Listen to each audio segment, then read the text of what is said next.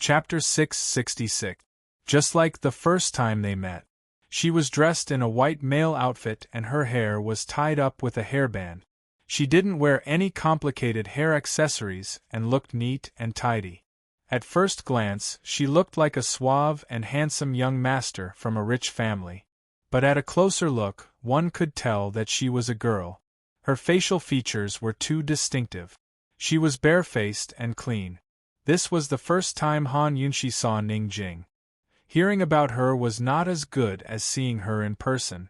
She suddenly wanted to see how Ning Jing would look like when she got married with a phoenix coronet and robe. She would definitely be beautiful. However, Han Yunxi didn't overlook Ning Jing's calm and experienced aura. The more she looked at Ning Jing, the more she felt that Ning Qing and Ning Cheng looked alike. She didn't know if it was because she knew about their relationship beforehand or because the siblings really looked alike. Mrs. Tang was also meeting her future daughter-in-law for the first time. She whispered, "She looks like Li. Han Yunxi laughed secretly and didn't say anything. They sized up Ning Jing, but Ning Jing treated them as air. She only had eyes for Tang Li and walked towards him casually. Tang Li looked at this woman, and the scenes of that night flooded his mind uncontrollably. His ears were actually burning. Ning Jing stood in front of Tang Li, and only then did Tang Li regain his senses. He wanted to stand up, but Ning Jing was standing too close to him and blocked his way. What was the meaning of this? She was going too far. Mrs. Tang couldn't stay calm and was about to speak when Han Yunxi pressed her shoulder to calm her down. Tang Li wasn't easy to deal with. He simply sat down and supported his head with his hand. He raised his eyebrows and looked at Ning Jing with a frivolous smile. "Long time no see. Did you miss me?" Ning Jing's hands that were hidden in her sleeves slowly clenched into fists. She almost punched him, but fortunately, she controlled herself. She looked down at him from above and asked coldly, "You haven't answered my question." Tang Li asked with interest, "How did you know that I didn't bring my heart?" He placed one hand on his chest and hooked his finger at Ning Jing with the other. He smiled mischievously. "Come, I'll let you touch it. It's hot." In the silence, everyone present could hear the sound of Ning Jing's fists clenching. For the first time, Mrs. Tang knew that her son was so good at flirting with women. Han Yunxi's mouth twitched. She didn't know what was good about Tang Li. They had achieved their goal of exploring the path today, so there was no need for Tang Li to pretend anymore. It was best to finish the discussion quickly and go back to prepare for the wedding. If he wanted to tease Ning Jing, he would have plenty of time in the future. Why did he have to behave atrociously in Ning Jing's territory? "Sure." Ning Jing smiled and leaned down. She placed one hand on the armrest of Tang Li's chair and reached for his chest with the other. Tang Li was stunned. He didn't expect that this woman would dare to do it in front of everyone. Tang Li's hand pressed firmly on his chest and didn't move. Ning Jing didn't touch his hand. Instead, she reached into his shirt and pushed Tang Li's hand away bit by bit. Tang Li's entire body tensed up. He was so nervous that he let go of his hand. Soon, Ning Jing accurately touched his chest. She pressed it lightly and her lips curled into a sneer. At this moment, everyone around them was on high alert. Even Han Yunxi, who didn't know martial arts, was frightened. In this situation, Ning Jing could kill Tang Li with just a thought. However, Tang Li didn't feel threatened at all. He stared blankly at Ning Jing and smelled the pleasant fragrance on her body. He didn't look at her seriously that night. Now that he looked at her up close, he realized that she was really beautiful. Han Yunxi pushed Mrs. Tang. Mrs. Tang quickly said, "Tang Li, don't be rude." Who was she teaching a lesson to? Tang Li finally came back to his senses. He quickly pulled Ning Jing's hand away and pushed her away without a trace. "It was just a joke. Jing you don't mind, right?" Jing Her parents died early, and the elders in the clan never called her that. What right did he have to call her that? Ning Jing's eyes flashed with disgust, but she smiled. "So it was a joke. So you don't want to marry me?" Tang Li was speechless for a moment. He didn't know how to answer her. Ning Jing laughed. It was just a joke. Young Master Tang, you don't mind, right? Why would I? Tang Li didn't want to argue with her anymore. When he married her into the Tang sect, he would see how he could subdue her. Cough cough. Ning Jing, don't be rude. Why don't you come and greet Mrs. Tang? President Ouyang finally spoke. Ning Jing quickly turned around and bowed to Mrs. Tang. She was natural and graceful, respectful and not humble. Get up quickly. Let me take a look. Mrs. Tang held back her anger and was very enthusiastic. She took Ning Jing's hand and looked at her seriously. What a beauty! Suehua, don't you think so? Suehua? Han Yunshi almost didn't realize that she was calling her. Yes, yes. Young madam and young master are a perfect match, Han Yunshi said in a low voice. The wedding nanny also came over to praise them. Ning Jing just smiled and didn't say anything. The matters of the marriage proposal were basically settled. Mrs. Tang didn't want to stay any longer. After chatting for a while, she got up to leave. Ning Jing didn't go out to see them off. Tang Li stood at the door, looked back, and said affectionately, Jing wait for me to marry you. Outside the door, the mountains were as dark as ink. Tang Li was a touch of white in the ink. His gentle smile was fixed in the ink painting and in Ning Jing's mind. This scene was Ning Jing's deepest memory of Tang Li in her life. After they left, Ning Jing began to count the betrothal gift. She picked up the pearflower storm needles and pondered for a long time, but couldn't figure out how to use it. She didn't know if it directly activated the mechanism or if there were other procedures. Although she wanted to try activating the mechanism, she didn't dare to. She knew that the pearflower storm needles were the core, which meant that there was a limit to the number of needles hidden inside. This thing was what Ning Cheng wanted, so she shouldn't bother with it. She looked at the other hidden weapons, but she couldn't understand them. Come, give all these to the clan head. Be careful. If you break them, be careful of your heads. She checked the 10 carriages of gold, silver, and jewelry one by one. Each carriage had 10 boxes, so 10 carriages had 100 boxes. She estimated the value of these betrothal gifts. Miss, the Tang sect is so generous. That wedding nanny was right. This is definitely the best betrothal gift in the world. The servant girl smiled. Ning Jing glared at her with a straight face, and the servant girl immediately shut up. However, Ning Jing's lips unconsciously curled up slightly. She originally thought that the Tang sect wouldn't give any more betrothal gifts other than hidden weapons. She didn't expect them to give so many. The betrothal gifts were the face of the in-laws, but it was also the in-laws' respect for her. Her marriage to Tang Li was special, but no matter how strong Ning Jing was, she couldn't help but feel soft in her heart. After all, this was the only time in her life she would marry. Ning Jing felt a little nervous as she gently stroked the chest of betrothal gift. She was really going to get married. At this moment, Ning Nua walked out with a smile.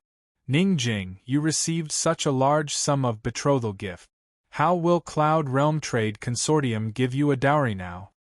I said before, you don't need to worry about my affairs. Scram. Ning Jing hated Ning no more than anyone else, not Tang Li.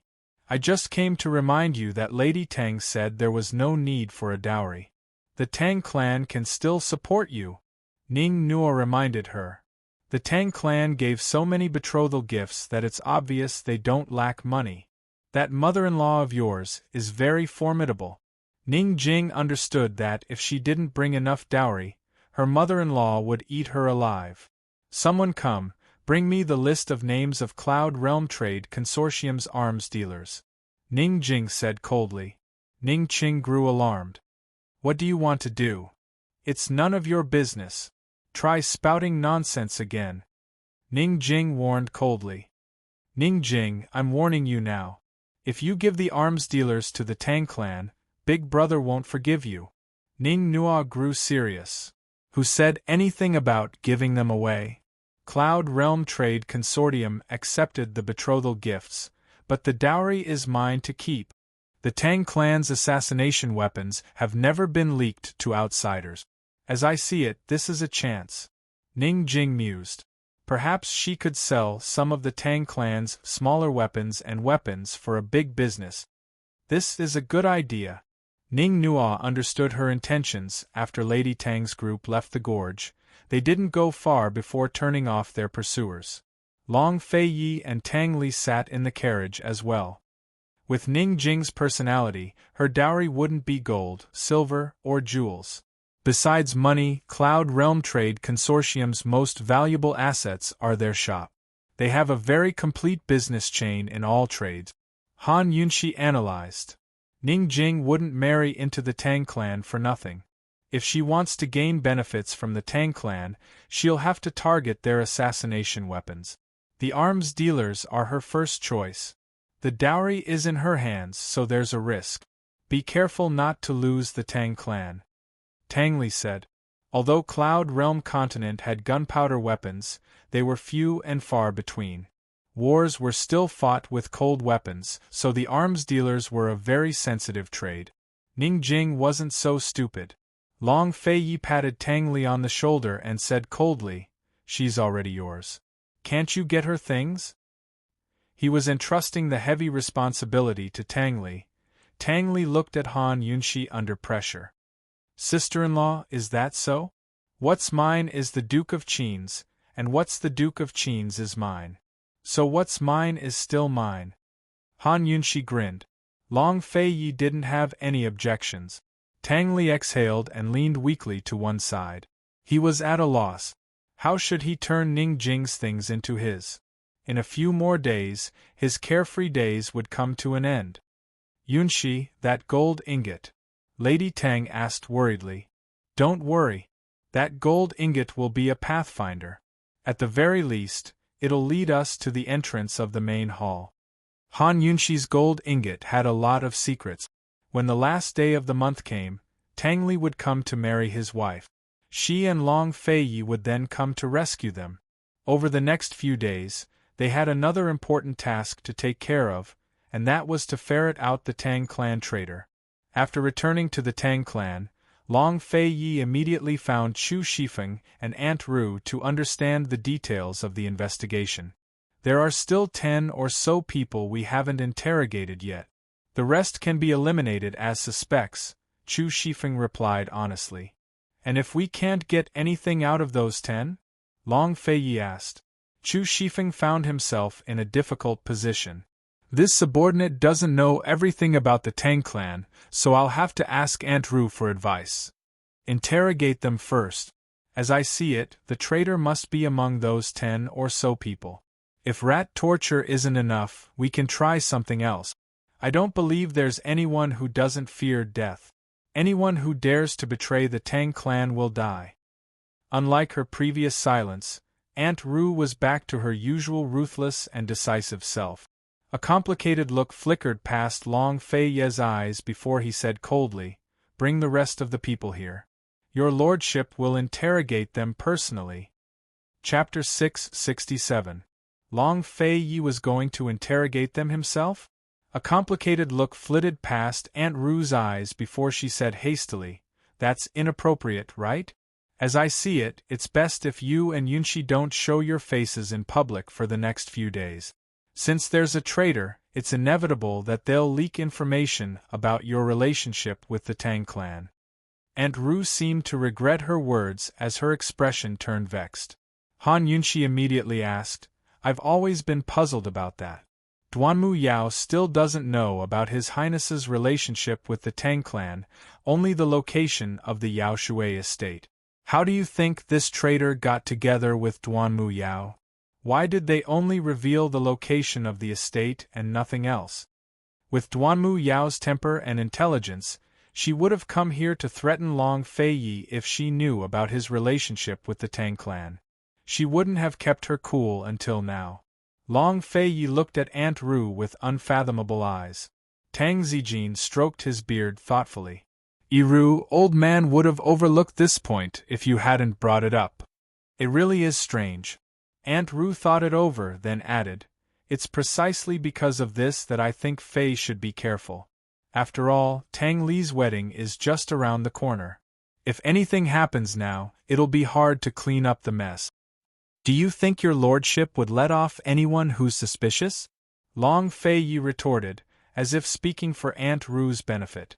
Aunt Ru's lips twitched into an ugly smile.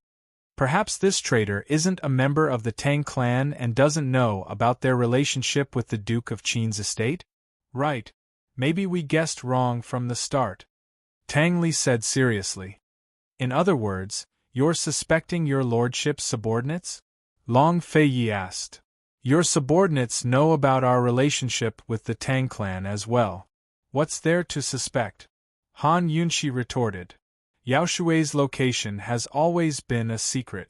I refuse to believe that Duanmu Yao would stumble upon it by accident. Furthermore, she was there at such a coincidental time. The moment they returned from the Tang sect, she was there as well. The Tang clan members are the most suspicious. There's something fishy about this. Madame Tang murmured to herself. The traitor only revealed the location of the Yao Shui villa and had no other motives? What's going on? He doesn't seem to be hostile. He just wants Duanmu Yao to seek out Long Fei Yi for treatment, Han Yunxi said coldly. Everyone could tell that there was a hidden meaning in her words. Could it be that she had a suspect in her heart? Everyone looked at each other, and the atmosphere became strange. Tang Zijin pondered for a long time. He glanced at Aunt Ru with a complicated look in his eyes. He seemed to have suspected something, but he quickly denied his suspicions. Let's go through the trial first. If he's from the Tang sect, he won't be able to escape. Men, bring everyone in the prison to the interrogation room. Aunt Ru no longer objected. Han Yunxi also followed them to the criminal court. She was silent all the way, secretly wondering how Long Fei Yi would interrogate the suspects. In truth, just like her, Long Fei Yi already had a suspect in his heart. He should know that the prisoners were most likely innocent. If it was torture, Long Fei wouldn't use rat torture. Was there anything more cruel than a rat's excitement? Chopping them at the waist, decapitating them, tearing them apart, burying them alive, beating them with rods, or sawing them apart. She knew that he was destined to have his hands stained with blood, but she hoped that there would be as little innocent blood on his hands as possible. This was a serious matter, so Madame Tang and Tang Li also followed them. The Tang clan's interrogation room was hell. All kinds of torture instruments hung on the walls in the dim room. Han Yunxi didn't recognize most of them, nor could she imagine how to use them. There were a dozen or so suspects, men and women, old and young. They were all tied up and crouched in a corner. When they saw them, they all shrank back into the corner. However, a 13 or 14-year-old boy stood up and looked at them fearfully. Your Highness Duke of Qin, we've been wronged. We've been wronged. If you kill us, the Tang clan's disciples will be bitterly disappointed. Everyone was shocked. Someone actually dared to stand up and cry out for justice, and a boy at that? Wasn't he afraid that he'd be the first to be interrogated? Impudent. Men, seal his mouth. Aunt Ru ordered coldly. Long Fei Yi stopped them. Untie him and bring him here. He sat down on the interrogation room's main seat. His black robes blended into the darkness of the room, and his cold profile was faintly discernible. His calm, imposing aura immediately silenced the agitated boy. He didn't dare say anything else. Untie him? Aunt Ru was incredulous. What are you waiting for? Tang Zijin said unhappily. Aunt Ru personally untied the boy, but he was too timid to step forward. Aunt Ru gave him a shove, and he almost fell at Long Fei Yi's feet. You're the only ones left who know the location of Yao Shui Villa. Tell this prince, how can you prove that you've been wronged? Long Fei Yi asked. The boy lowered his head and didn't say anything. If you can't prove that you've been wronged, then don't blame this prince for being heartless. Long Fei Yi showed rare patience. It's better to let the Tang clan disciples feel bitterly disappointed than to sell them out, right? Once his relationship with the Tang clan was exposed, it'd ruin his plans and cause a lot of trouble for the Tang clan itself. The boy clasped his hands together as if hesitating over something. Han Yunshi saw everything and said, "The Duke of Qin is here. If you have anything to say, say it directly. You won't get another chance like this again." The boy looked towards Han Yunshi and immediately fell to his knees. "Your Highness Duke of Qin, esteemed Wang Fei, besides us, there are a few other members of the Tang clan who know the location of Yaoshui Villa." As soon as these words were spoken, the entire place fell silent. Long Fei Yi, Han Yunshi, Tang Zijin, Lady Tang, Tang Li, Aunt Ru, and Chu Shifeng all knew the location of Yaoshui Villa. This child's words were very interesting. What words? Could it be that the Duke of Qin would sell himself out? Aunt Ru said as she raised a hand to slap the boy.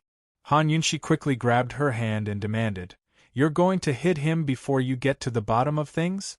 Do you want to beat him into a confession?" Aunt Ru viciously shook off Han Yunshi's hand and said coldly, "What kind of words is he saying? He's just quibbling. I think he's the most suspicious. Is there anything wrong with his words? He's talking about us, not just the Duke of Qin. The Duke of Qin wouldn't sell himself out, but the rest of us." Before Han Yunshi could finish, Aunt Ru laughed coldly. "Big brother, sister-in-law, hear that? She's suspecting us now. Yunshi can't mean that, right?" Lady Tang favored Han Yunshi, but not the boy. She looked at him loftily and said, "You still dare to quibble? Someone come, slap him first." "Wait!" Han Yunshi stopped her and was about to speak when Lady Tang grew unhappy. "Yunshi, you can't be suspecting me as well, right?" How was Han Yunshi supposed to reply? She suspected Aunt Ru, but there was no proof? Words were useless. "If even you're suspicious, then Big Brother and I won't be able to escape suspicion either." "Oh, that's right, there's Tang Li too." Aunt Ru feigned a helpless expression. Long Fei Yi hadn't spoken up this entire time because of this misgivings. Words were useless and would only alert the snake in the grass. Han Yunshi was very smart, but her soft-heartedness only made her stupid. "Yunshi's meaning is to convince these people, right?" Long Fei Yi spoke up. Han Yunshi nodded, knowing that she'd been impulsive. "We haven't even found the traitor yet, so how can they be convinced?" Aunt Ru said disdainfully. Long Fei Yi pretended not to hear and asked coldly, "What's your name?"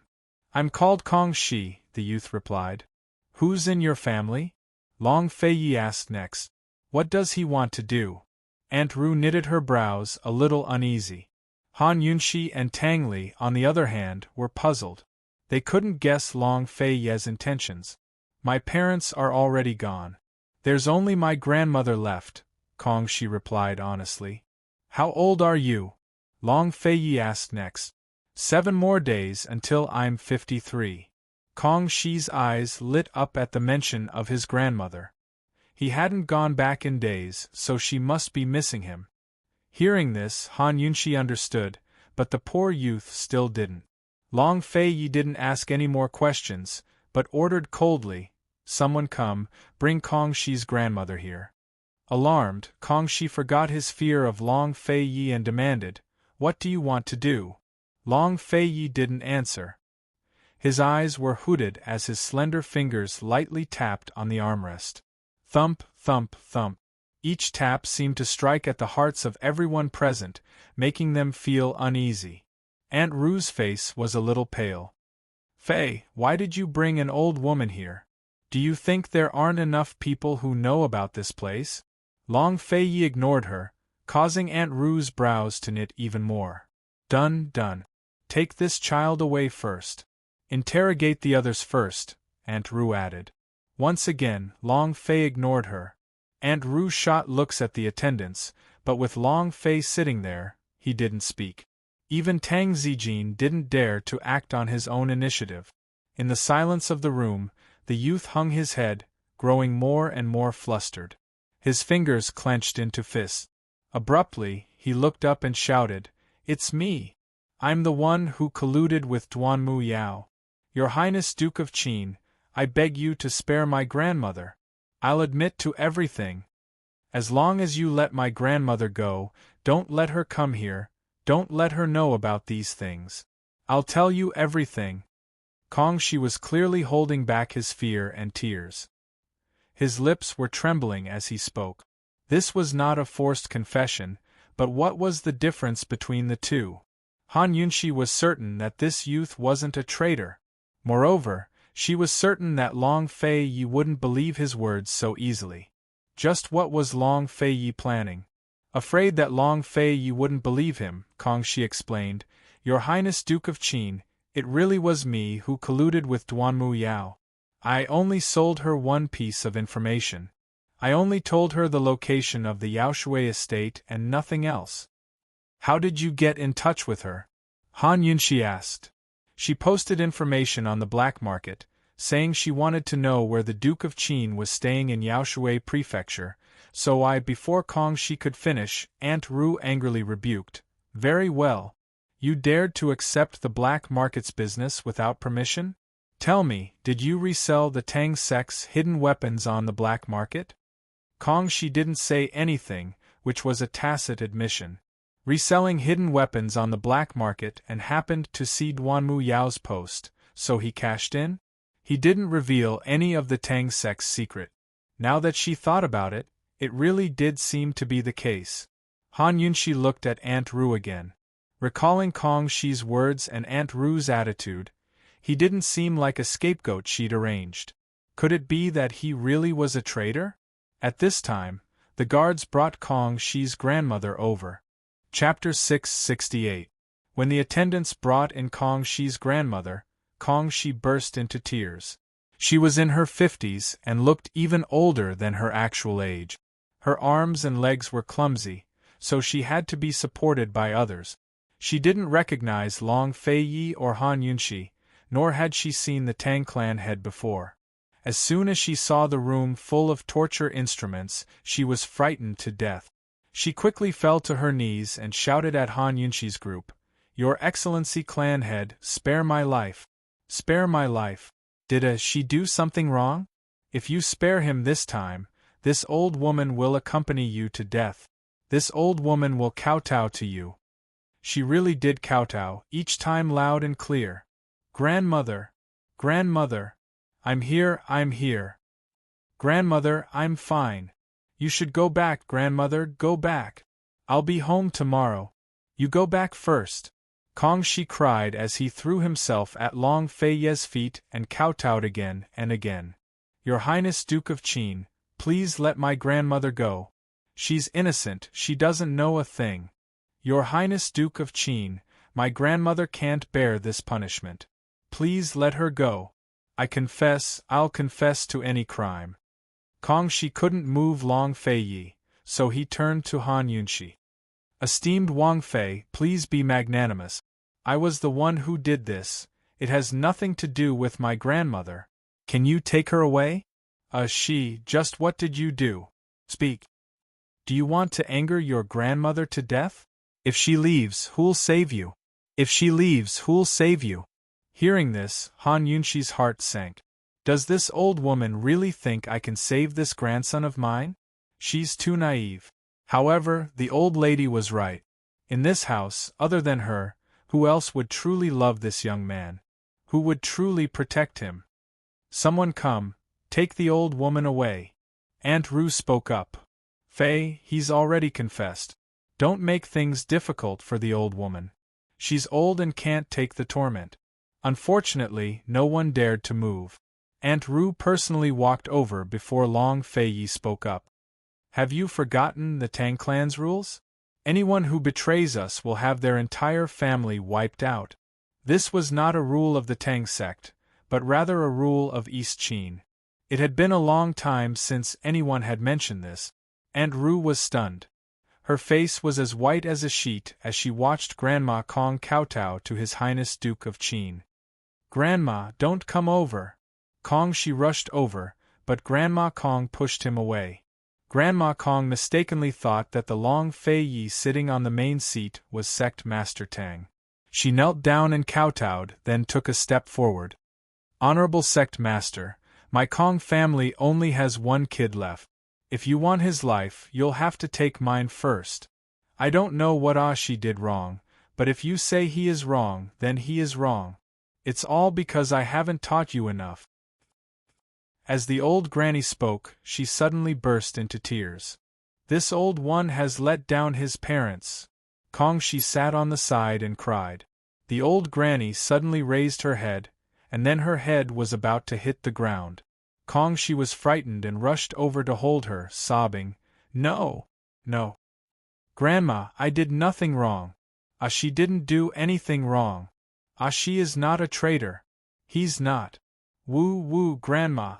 She was forced by others. She has let you down." Hearing this, everyone present was shocked. Long Fei had been waiting for these words. When this young man had just stood up, he had already become suspicious.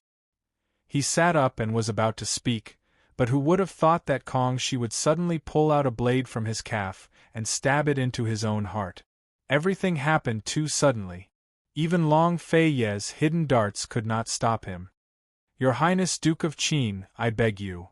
I beg you to let my grandmother go." After she said this, he fell into Grandma Kong's embrace as blood flowed out of his heart. "Save him!" Han Yunxi shouted, quickly pushing aside the people in front of her. She first fed Shi a life-saving pill, and then began to stop the bleeding. It was a pity that the wound was too deep, and Shi's breathing became weaker and weaker. "Child, hold on. I will definitely give you justice. You're the city lord." Han Yunxi was so anxious that her hands were trembling. Actually, she knew it was impossible to save him. The knife had stabbed right into his heart and was very deep. But she didn't want to give up. Aunt Ru was the second to arrive. As soon as she checked Shi's breathing, she announced his death. "He's not breathing anymore. There's no need to save him." Her voice was very cold. Han Yunxi didn't believe it, but the truth was right in front of her eyes. The old woman looked at her grandson in her arms and opened her mouth. Her lips trembled as she tried to cry, but couldn't. How sorrowful was that! She hugged her grandson tightly and fainted before she could cry. The other prisoners on the side all looked over. Although they were powerless to protect themselves, they still looked at the child sympathetically. Han Yunxi was watching all of this. Chu Shifeng. Long Fei raged. Who locked him up? How could someone hide such a large blade until now? As long as a suspect was sent to prison, they would have to undergo a body search. This subordinate searched him personally. This subordinate paid special attention to this child, but didn't find the blade at the time. Chu Shifeng was certain. Long Fei didn't need to worry about Chu Shifeng's work, but everyone had seen the blade come from his calf. Then the person who threatened him into confessing gave it to him. Han Yunxi cold said. The truth was obvious. Shi wasn't the traitor, but the real traitor had bribed him to put on a show and take the blame. If Long Fei hadn't been smart enough to find Shi's grandmother, he might never have discovered the truth. Or if Long Fei had been soft-hearted enough to spare Shi's grandmother, Shi wouldn't have revealed the truth either. Shi had asked Long Fei to protect his grandmother before he died, which meant the traitor had used her life to threaten Shi. Shi had chosen to commit suicide instead of revealing the true culprit, which meant he feared the culprit. It was very possible that the culprit still had something to use against him. Tang Zijin was alarmed. Investigate thoroughly. Anyone who's had contact with Shi over the past few days should be locked up in jail. That's right. Don't miss a single one. Aunt Ru agreed indignantly. Han Yunxi looked at Aunt Ru and said cold, "This child can't die in vain. We can't let the people we interrogated suffer for nothing either. Once we find the traitor, we'll make her pay back 1,000 times over." Aunt Ru immediately averted her gaze, but Han Yunxi wouldn't let her go. "Aunt Ru, don't you agree?" "Of course," Aunt Ru immediately replied. "Big brother, sister-in-law, we have to investigate this to the end. We have to give Grandmother Kong an explanation. We have to give her an explanation for all the innocent disciples who've suffered." Tang Zijin was so angry that he couldn't speak. Nothing like this had ever happened since he'd taken charge of the Tang clan. Lady Tang looked at the old woman and couldn't bear it. Someone come, hurry and take Grandmother Kong back and settle her down. She sighed helplessly. Send someone to bury the child properly. Such a young life was gone, just like that. Han Yunxi's heart felt stifled. She wanted to say more, but Long Feiyi stopped her with a look. Long Feiyi didn't say much, but left Chu Shifeng here to help Aunt Ru while he left with Han Yunxi. As soon as they were gone, Tang Zijin called Aunt Ru away with an excuse. She was very silent the entire way. Tang Zijin wanted to speak a few times, but stopped himself. Finally, they reached the study and shut the door before he spoke. He got straight to the point. Iru, was it you or not? Aunt Ru looked incredulous. Big brother, what do you mean? Were you the one who revealed the location of the Yaoshui estate to Duanmu Yao? Tang Zijin asked coldly. Just as Han Yunxi had said, the traitor hadn't revealed the relationship between the Tang clan and the Duke of Qin's estate, only the location of the Yaoshui estate. Thus, the traitor only wanted Duanmu Yao to cause trouble for Long Feiyi. Besides Aunt Ru, who else would do such a thing? Aunt Ru spent all her time trying to break up Long Feiyi and Han Yunxi, so Duanmu Yao was the perfect third wheel.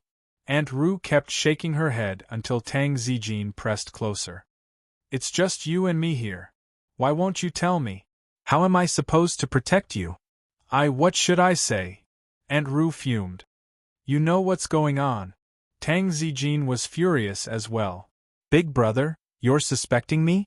You think I'm the traitor? I betrayed the Tang clan? Aunt Ru retorted.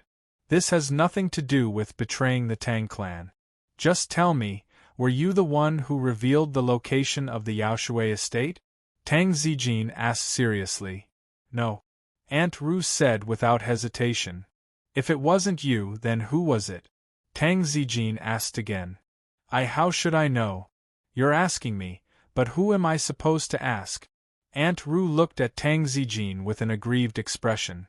Big brother, why are you suspecting me? I don't want to live anymore. Tang Zijin sighed and sat down. He was only suspecting Aunt Ru, but he didn't have any proof. He was just testing her. Aunt Ru was indeed suspicious, but she wouldn't do something as despicable as threatening a Tang clan disciple to convict her. He had already tested her, but Aunt Ru still refused to admit it.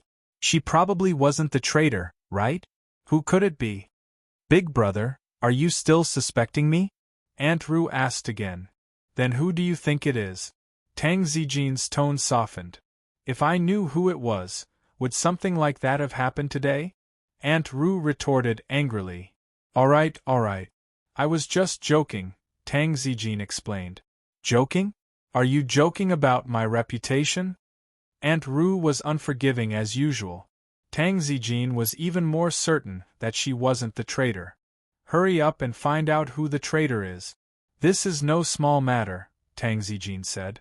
Aunt Ru inwardly sighed in relief. I know. I'm even more anxious than you.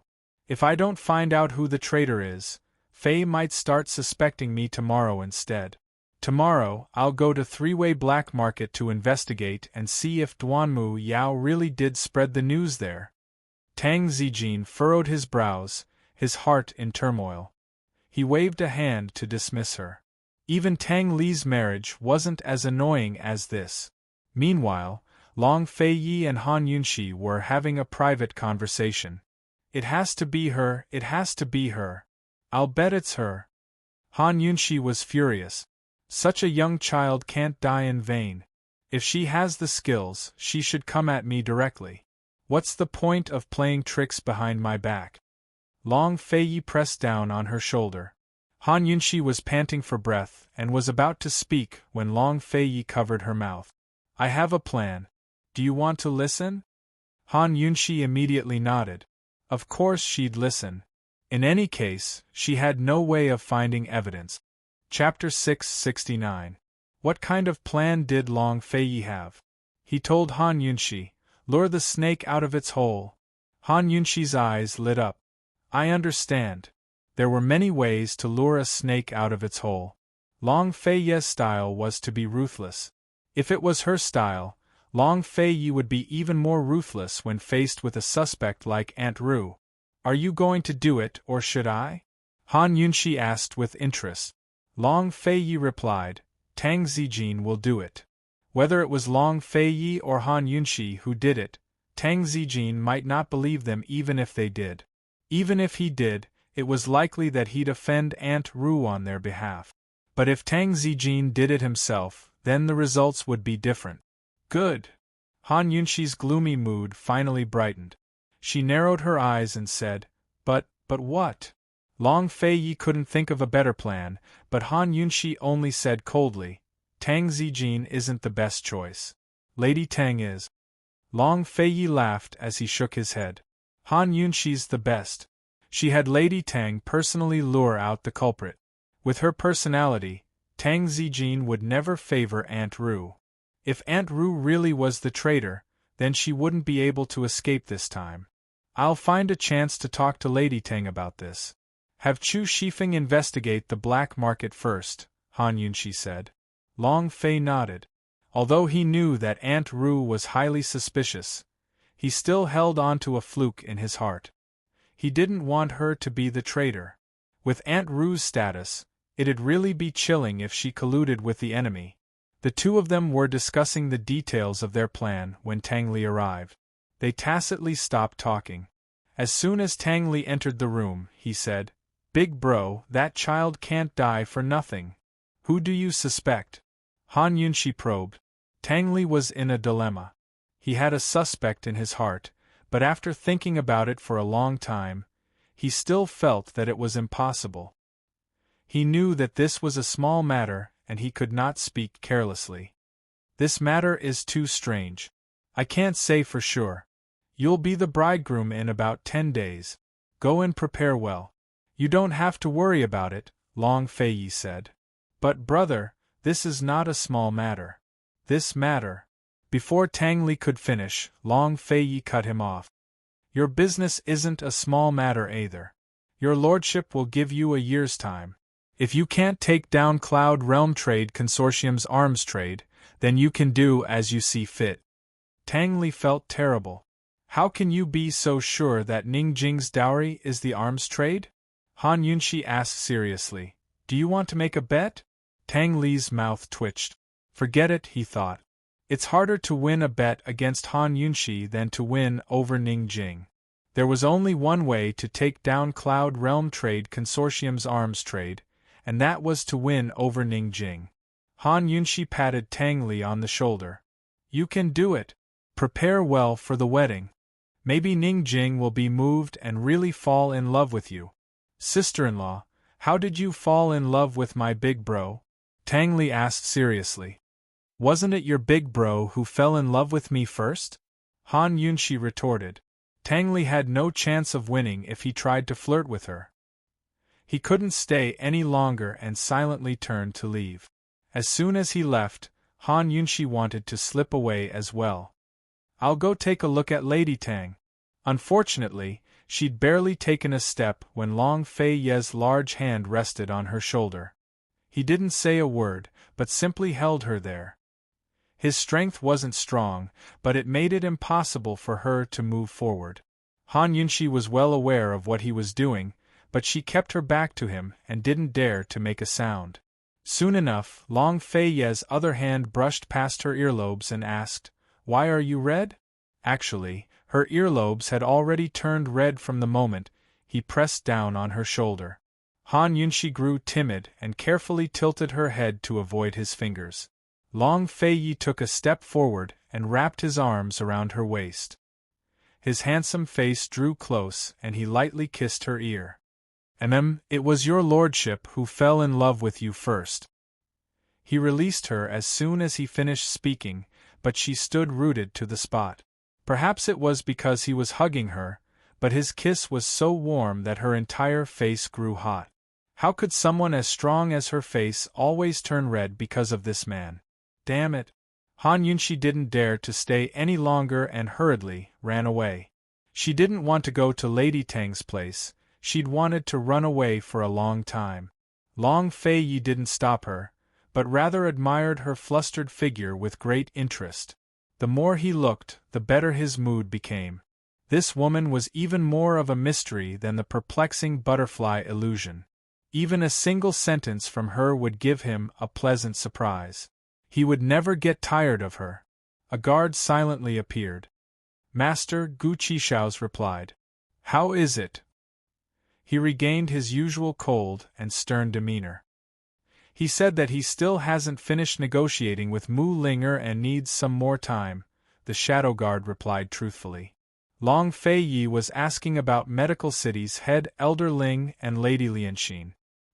He'd previously given Gu 10 days, but it was long overdue. If it weren't for Han Yunxi taking care of Mu Linger, he wouldn't have been so patient with Gu. "Tell him to settle everything by the last day of the month. Otherwise, there's no need to talk to this prince anymore," he instructed coldly. The Council of Elders of Medicine City was under his control. Gu had to go through him to bribe Lady Lianxin regarding the Mu family. Gu Qishao would understand now that he'd said that. Yes, this subordinate understands. The Shadow Guard also understood and reported. Dr. Gu's side is proceeding according to plan. Dr. Gu said that as long as he can rescue Chu Tianyin, he can guarantee that Chu Tianyin will fully cooperate with Your Highness's plan. Compared to Gu Beiyue was more reassuring to Long Fei Yi. "Tell him that it's the last day of the month."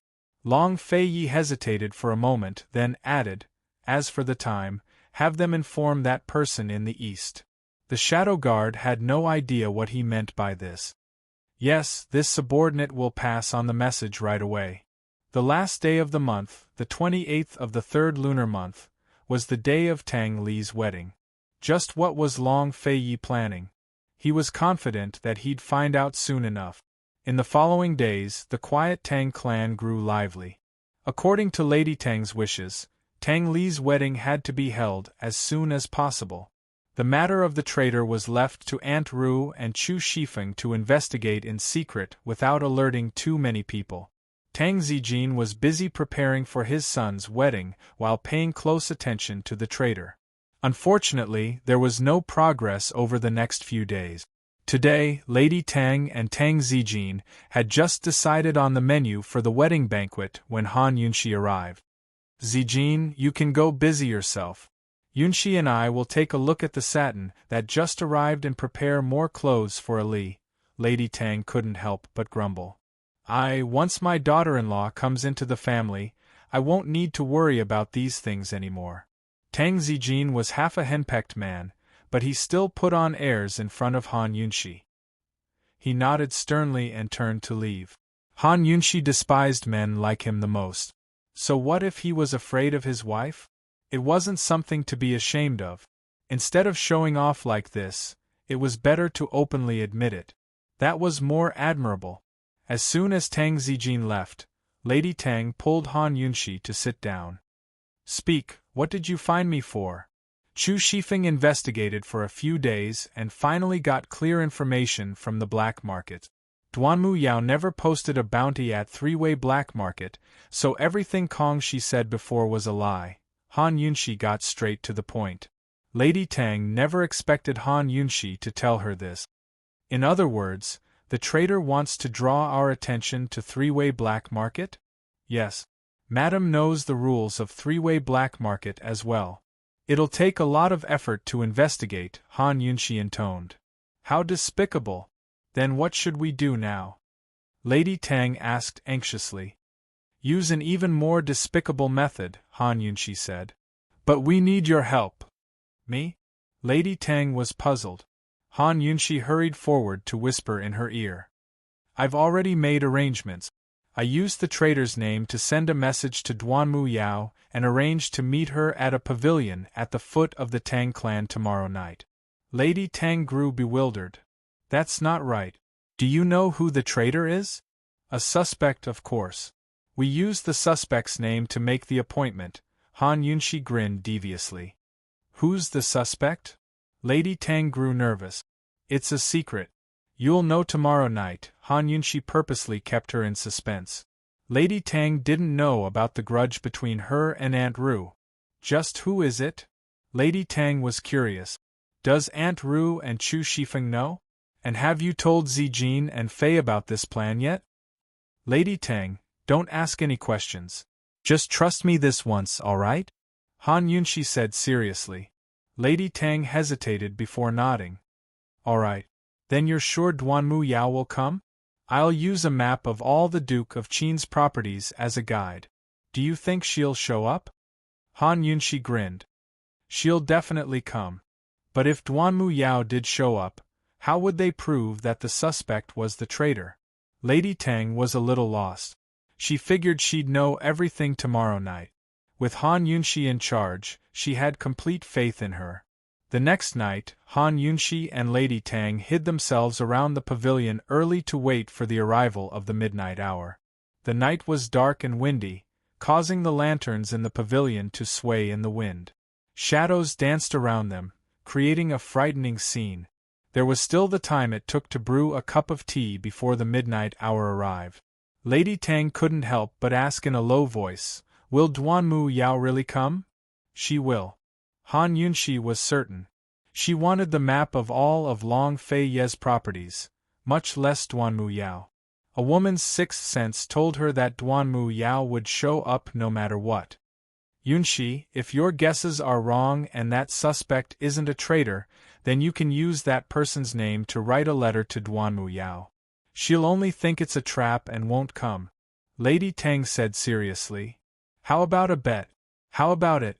Han Yunshi asked. "What are we betting on?" Lady Tang liked betting. In the midst of their conversation, a servant girl hurried out of a small path in the grass. Lady Tang recognized her at a glance as one of Aunt Ru's servants. "This..." Lady Tang grew alarmed. "You're suspecting, Shu." "It's time." Han Yunshi gently pressed Lady Tang down and hid her in the grass. It was the midnight hour. The servant girl she'd arranged for had come out. Would Duanmu Yao show up? Chapter 670. It was already midnight. The night winds in the mountains were especially chilly. The servant girl stood in the isolated pavilion, her neck hunched as she shivered. Other than the swaying weeds, there was no other shadow around the pavilion. After a long wait, Duanmu Yao still hadn't shown up. Without Han Yunshi's orders, the servant girl didn't dare to leave. "She won't come, right?" Lady Tang murmured. Han Yunshi looked at the dim path ahead and was certain. "She will, she'll definitely come. Even if we suspect the wrong person, she'll still come." "How can you be so sure?" Lady Tang didn't understand. If not for her trust in Han Yunshi, she would have left long ago. "Lady Tang, have you ever liked someone?" Han Yunshi asked. "If I didn't like him, why would I marry him?" Lady Tang smiled. "If you like someone, you want to know everything about them." "Everything?" Han Yunshi emphasized, stirring Lady Tang's long-dormant heart. She sighed with emotion. "That's right. That's why Duanmu Yao will definitely come," Han Yunshi declared. Looking at her clear, resolute eyes, Lady Tang couldn't help but ask this wondrous woman how much she liked Long Fei Yi. How much did she know about Long Fei Yi? But in the end, Lady Tang didn't ask. She couldn't control the matters between this girl and Fei. After a while, she asked, "Yunshi, then what about loving someone? Can you ignore everything about them if you love them?" Han Yunshi shook her head. "Lady Tang, love is selfish. Loving someone means you want to be their everything. Nothing about their past matters anymore, right?"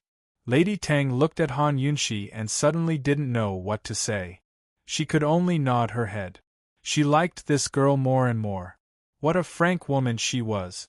Love was selfish, possessive, and exclusive. But how many people dared to admit it? If Zijin and Iru heard these words, they'd probably do everything in their power to make Han Yunshi leave Fei. How could Fei's everything be just a woman? Even if she was a legend, she couldn't be Fei's everything. Fei's past was too important to ignore. "Yunshi, love is also a form of fulfillment," Lady Tang intoned. "No. At least I won't." Han Yunshi was very stubborn. Madame Tang was about to persuade her when a rustling sound came from the grass not far away. The two of them immediately went on alert. Soon, they saw a familiar figure walking out from the darkness. It was none other than Duanmu Yao. Han Yunshi won the bet again. Duanmu Yao really did come. She walked step by step towards the lonely mountain pavilion. The weak light from the lantern illuminated her pale face. Her internal injuries had not improved. She had written many letters to her master, insisting that her senior brother treat her injuries. However, her master had actually said that her senior brother was also injured and could not help her. He even introduced other martial arts experts to her. She insisted on waiting. She could wait until her senior brother recovered from his internal injuries. A complicated look flitted through Duanmu Yao's eyes when she saw the servant girl, but she didn't say anything. "This must be Princess Yao, right?" the maid asked respectfully. "You weren't the one who asked this princess out. Where's Tang Yiru?" Duanmu Yao looked at her loftily. "Her tone sounds very familiar." Lady Tang grew nervous and wanted to speak, but Han Yunshi stopped her with a look. Although Duanmu Yao was injured, she was still on guard and could hear everything around her. "Princess Yao, my mistress couldn't come in person because of some urgent business, so she sent me to deliver something," the servant girl replied. "Then where is it?" Duanmu Yao grew anxious. "My mistress said that the debt from before hasn't been settled yet, so it has to be settled first," the servant girl replied. At this, it wasn't just Lady Tang who was nervous. Han Yunshi was tense as well. She'd lured the snake out of its hole, not the traitor, but Duanmu Yao. Han Yunshi wanted to get information from Duanmu Yao's mouth and prove that her suspect was the traitor. Thus, Duanmu Yao's next words were very important. The tense moment had finally arrived. Debt from before? Does this princess owe her anything? Duanmu Yao retorted coldly. Lady Tang unconsciously tightened her grip on Han Yunshi's hand and looked at her inquisitively, as if asking, "Is it Iru? How could Iru do such a thing?" Han Yunshi gave her a look of certainty. Lady Tang's grip tightened, almost crushing Han Yunshi's hand. However, Han Yunshi had already forgotten the pain. She was waiting for Duanmu Yao to admit everything herself, waiting for Lady Tang to hear everything with her own ears. She didn't care if Aunt Ru apologized to her and Long Fei Yi. She only wanted Aunt Ru to kowtow in front of Grandmother Kong and repent in front of Kong Shi's grave. "Princess Yao, you wouldn't have forgotten about the previous matter so quickly, right?" The servant girl probed again. Duanmu Yao sneered. "Shouldn't this princess be the one getting even with her for the previous matter? She has hurt this princess quite badly. There's no need to talk about other conditions. Hand over the item and I'll write off the previous debt." "Princess Yao, what's with your injury? We're all well aware that if you weren't injured, how could you seek treatment from the Duke of Qin?" the servant girl mocked. The truth was about to come out. Han Yunshi had also grabbed Lady Tang's hand at some point. The two of them were listening with rapt attention, afraid to miss a single word. Unexpectedly, Duanmu Yao suddenly shouted angrily, "What do you mean? Princess Yao should understand what this servant means. There's no one else here, so let's not beat around the bush. If Princess Yao wants the map, you have to promise my master one thing," the servant girl continued. Duanmu Yao said coldly, "This princess doesn't know what you're talking about. Tang Yiru's injury to this princess won't be forgotten so easily. Go back and tell her that this princess will give her a chance. Give me the map and I'll write off the previous debt. Otherwise, this princess will repay the injury to her Dantian several times over." Hearing this, Lady Tang was bewildered while Han Yunshi was stunned. How could this be? The servant girl wouldn't give up. "Princess Yao, you clearly got injured on purpose. My master was only cooperating with you, so how could you?" Before he could finish, Duanmu Yao cut him off. "What nonsense are you spouting? Are you really Tang Yiru's servant girl?" Stunned, the servant girl didn't know what to say.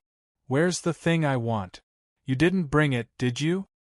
Duanmu Yao pressed closer, her face sinister. Han Yunshi knew things weren't good and hastily shot out a few needles. Hearing the commotion around them, Duanmu Yao glanced around before she didn't dare to linger. Tell Tang Yiru to obediently hand over the map to my estate, or else, she'll have to bear the consequences, she warned before turning to leave. The servant girl was so frightened that she choked and fell back into a stone chair, her entire body stiff. Lady Tang and Han Yunshi rose to their feet and exchanged glances. Lady Tang knitted her brows and fell silent for a long time before she spoke. Yunshi, why did you suspect Tang Yiru? She might have a bad temper and a bad heart, but she'd never betray the Tang clan or sell out Fei. I can swear on my life on that. Han Yunshi gave a start and didn't pay attention to Lady Tang's words. She couldn't believe the results of her probing. There had to be a problem somewhere. Yunshi, say something. Lady Tang grew anxious at Han Yunshi's expression. Are you still suspecting Yiru? You heard it yourself, didn't you? Well, I'll treat this as if it never happened. You have to tell that maidservant to keep her mouth shut. If Yiru finds out, the Tang clan will be even livelier. Han Yunshi shook her head. She couldn't figure out what had gone wrong. Long Fei Yi had arranged for this servant girl to stay in Aunt Ru's courtyard, so she was definitely trustworthy. Could it be that Duanmu Yao had discovered something amiss and put on an act? But Duanmu Yao was already here. What else could she discover? The servant girl's words hadn't revealed anything at all. Yunshi, let's go back. We'll talk when we get back. Lady Tang tugged at her to leave. Lady Tang, you should go back first. I want some peace and quiet, Han Yunshi intoned. You still suspect Yiru? Lady Tang grew angry. Yunshi, I know you don't like Yiru, but you can't just frame her for something like this. What right do you have to suspect her? How was Han Yunshi supposed to explain herself? Her probing just then was an ironclad fact. I was oversensitive. Lady Tang, I still ask for your forgiveness, Han Yunshi said. Lady Tang exhaled in relief. I know you're impatient. Let's go back first. Back on the mountain, Lady Tang gave a few more instructions before leaving. As soon as she was gone, Long Fei Yi appeared. Was I wrong? Han Yunshi asked. Perhaps you were wrong, Long Fei Yi replied. But Han Yunshi refused to believe that she'd made a mistake. It wasn't just her intuition, but her evidence. It's also possible that Kong Shi's matter we've startled the snake in the grass. Long Fei Yi looked at Han Yunshi with a complicated gaze. Once they startled the snake in the grass, it'd be difficult to uncover the truth. But they had no choice but to startle the snake in the grass. Otherwise, Kong Shi wouldn't reveal any clues even if he died. This case would only end with Kong Shi pleading guilty. In the end, Long Fei Yi came to a decision. Let's wait and see for now. Although Han Yunshi didn't want to give up, she agreed. If they kept investigating, they'd only make the other party more vigilant. Perhaps it'd be easier for them to ignore the matter for a while before investigating again. Long Fei Yi sent Han Yunshi back to her rooms. He didn't enter, but stood by the door. She'd been living in his personal courtyard since coming to the Tang clan, while he went to Tang Li's every night. It was rare for him to send her back so late at night. Han Yunshi looked at him before slowly closing the door. She had an indescribable feeling that the two of them were living in two different worlds. They were together during the day, but separated at night to close their own doors. Just as the door was about to close, Han Yunshi suddenly paused. You're still not leaving? Long Fei Yi replied, Don't worry, your lordship trusts your judgment. She won't be able to escape. Han Yunshi trusted his promise as well. We'll beat her at her own game. She had to tell Chu Shifeng tomorrow, and have him put on an act so that the traitor would think she was safe. Let her gloat for a while, then we'll pay her back with interest. Close the door, Long Fei Yi intoned. You go first, Han Yunshi smiled. Be good, close the door first, Long Fei Yi's voice softened. You go first. Han Yunshi insisted. Chapter 671. Should I close the door or leave first? Han Yunshi and Long Fei Yi were both magnanimous enough to bicker over such a trivial matter. But it was only a matter of a few words. You go first. When Han Yunxi said it a second time, Long Fei really did turn to leave. Han Yunxi's heart gave a start. She wanted to speak, but stopped herself. She didn't look any further, but shut the door behind her and rested her head against it. She thought about what she'd said to Lady Tang at the foot of the mountain tonight, about love, about everything. Long Fei Yi, can you stay? She muttered to herself in a voice so soft that even she couldn't hear herself. Actually, Long Fei Yi hadn't left yet. Soon after he heard the door close behind him, he stopped and tapped the ground with his feet before shooting into the air. His figure was like a ghost as he silently landed on Han Yunxi's roof. He hadn't gone to Tang Li's place in the past few days, but spent most of his time personally watching over Han Yunxi. This was the Tang clan, after all. All of the major powers under his command were under his complete control, but the Tang clan was an exception. In terms of status, the Tang clan was inferior to the Bailey army. In terms of power, it was inferior to the commander-in-chief's estate in the south-central regions. In terms of martial prowess, it was inferior to the shadow guard of the hidden pavilion. No one in the Bailey army dared to say no to him, and the commander-in-chief's estate in the south-central regions followed his lead. The shadow guard of the hidden pavilion and solitary garden didn't come from the Tang clan, but were handpicked from Celestial Mountain disciples over the years. All of the shadow guard were as loyal as death soldiers. As for the Tang sect, it was precisely because of their bloodline that very few people knew about that they were tied down. Tang Zijin and the rest were both his subordinates and his elders. They were also the people his imperial mother had entrusted with the task of reviving the empire. In any case, the Tang clan wasn't completely under his control. Long Fei Yi rested his head on his hands and slowly leaned back to lie on the roof. He stared up at the stars, his eyes even more mysterious than the stars. Soon enough, Chu Shifeng arrived. As soon as he arrived, he reported in a low voice, "Your Highness, we've investigated Grandma Kong's side. Everything has been arranged properly. Well, it's getting warm, and the snakes should be coming out of their holes." Long Fei Ye's voice was as cold as the wind at night. In fact, what he said about luring the snake out of its hole was different from what Han Yunxi understood. Han Yunxi was trying to lure Duanmu Yao away. He didn't want to see Duanmu Yao again. He wanted to lure Aunt Ru away. "Your Highness, esteemed Wang Fei lost tonight, right?" Chu Shifeng couldn't help asking. She's a woman after all. It's hard to avoid being soft-hearted. Let her be. Long Fei Yi said indifferently. The Princess Consort's heart isn't soft, she's only soft towards children. Wasn't she the same towards Su Xiaoyu back then? Esteemed Wang Fei wasn't stupid, but she wasn't as calm as His Highness Duke of Qin. Kong Shi's death had made her impulsive. Actually, Kong Shi's death had already startled the snake in the grass. Aunt Ru was a cautious person, so she'd definitely tell Duanmu Yao about it. Under these circumstances, there was no point in probing Duanmu Yao further. The wisest choice was to start with Kong Shi. Long Fei Yi had already invited Grandma Kong over, but Kong Shi would rather die than reveal the true traitor. This meant that the traitor wasn't only using Grandma Kong to threaten Kong Shi, but had other undiscovered threats as well. This was the most valuable clue Kong Shi had left behind, and the key to solving the case. Chu Shifeng muttered to himself.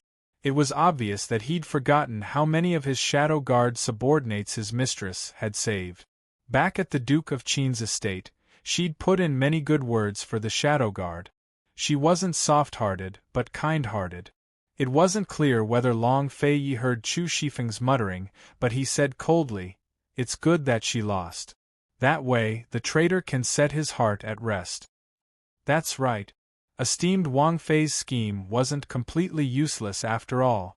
I'm sure Aunt Ru's feeling smug right now. Chu Shifeng grinned.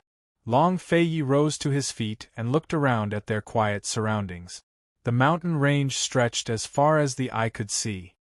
Tangyiru, Chu Shifeng gave a slight start. This was the first time he'd heard His Highness call Aunt Ru by her full name. He knew His Highness had steeled his heart to deal with the Tang clan, but he couldn't really do anything to Aunt Ru and Tang Zijin, could he? After all, one of them was His Highness's uncle, the other his aunt. Your Highness, the Tang clan is different. Please think thrice. Chu Shifeng couldn't help but remind him.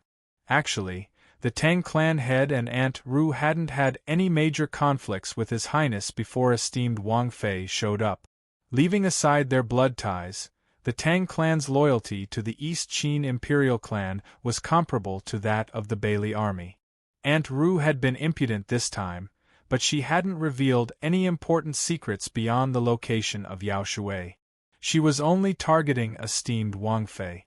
In the end, she was still worried about esteemed Wang Fei's origins. Long Fei Yi laughed coldly. Yes, it's different. They don't know how big your lordship's heart is. Even if it wasn't for Han Yunxi, Long Fei Yi had long wanted to take control of the Tang clan in his own hands. Tang Zijin and Tang Yiru only had room for East Qin in their hearts. Neither of them understood him as well as Bailey Yuanlong. Their paths were different and their hearts were different. He disdained to scheme with them. Chu Shifeng only half understood and sighed. Master, in any case, don't ruin young clan head Tang's marriage. Don't worry. As his older brother, I'll give him a big present. Long Fei Yi said. There were only 7 days left until Tang Li's wedding. The quiet Tang clan grew more and more lively with each passing day. Lady Tang was a clever person. She never brought up the events of that night again. Han Yunxi listened to Long Fei Ye's words and didn't pursue the matter. She did her best to help Lady Tang prepare for the wedding. Aunt Ru had also changed from her taciturnity to visit Tang Li more and more frequently. Unfortunately, Lady Tang always criticized her suggestions to the point that they were worthless. Today, Han Yunxi and Lady Tang were discussing the layout of the wedding venue when Aunt Ru came by again. Han Yunxi suggested that Lady Tang didn't need to go through the trouble of decorating so many places. She only needed to put some thought into the bridal chamber. Don't touch the other places, just the wedding room. Let Ning Jing feel disappointed first, then she'll be pleasantly surprised when she lifts the veil. Han Yunxi said seriously. Lady Tang praised thoughtfully, first suppress it then raise it. Wonderful. Tang Li sat on one side and listened, nodding his head like he was pounding garlic. He had no objections at all. What kind of logic is this? Don't tell me you want to curry favor with Ning Jing? Aunt Ru sneered as she walked in. Yes, we want to curry favor with her. Lady Tang smiled. She was very unhappy, but in order for Tang Li to get the arms trade as soon as possible, she and Han Yunxi had to think of a way to help Tang Li win over Ning Jing's heart. Sister-in-law, have you been misled by the people of the Ning family?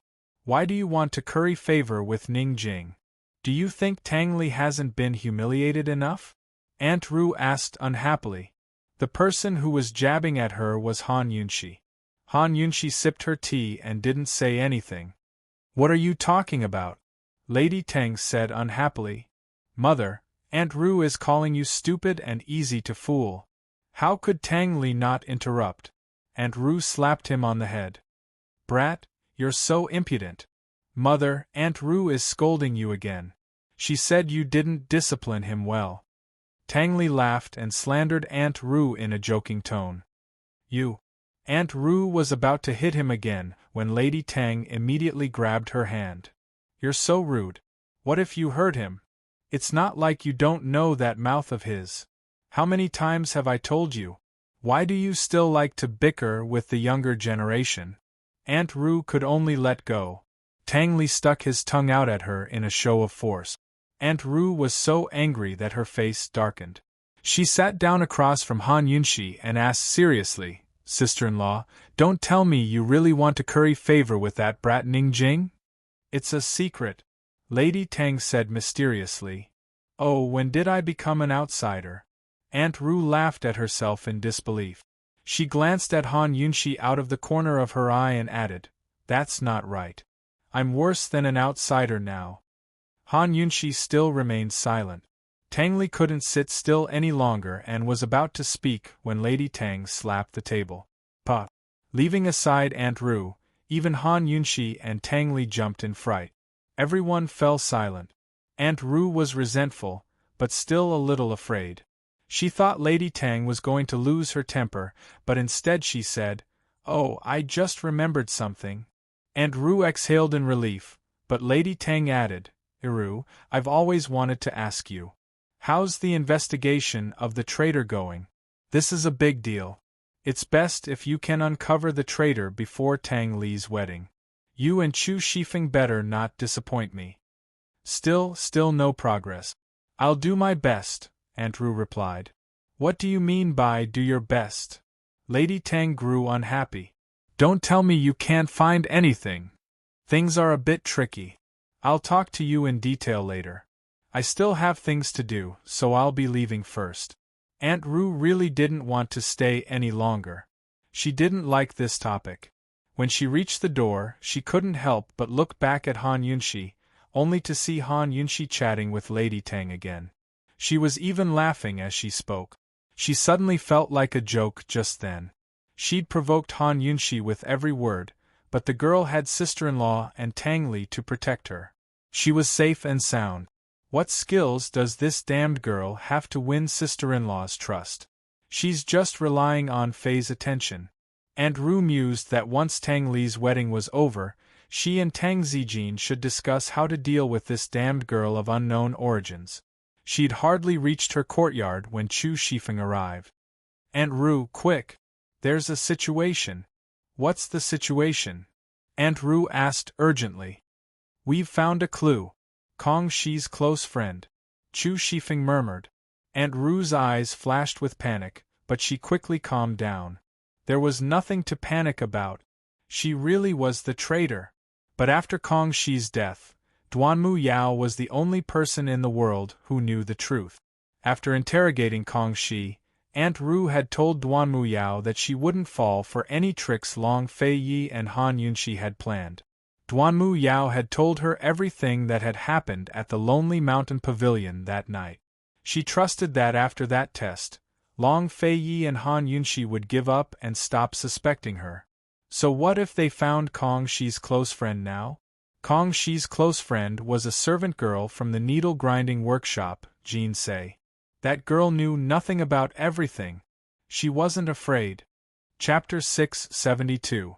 Aunt Ru firmly believed that as long as Duanmu Yao didn't sell her out, no one would ever find out the truth. Actually, she didn't want to expose herself to Kong Shi in the first place. Her plan was so thorough. She didn't betray the Tang clan, but made a mutually beneficial deal with Duanmu Yao. She even helped the Tang clan out. Duanmu Yao agreed not to pursue the matter of Tang Li running away from the wedding, and to put in a good word for the Tang clan in front of Tsang Qiuzi. Aunt Ru then helped Duanmu Yao come up with an idea to purposely injure herself so she could seek out Long Fei Yi for treatment. Duanmu Yao liked the idea very much. Even now, she had no idea about the relationship between Long Fei Yi and the Tang clan.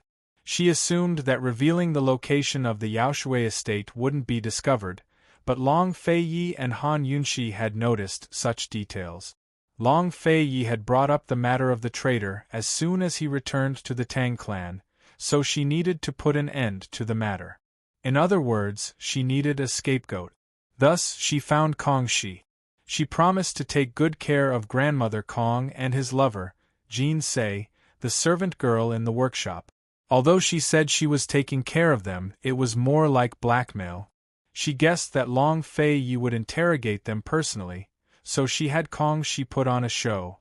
Who knew that Long Fei Yi would find Kong Shi's grandmother and force him to commit suicide to leave behind a clue?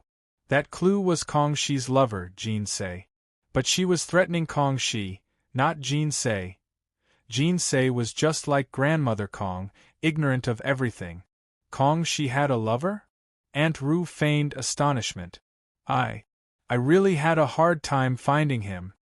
Chu Shifeng sighed before turning serious. Aunt Ru, Kong Shi would rather commit suicide than expose the traitor. That means the traitor must have something on him.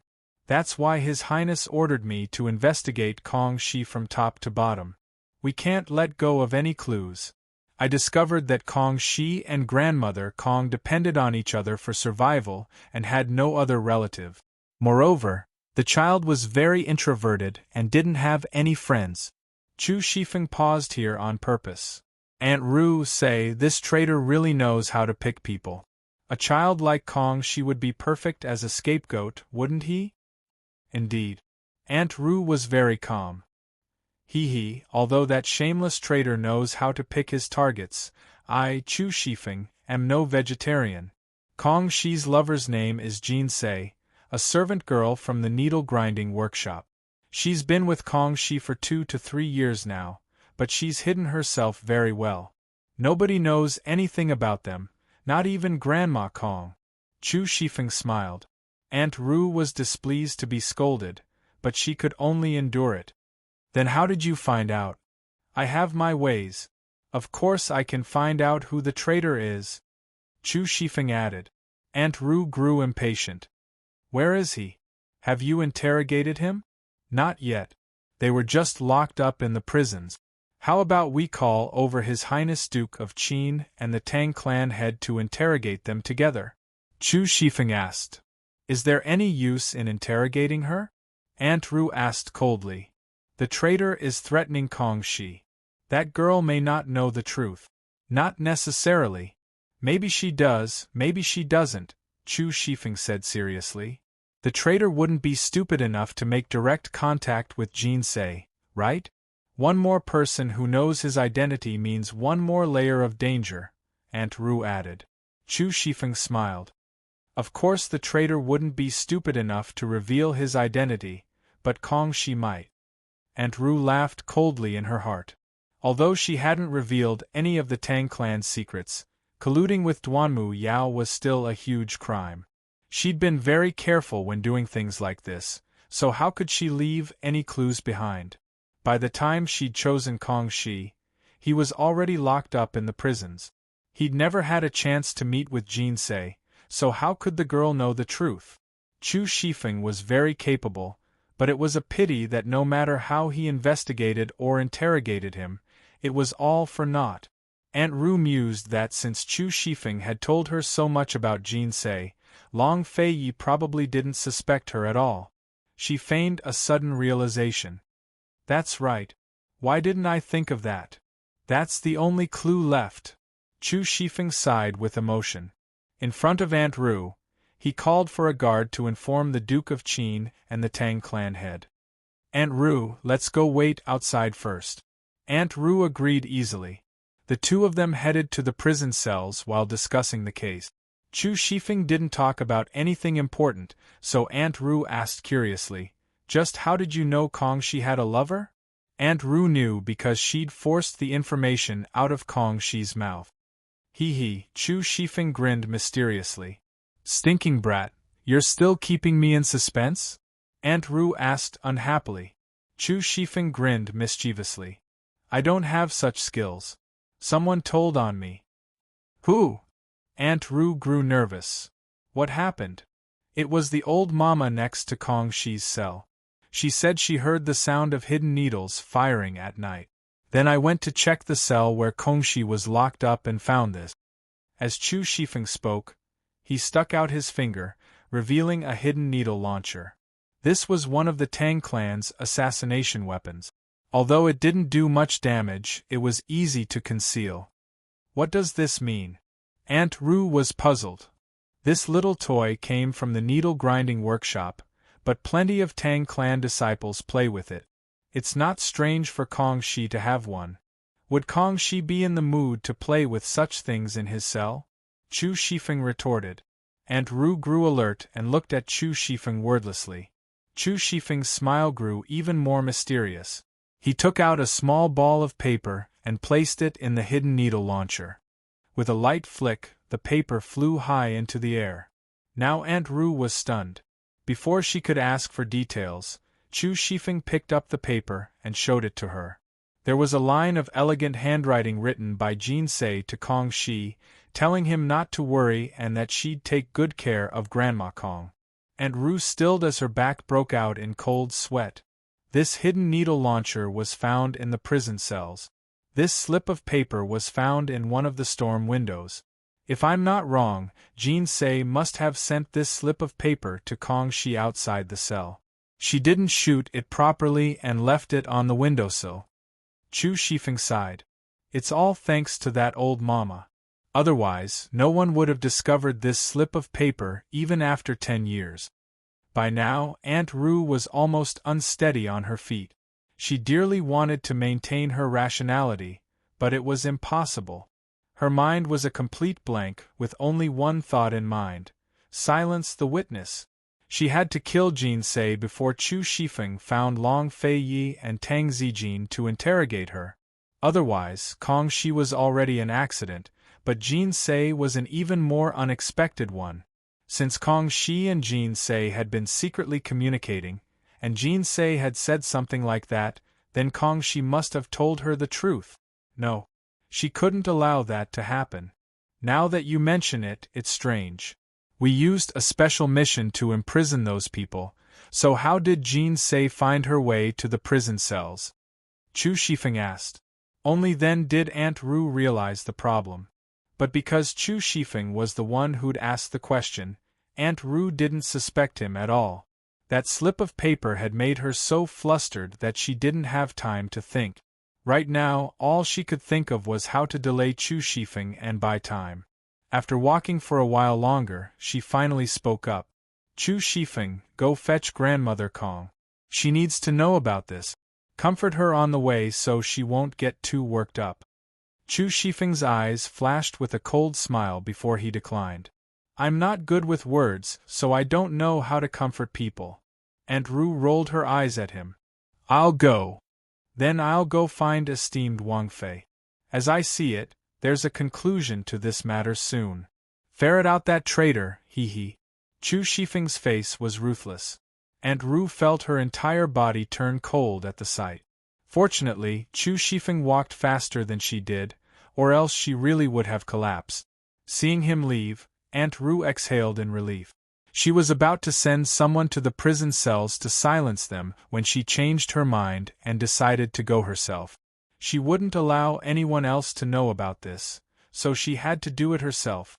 First, she'd kill the person and hide the truth in their stomach. That was the most important thing. Whether or not she'd be suspected was no longer important. Without proof, even if the entire world suspected her, what could Long Fei Yi and Han Yunxi do to her? Aunt Rue made a prompt decision and turned into a small alley to enter the prison cells from the back courtyard. She was very familiar with the cells and easily avoided all the guards to find the small cell where Jean Say was being held. The cell was surrounded by stone walls on 3 sides and iron bars on one side. Jean Say was about the same age as Kong Shi and was currently curled up in a corner, sobbing quietly. She didn't even notice Aunt Rue standing in front of the door. Aunt Rue's time was limited, so she said cold, "Girl, come here." Frightened, Jean Say turned to see Aunt Rue with a lost expression. She looked timidly at her and shrank further into the corner. "Come here, do you hear me?" Aunt Rue was about to break down. She had no patience at all. You, who are you?" Jean Say cried. Aunt Rue only needed to shoot a needle to kill this girl, but she still had a bit of reason. She couldn't use hidden weapons and couldn't leave behind any clues. She suppressed her panic, anxiety, and anger and said patiently, "You're Jean Say, right? Come here, I'll tell you how Kong Shi died." "Kong Shi is dead." Jean Say was shocked. She only knew that Kong Shi had received a special mission to participate in the production of a batch of secret hidden weapons and would be away for a few days. She had been waiting and wanted to ask Grandma Kong several times, but she didn't dare. Grandma Kong didn't even know about her and Kong Shi, so she couldn't be presumptuous. She could only wait silently. But last night she was suddenly brought here. That terrifying guard warned her that no matter who came looking for her, she had to speak more. She was scared out of her wits and didn't know what she had done wrong. She didn't connect Kong Shi's matter with this at all, but this terrifying woman in front of her told her that Kong Shi was dead. Jean Say ignored her fear and rushed over. What did you say? What did you say? Aunt Rue had been waiting for this moment. She moved swiftly and viciously, wrapping one hand around Jean Say's neck and covering her mouth with the other. Terrified, Jean Say struggled with all her might, but it was useless. A trace of viciousness flashed past Aunt Rue's eyes. She pressed Jean Say against the metal fence and covered her mouth tightly. She exerted strength in her arms and wrapped them around her neck. Jean Say's eyes widened. She couldn't breathe and was about to suffocate. At this moment, a hidden dart flew out from the side and hit the back of Aunt Rue's hand. Aunt Rue was shocked and let go. But when she saw the dart, she sucked in a breath of cold air. She turned back and saw. Chapter 673. The darts on the ground told Aunt Rue who the newcomer was, but she didn't want to believe it. She didn't dare. When she looked back, she had to face reality.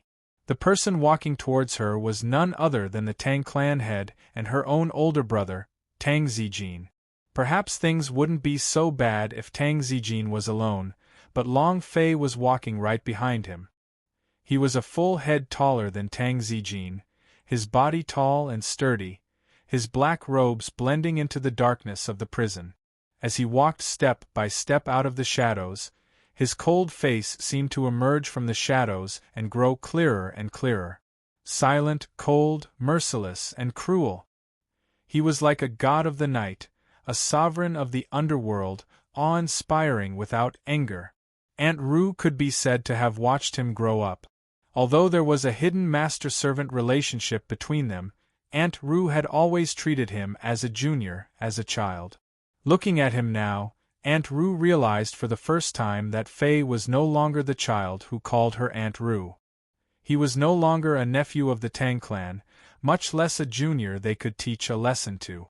The bloodline of the imperial clan could never be erased. Aunt Rue stared blankly at him, her heart filled with reverence for Long Fei Yi for the first time. Very soon, Tang Zijin and Long Fei Yi arrived in front of Aunt Rue. Chu Shifeng appeared as well, standing behind Long Fei Yi. Aunt Rue was still in a daze while Jean Say was scared out of her wits. She gasped for breath as she backed away, accidentally spraining her ankle and falling to the ground. Only then did Aunt Rue recover her wit. You guys came, I just... Although Aunt Rue could guess what was going on, she didn't dare to dwell on it. She did her best to keep calm and explain her actions. Granny Kong, she was sleeping, so I came over first. I didn't even get to ask her a few questions before this girl. She couldn't even explain herself. Tang Zijin and Long Fei Yi were both staring at her cold, waiting for her to finish. This girl is still so stubborn, saying that she doesn't know anything. I just want to scare her. Aunt Rue finally made things clear. Tang Zijin waited for Long Fei Yi to speak. The corners of Long Fei Yi's mouth curled up in a mocking smile, but he didn't say anything. Tang Zijin's expression became more and more unsightly. It was as if the sky was covered in dark clouds, and a storm could come at any moment. Tang Zijin had been invited by Long Fei Yi a long time ago. He had clearly seen how Aunt Rue had come in and what she had done to Jean Say. Everything Chu Shifeng said was just an excuse to lure the snake out of its hole. What old mama next door? What hidden weapon launcher? What note? Everything was fake. Chu Shifeng had only found the Jean Say because he'd discovered a hidden needle hidden in Kong Shi's belongings. It had taken him a few days to track down the clues before he'd found the needle. Aunt Rue was that traitor. She mistakenly thought that Jean Say knew everything, so she came to silence her. Seeing Tang Zijin's silence, Aunt Rue grew more and more flustered. Big brother, why don't we start the interrogation? Enough! Tang Zijin finally exploded. He punched the air in front of Aunt Rue, narrowly missing her head and making her bleed from her 7 orifices. Aunt Rue was still trying to explain things at a time like this? She was nothing more than a clown, laughable to the extreme. Aunt Rue was the person he relied on the most, the second in command of the Tang clan. How could she collude with an enemy of the Tang clan and betray the Duke of Qin? Moreover, she hadn't told him a thing when he'd questioned her before. Now that Long Fei Yi had schemed against her, he had no reason to protect her even if he still wanted to. Abominable. Infuriating. Laughable. Absolutely stupid. Tang Zijin was so angry that his breathing quickened. He was on the verge of losing control, while Aunt Ru's face had turned green with fright. Tang Zijin's expression told her that she was done for. She might have dodged Han Yunxi's trap, but not Long Fei Yi's inescapable net. Chu Shifeng's explanation just then wasn't perfect. There were loopholes in it, but why was she so impatient? It was too late for regrets. When she saw Tang Zijin's bloodshot eyes, her mind went blank. Her heart gave up all hope as she slowly lowered her head. Tang Zijin was beside himself with rage. He slowly unfurled his fist in front of Aunt Ru's face, then flung it across the cell with a resounding slap. Chu Shifeng's heart pounded at the sight, while Long Fei Yi remained expressionless. Aunt Ru was stunned as well. Even her parents had never hit her in her life, so she never expected her big brother to slap her at her age. She covered her face with a self-mocking smile and fell to her knees. Iru knows her wrongs and is willing to accept punishment. Tang Zijin laughed coldly. That's easy for you to say. How am I supposed to face the late emperor and little sister Wan as the clan head and older brother? How am I supposed to explain things to His Highness? Tang Zijin's Your Highness didn't refer to the His Highness Duke of Qin, as Han Yunxi often did, but His Highness Crown Prince, the master of the Tang clan and East Qin's Crown Prince, Long Fei. Aunt Ru finally looked towards Long Fei Yi and declared, Iru will atone for her crimes with her death. Die. How easy it sounded. Long Fei Yi was about to speak when Aunt Ru suddenly broke into sobs. Big brother, I'll take responsibility for my own actions. After I die, I'll explain things to the Tang clan's ancestors. I'll apologize to the late emperor. I'll explain things to Big Sister, Didn't I do all of this for Fei's sake? She's the princess of Western Zhou and Kenzo's favorite disciple. In terms of birth, looks, and martial arts, which part of her is inferior to Han Yunxi? He just had to have that damned girl of dubious origins. She only knows some unorthodox ways and thinks she's so great. Long Fei Yi's face turned completely cold. Aunt Ru saw it all, but kept going. I did collude with Duan Muyao, but my conscience is clear. I didn't reveal a single secret of the Tang clan or East Qin. All I told her was the location of the Yao Shui estate. If that's wrong, then I'll admit it. But I don't regret it. Even if I die here today, I'll accept it. Tang Zijin was angry, but he more or less understood Aunt Ru. After all, he and Aunt Ru both opposed Long Fei Yi's choice of Han Yunxi. A complicated look flickered past his eyes before he asked, How could Duan Muyao trust you if you only told her the location of the Yao Shui estate? All of Cloud Realm Continent knows that Duan Muyao has feelings for Fei. I gave her a way to get injured and ask for help. I told her the location of the Yao Shui estate, and she agreed to take care of Tsang Qiuzi instead of killing Tang Li. Then what about the Lonely Mountain Pavilion? Tang Zijin asked next. Long Fei Yi had told him all about it just then. That's because I told Duan Muyao beforehand not to trust anyone from the Tang clan. Duan Muyao was only playing along with that servant girl, Aunt Ru said with a heavy sigh. Big brother, I admit my wrongs, but I don't admit to being a traitor. I didn't betray the Tang clan. Tang Zijin was waiting for those exact words. Only then could he lighten Aunt Ru's crimes. He couldn't just watch her die, could he? Before he could speak, Long Fei Yi said coldly, You didn't betray the Tang clan, but you betrayed this crown prince. This crown prince? Even Chu Shifeng was stunned, to say nothing of Tang Zijin and Aunt Ru. They'd never heard the Duke of Qin refer to himself as Crown Prince, so was he really going to reveal his identity as East Qin's Crown Prince today? He was being very serious. Chu Shifeng immediately fell to one knee. Seeing this, Tang Zijin backed up a step and bowed respectfully with his hands clasped in submission. Aunt Ru's heart pounded as she felt the same sense of reverence again. But she did her best to ignore it. She knew that if she didn't explain herself now, she'd never get another chance. Your Highness, Iru didn't do anything to betray you. Iru only thought. Long Fei Yi ignored her and asked Tang Zijin icily, Tang Clanhead, if you didn't betray this crown prince by revealing this crown prince's secrets to the enemy, then what is? Explain yourself properly to this crown prince. How was Tang Zijin supposed to explain himself? It really was a betrayal. I beg your Highness to give some face to old man, take into account that this matter didn't cause too many losses, and that Iru didn't have any ill intentions, and punish her leniently. This crown prince has already told you the East Qin imperial clan's rules. Traitors are to be executed through 9 generations, Long Fei Yi said. The Tang clan counts as a descendant of the imperial clan. 9 generations is one thing, but this crown prince will execute your own Tang clan instead. Tang Zijin immediately fell to his knees at these words. He and Aunt Ru exchanged gaping looks. They never expected Long Fei Yi to be so ruthless. Fei, do you know what you're saying? For the sake of a woman, you're going to destroy the Tang clan. Do you remember what your imperial mother told you before she died? Aunt Ru asked loudly.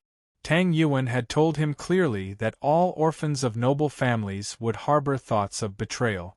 Only the Tang clan was trustworthy. She'd entrusted Long Fei Yi to Tang Zijin's care. Long Fei Yi finally lost his temper and demanded, Then do you know what you've done? I know.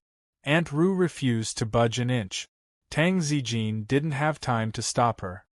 It's you who doesn't know what you're doing. You were bewitched by that woman, Han Yunxi. Have you forgotten how your imperial mother died?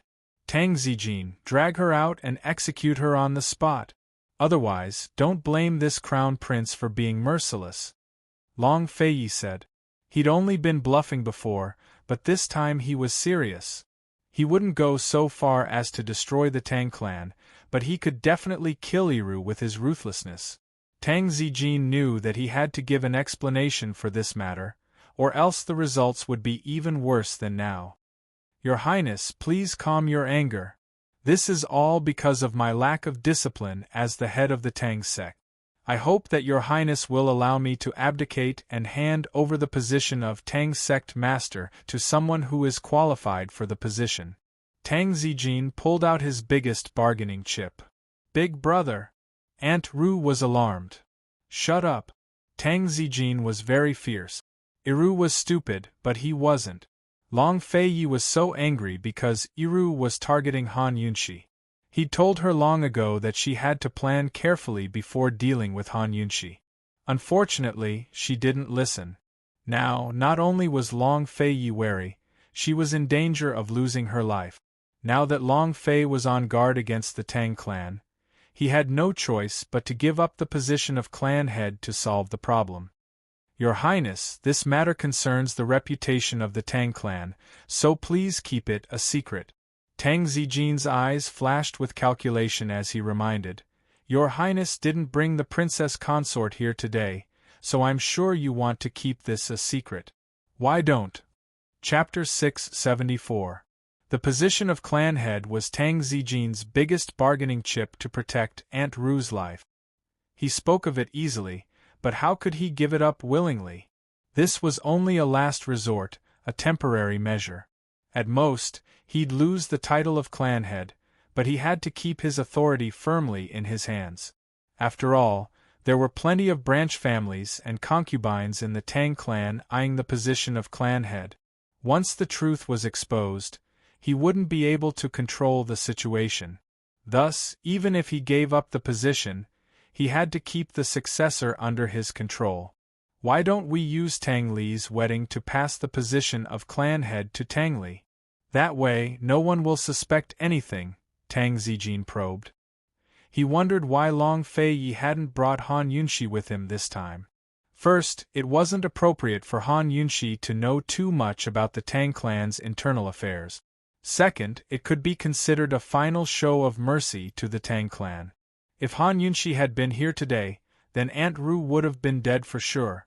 Thus, Long Fei-yi wouldn't make a big fuss about today's events. Long Fei-yi only looked at Tang Zijin coldly, without a word. Tang Zijin was an old fox, but he'd fallen into his trap all the same.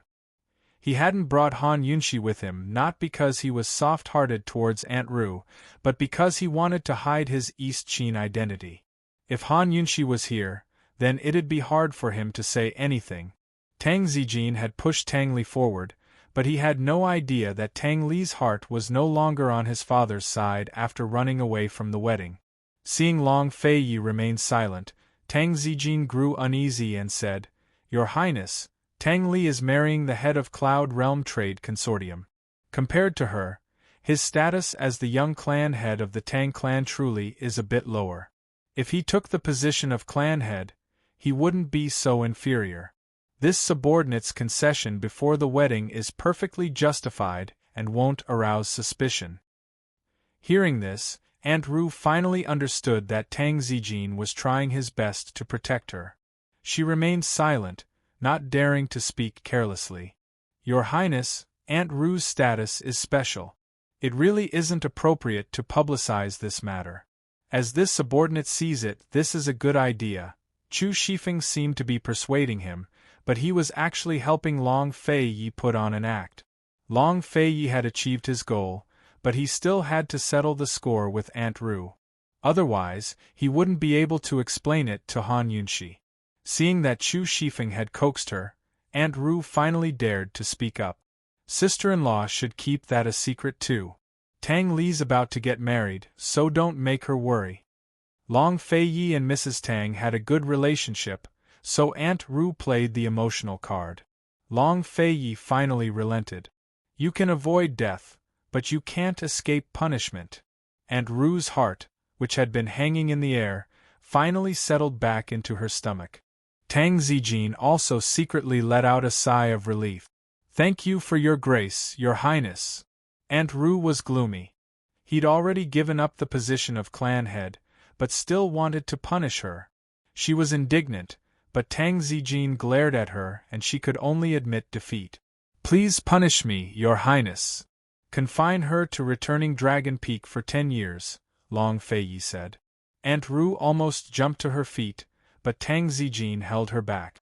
She glared at him, but he glared back. In the end, it was still Tang Zijin who was stronger than Aunt Roo. Aunt Roo lowered her head in despair. What else could she do besides comfort herself that she'd escaped with her life? She could only place her last hopes on Tang Zijin. Returning Dragon Peak was a lone peak in the reclining Dragon Range. It was the burial ground of the Tang clan, so Long Fei-yi wanted her to guard the graves. Chu Shifeng, take the Kong clan's old woman to returning Dragon Peak. Leave a few shadow guards behind to keep watch. Long Fei-yi looked at Tang Zijin and asked, "Having Tang Yiru fulfill her filial piety counts as an explanation for the deaths of the Tang clan disciples. What do you think?" Tang Zijin couldn't retort, so he could only nod. Aunt Roo was on the verge of tears. She wanted to cry out injustice and explain herself, but Long Fei-yi didn't want to hear any more of her nonsense. "Cold," he said. "Someone come, confine Tang Yiru to returning Dragon Peak.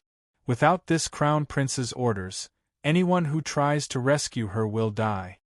There was no one else here, so his words were meant for Tang Zijin's ears. Tang Zijin didn't say a word, but dragged Aunt Roo away. Not to mention Aunt Roo, even Tang Zijin himself had yet to recover from the shock. Everything had happened too suddenly. As soon as they were out the door, Aunt Roo couldn't help but shake off his hand like a madwoman. "Big brother, I won't accept this. I won't accept this." Tang Zijin's face was gloomy as he grabbed her arm, but Aunt Roo shook him off again. "Big brother, how did Fei become like this? He's simply disgraceful. Don't forget your own status. If you really want to die, I can help you out," Tang Zijin warned sternly. He'd had enough. If this idiot wasn't his little sister, he would have sent her on her way long ago. "Old man has already lost his position as clan head to you. What else do you want? Old man has given you his life as well.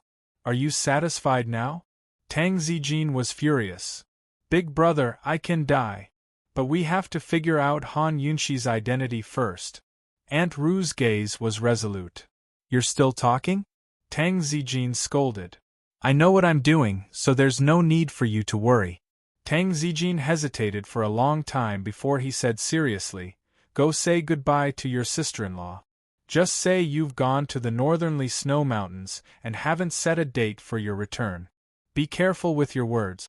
If you dare to reveal a single detail about what happened today and hurt her heart, you'll have to deal with it yourself.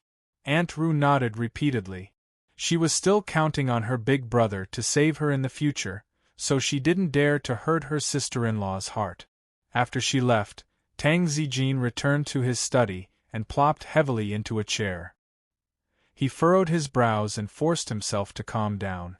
Aunt Ru had said so much nonsense, but she was right about one thing. They could die, but they had to figure out Han Yunshi's identity first. To put it bluntly, they could destroy the entire Tang clan, but they had to figure out Han Yunshi's identity first. Aunt Ru had only eavesdropped on the Shadow Clan's affairs. She'd investigated for 2 years without finding anything, which made them uneasy. If Han Yunshi really did have connections with Western Qin's imperial clan, then Fei's heart would sink. How could he ever rise again? Tang Zijin couldn't imagine it. Aunt Ru's fate today had been a resounding wake-up call for him. He had to be more cautious than ever. Today, he'd given up the position of clan head simply because of this matter. He had to retreat for the sake of advancing. First, he'd dispel Fei's suspicions, then slowly make plans for Han Yunshi. He figured that if he could help Tang Li with the Tang clan's complicated affairs, he'd have time to plan things out properly. Long Feiyi ordered Chu Shifeng to keep a close eye on Aunt Ru before going to find Han Yunshi. Coincidentally, he ran into Han Yunshi coming out of her room. Long Feiyi, we were wrong before. We should start with Kong Shi. Han Yunshi said seriously. Although she couldn't make a decision yet, she'd suddenly thought of this when she woke up this morning. We were too impatient. We still need to investigate Kong Shi slowly. Aunt Ru has to have something to use against him. We'll definitely find out. Long Fei looked at Han Yunshi, his eyes filled with doting helplessness as he smiled faintly. What are you smiling about? Han Yunshi asked. Han Yunshi, Long Feiyi drew closer.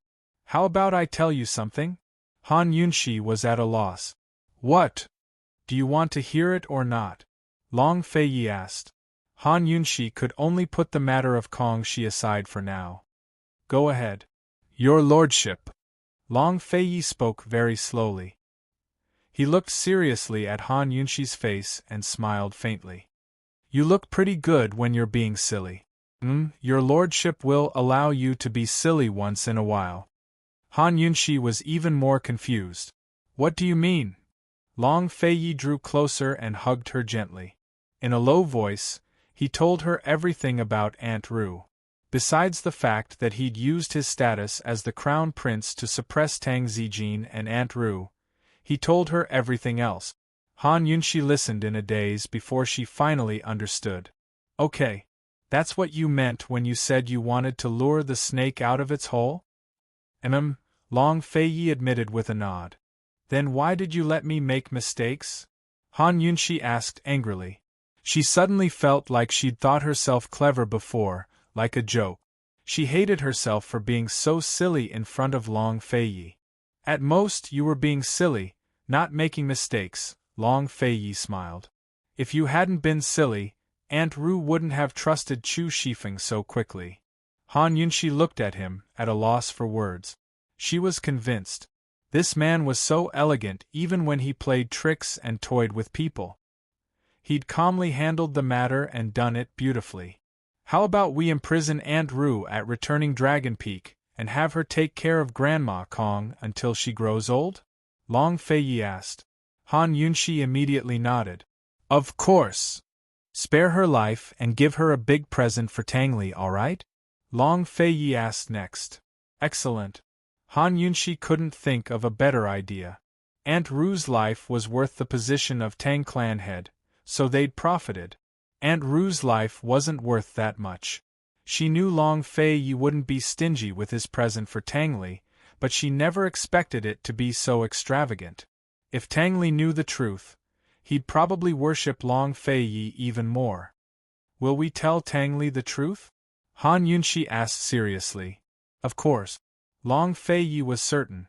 If they didn't tell Tang Li the truth, how were they supposed to let Tang Li and Tang Zijin fight for power? Han Yunxi understood at once. In the end, it'll be difficult for Tang Li. With his personality, he'll feel terrible doing this. It's only a matter of time before he inherits the position. If he can take over Cloud Realm Trade Consortium's arms trade, he won't have to enter the tiger's den, Long Fei Yi said. His heart was big enough to hold the world. His heart was small, too, and couldn't hold too many people. Tang Li counted as one of them. If possible, he didn't want to make things too difficult for his younger cousin. Tang Li inheriting the position of head of the Tang clan was safer than being a spy in Cloud Realm Trade Consortium. I didn't consider that. If we can subdue Ningjing, we really don't need to risk our lives in Cloud Realm Trade Consortium, Han Yunxi smiled. Han Yunxi pretended not to know the truth about Aunt Ru in front of Tang Zijin and the rest. A few days later, Tang Zijin found a death row prisoner as a scapegoat to solve the case. Han Yunxi didn't dig deeper, but cooperated with him to put on a show. Just like that, the matter passed. As for Lady Tang, she really didn't know any of this. She only regretted that Tang Li was about to get married. If only Aunt Ru had left a little later. 3 days after Aunt Ru was imprisoned on returning Dragon Peak, Tang Li's wedding procession set out ahead of schedule. It would take 5 days for a round trip, so they could bring the bride to the Tang clan at the auspicious hour of the 28th day of the 3rd month. This time, Long Fei Yi and Han Yunxi only followed behind without disguising themselves as part of the procession. The use of Han Yunxi's gold ingot was about to be revealed. Chapter 675. The wedding procession for the young head of the Tang clan was bound to be extravagant and grand. But in reality, Tang Li only brought a few guards and a red carriage to 10,000 Commerce Hall. It was nothing compared to the procession he'd brought to propose marriage. It could only be described as shabby. Even Long Fei Yi couldn't stand it. He asked Han Yunxi, "Was this your idea?" Tang Li's own idea. Han Yunxi would never do something so immoral. The wedding procession was a lifetime's worth of memories. How important was that? Although she'd given Tang Li and Lady Tang plenty of ideas, Tang Li still made most of the decisions himself. Why? Long Fei Yi didn't understand. You don't understand when it comes to chasing after girls, Han Yunxi grinned. Long Fei Yi seemed a little embarrassed as he avoided her gaze. He didn't ask any more questions. Chasing after girls didn't seem to exist in his world at all. A few days later, Tang Li's group arrived at the Grand Canyon. It was the same guide that led Tang Li's group inside. Han Yunxi and Long Fei Yi didn't follow them. An hour later, Long Fei Yi said, "Tang Li should be at 10,000 Commerce Hall by now. Let's move out." It wasn't easy to pick up a bride. Tang Li would probably be tormented by Cloud Realm Trade Consortium's people by the time he arrived at 10,000 Commerce Hall for a cup of tea and a bowl of sweet eggs. There were plenty of onlookers at the wedding procession. Long Fei Yi had long told Tang Li to stall for time and attract as many people as possible. That way, they'd be able to save the Chu clan elders. Han Yunxi took out a small porcelain bottle. As soon as the stopper was removed, a sweet, honey-like scent wafted out. Long Fei Yi immediately covered his nose. He hated sweet things. "It's my favorite dessert. Have a taste." Han Yunxi joked. Long Fei Yi really wanted to drink it. Han Yunxi was shocked and quickly snatched it away. "I'm just kidding. This is the colorful queen bee's poison. It can kill." This prince was also joking. "Can't you tell? What are you nervous about?" Long Fei Yi asked seriously. I will cooperate with you," Han Yunxi replied. Long Fei suddenly snatched the poison from her hand and poured it directly into his mouth. He was so fast that Han Yunshi couldn't stop him and didn't see him clearly. Anyway, she was shocked. Long Fei, are you crazy? She hurriedly concocted a large bag of vomit-inducing liquid from the detoxification system and gave it to Long Fei. Drink it quickly and spit out all the poison. There was no antidote for the colorful queen bee's poison. She could only expel the poison from the body as soon as possible before the poison took effect. She was about to go crazy from anxiety, but Long Fei asked with interest, "Is this also a joke to cooperate with this prince?" Han Yunshi was stunned for a moment, then looked at the porcelain bottle in his hand seriously. She realized that the stopper of the porcelain bottle had been blocked at some point. Long Fei was playing with her. She heaved a sigh of relief and her tone turned cold. "Is it very fun?" The number of times that Han Yunshi was angry with Long Fei could be counted on one hand. This time, she was much fiercer than the previous few times. Long Fei looked at her and a trace of embarrassment flashed past his eyes. He didn't say anything for a long time. To be precise, he didn't know what to say. He had been with this woman for so long. Although he had seen her angry a few times, this was the first time he encountered such a situation. She was completely right. He was completely wrong. She had joked with him before and he had really scared her. Han Yunshi glared at Long Fei for a long time. She originally thought that Long Fei would apologize, but who knew that this guy didn't say a word and just looked at her expressionlessly. She couldn't be bothered with him anymore. She took the colorful queen bee's poison and added a poison. The sweet smell became even stronger and gradually filled the surrounding air. Not long after, a rather large poisonous wasp flew over and circled around the colorful queen bee's poison for a long time, as if it was sniffing for its scent. After Han Yunshi put away the porcelain bottle, the poisonous wasp flew towards the entrance of the canyon. "Chase after that wasp, hurry," Han Yunshi said cold. Long Fei didn't say anything and picked up Han Yunshi and chased after it. Han Yunshi's tone was still very cold. "Put me down, I'll wait for you outside. You follow that poisonous wasp." Long Fei didn't reply and hugged her even tighter. "Put me down, I won't be of much help even if I go in. I'll only be a burden to you." Han Yunshi was very rational. "Impossible. I'm worried," Long Fei said indifferently. Because of his temper, Han Yunshi lowered her eyes and didn't argue with him. She just let him carry her and flew into the canyon. After entering, they realized that the canyon was very complicated. In the dense forest, there were 7 or 8 small paths that led in different directions.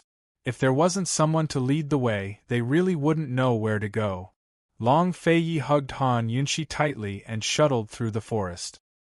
He was wary of the guards lying in ambush while chasing after the poisonous wasp. The poisonous wasp flew very fast and flew through the dense foliage. If one wasn't paying attention, it was very easy to lose it. However, while Long Fei was multitasking, he was also distracted by Han Yunshi. He knew that Han Yunshi's gold ingot was used to lead the way, but he wasn't clear on the specific principle. "What's the meaning of this poisonous wasp leading the way?" he asked indifferently, as if the unpleasantness just now didn't happen. Han Yunshi's tone was still cold. "This kind of poison belongs to the yin and yang category. One yin and one yang can attract each other. The poison left on the gold ingot is also the colorful king bee's poison. It's of the yin attribute, so it doesn't have any smell. The one on my hand is of the yang attribute, so the smell is very strong.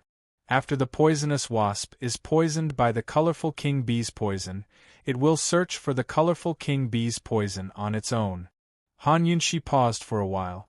Seeing that Long Fei didn't respond, she added, "As long as the gold ingot is left on the guide's body for more than 2 hours, the poison will stay on his body for a month. After the poisonous wasp finds him, it won't stab him. It will only absorb the yin attribute colorful king bee's poison.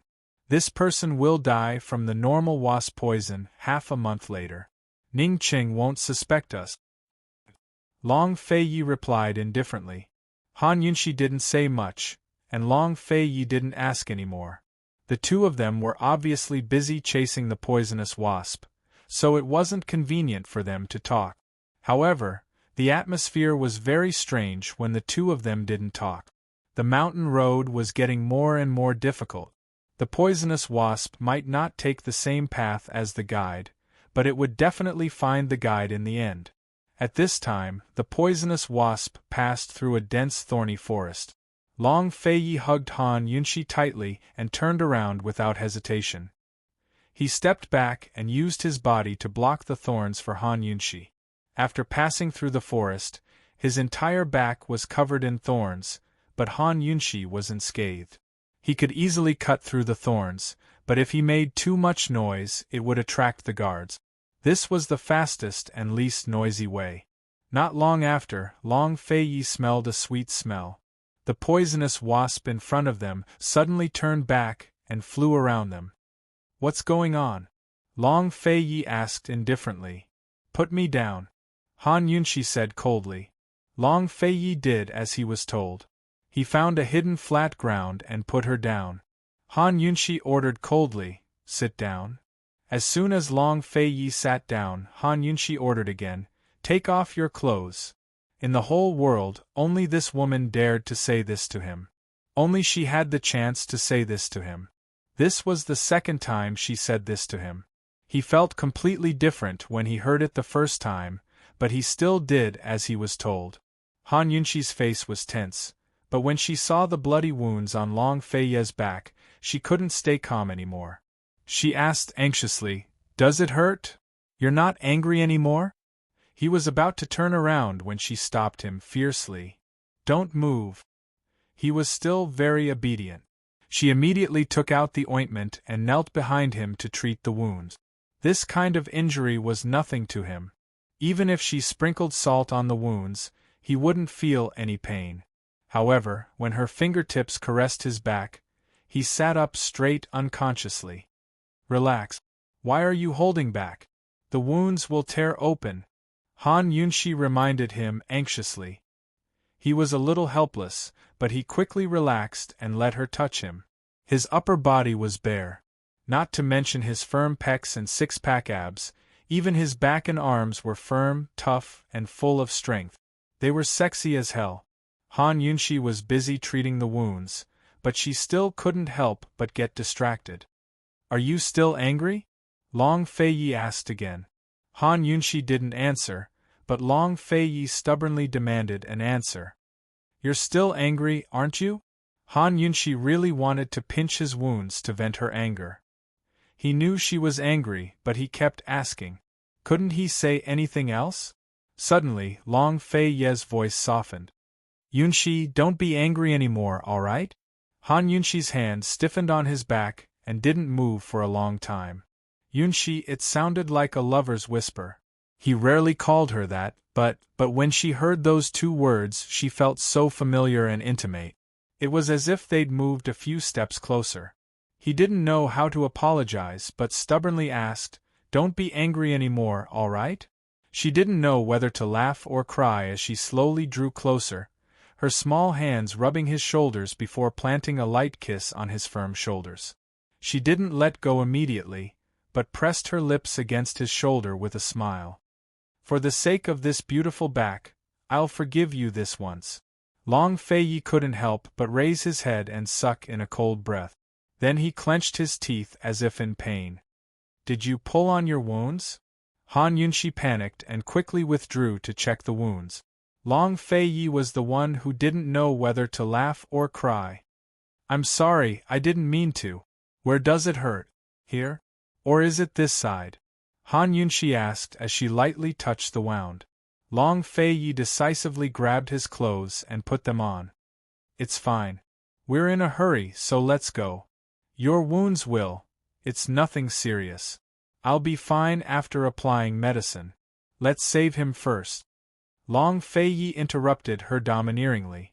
Han Yunshi could only give up. After she put away the porcelain bottle, Poisonous Wasp continued to lead the way while Long Fei Yi carried her and caught up. The two of them were still silent, but the atmosphere was obviously better. After a long time, Long Fei Yi finally spoke. Han Yunxi. What's there to apologize for? You didn't do anything wrong, but you're being silly again. Long Fei Yi smiled faintly. What do you mean? Han Yunxi really didn't understand. Long Fei Yi smiled but didn't say anything. This woman was so silly that she didn't realize that she was the one who lit the fire. He allowed her to be so silly. I'll tell you later. Long Fei Yi was in a good mood. Were these two flirting? Who flirted with who? Just as they were walking towards Wan Commerce Hall, Tang Li attracted a large crowd because he flirted with Ning Jing's maidservant. Chapter 676. Things went like this. Tang Li passed through several checkpoints and finally arrived in front of Ning Jing's room. He was stopped by a long line of 10 servant girls. Standing at the front of the line was Ning Jing's personal servant girl, Shuang Yu. She was also a servant girl who accompanied Ning Jing and the nanny to the Tang sect.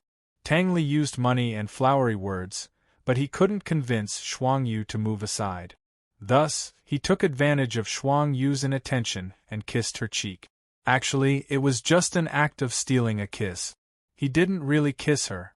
Shuang Yu couldn't take it anymore and threw a slap at Tang Li. Tang Li held her hand and teased her. No rush. Once we're back at the Tang sect, you can hit me however you want. This young master will let you. They didn't hold hands for long before he pushed her away. Shuang Yu immediately scolded Tang Li for being a loafer, lecherous, and vulgar. He wasn't worthy of Miss Jing. Tang Li beat her at her own game and used the word, teasing, to its fullest. If this young master isn't worthy of Ning Jing, then how can I be worthy of you? Tang Li looked at Shuang Yu with interest, his gaze lingering on her curves. Shuang Yu flew into a rage out of humiliation. You're not worthy. Then who is worthy? Tell me, this young master will definitely learn from him. Tang Li teased. You? Me? Didn't you say I'm not worthy? What, are you going back on your word? Tang Li laughed loudly. How could Shuang Yu fight against Tang Li's cheap mouth? She was embarrassed and angry, but she still said the same thing. In any case, you're not worthy of my young miss. Then what should I do? You're so pretty and smart. Teach this young master a thing or two. This young master will definitely listen to you. Tang Li smiled. You shut up. Shuang Yu roared. Tang Li immediately muffled his mouth and looked docile as he stood in place. Shuang Yu was embarrassed. If this went on, how was the young miss going to get married? However, she couldn't let this prodigal son off so easily. Finally, she said, apologize. Then, before he could finish, Tang Li apologized obediently. I'm sorry. Shuang Yu was frightened, but she still held on and said seriously, kneel down. Before he could finish his sentence, Tang Li really knelt down on one knee. There was an uproar around them. Ning Jing also saw it through the crack in the window. Other than disdain and contempt, there was only anger in her eyes. Every time she saw Tang Li, her impression of him would worsen. If she could, she really did not want to see this bastard again, much less hear his voice. Today was the day he came to marry her, yet he dared to flirt with a servant girl in front of her room. What was this? In the days to come, would he have to let the maidservant sleep in her bed? What other ridiculous things would he do in the next year?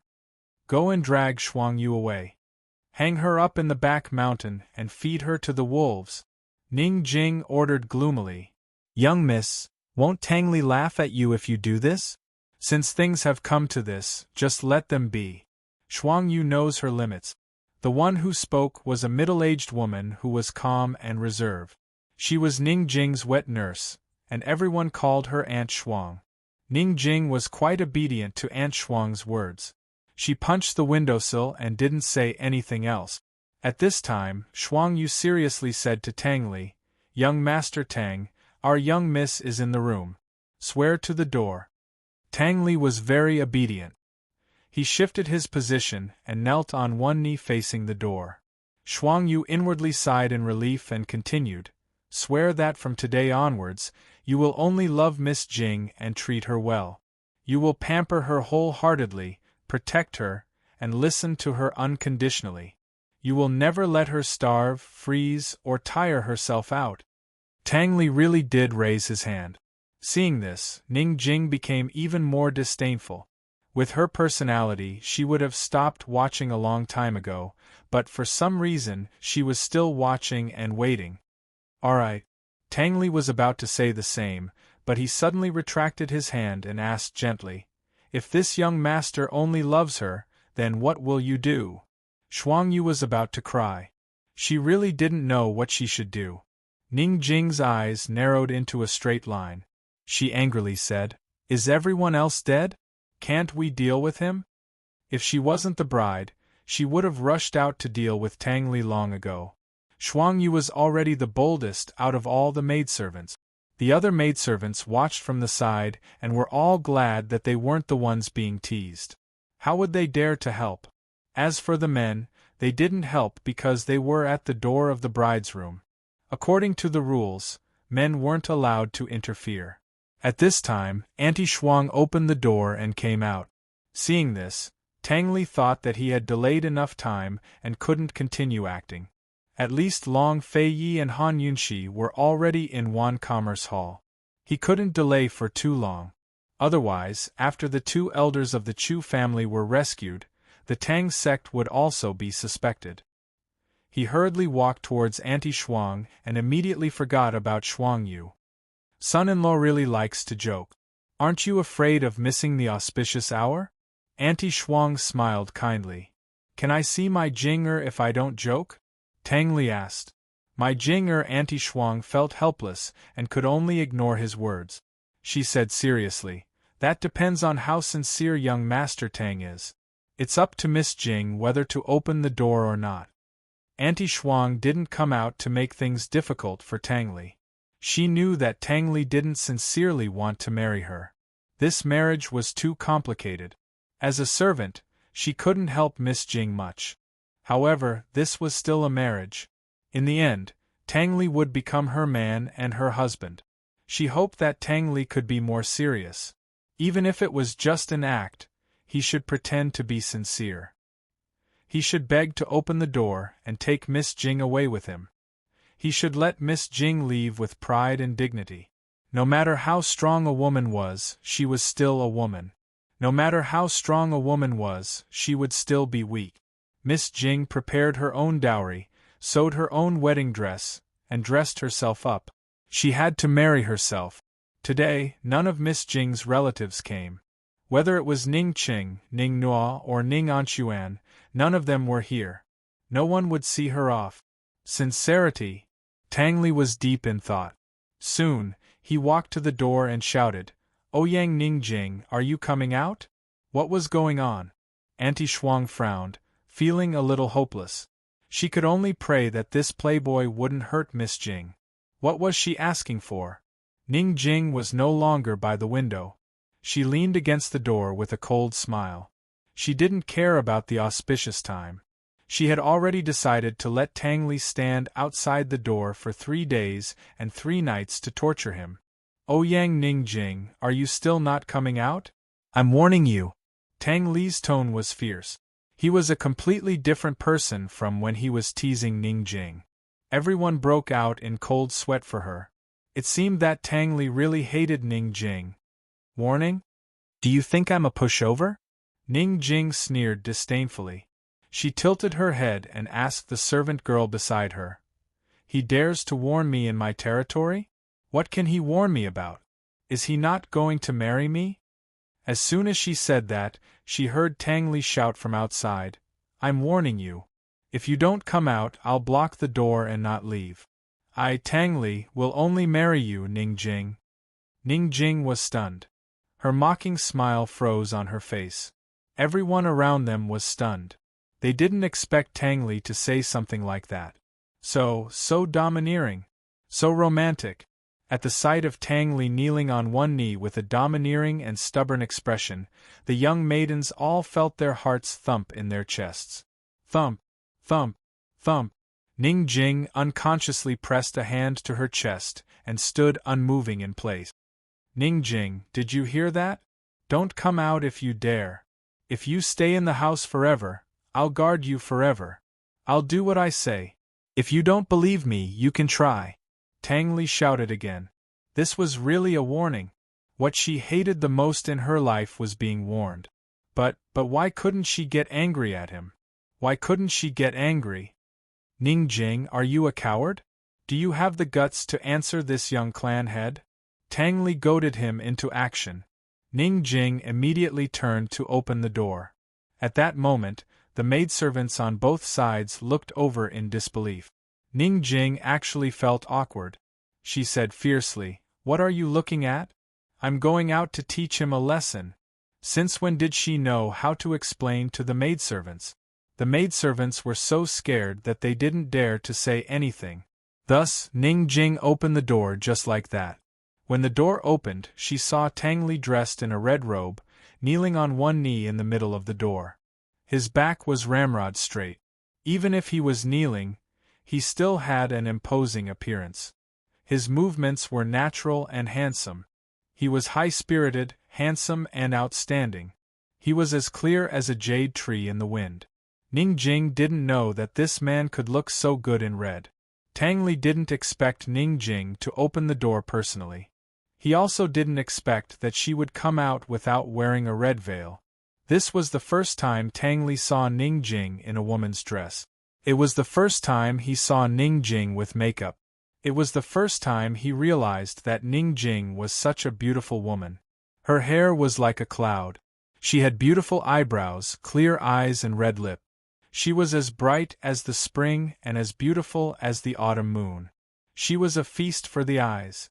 Tang Li stood there in a daze. He was infatuated. He only regained his senses when Aunt Shuang closed the door. Actually, it wasn't just Tang Li who was infatuated.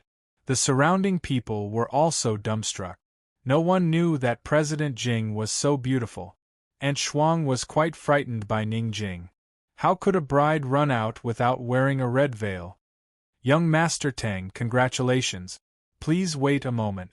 She didn't have time to explain and hurriedly pulled Ning Jing to sit on the couch. Young miss, you can't show your face like this. It's not auspicious. It'll also cause gossip. If I don't go out, he'll really think that I'm afraid of him. Ning Jing looked very calm. In fact, her hands were tightly clasped together. She was also frightened by herself. Why did she open the door?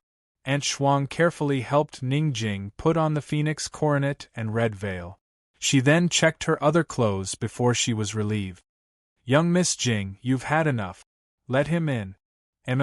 Ning Jing calmly agreed.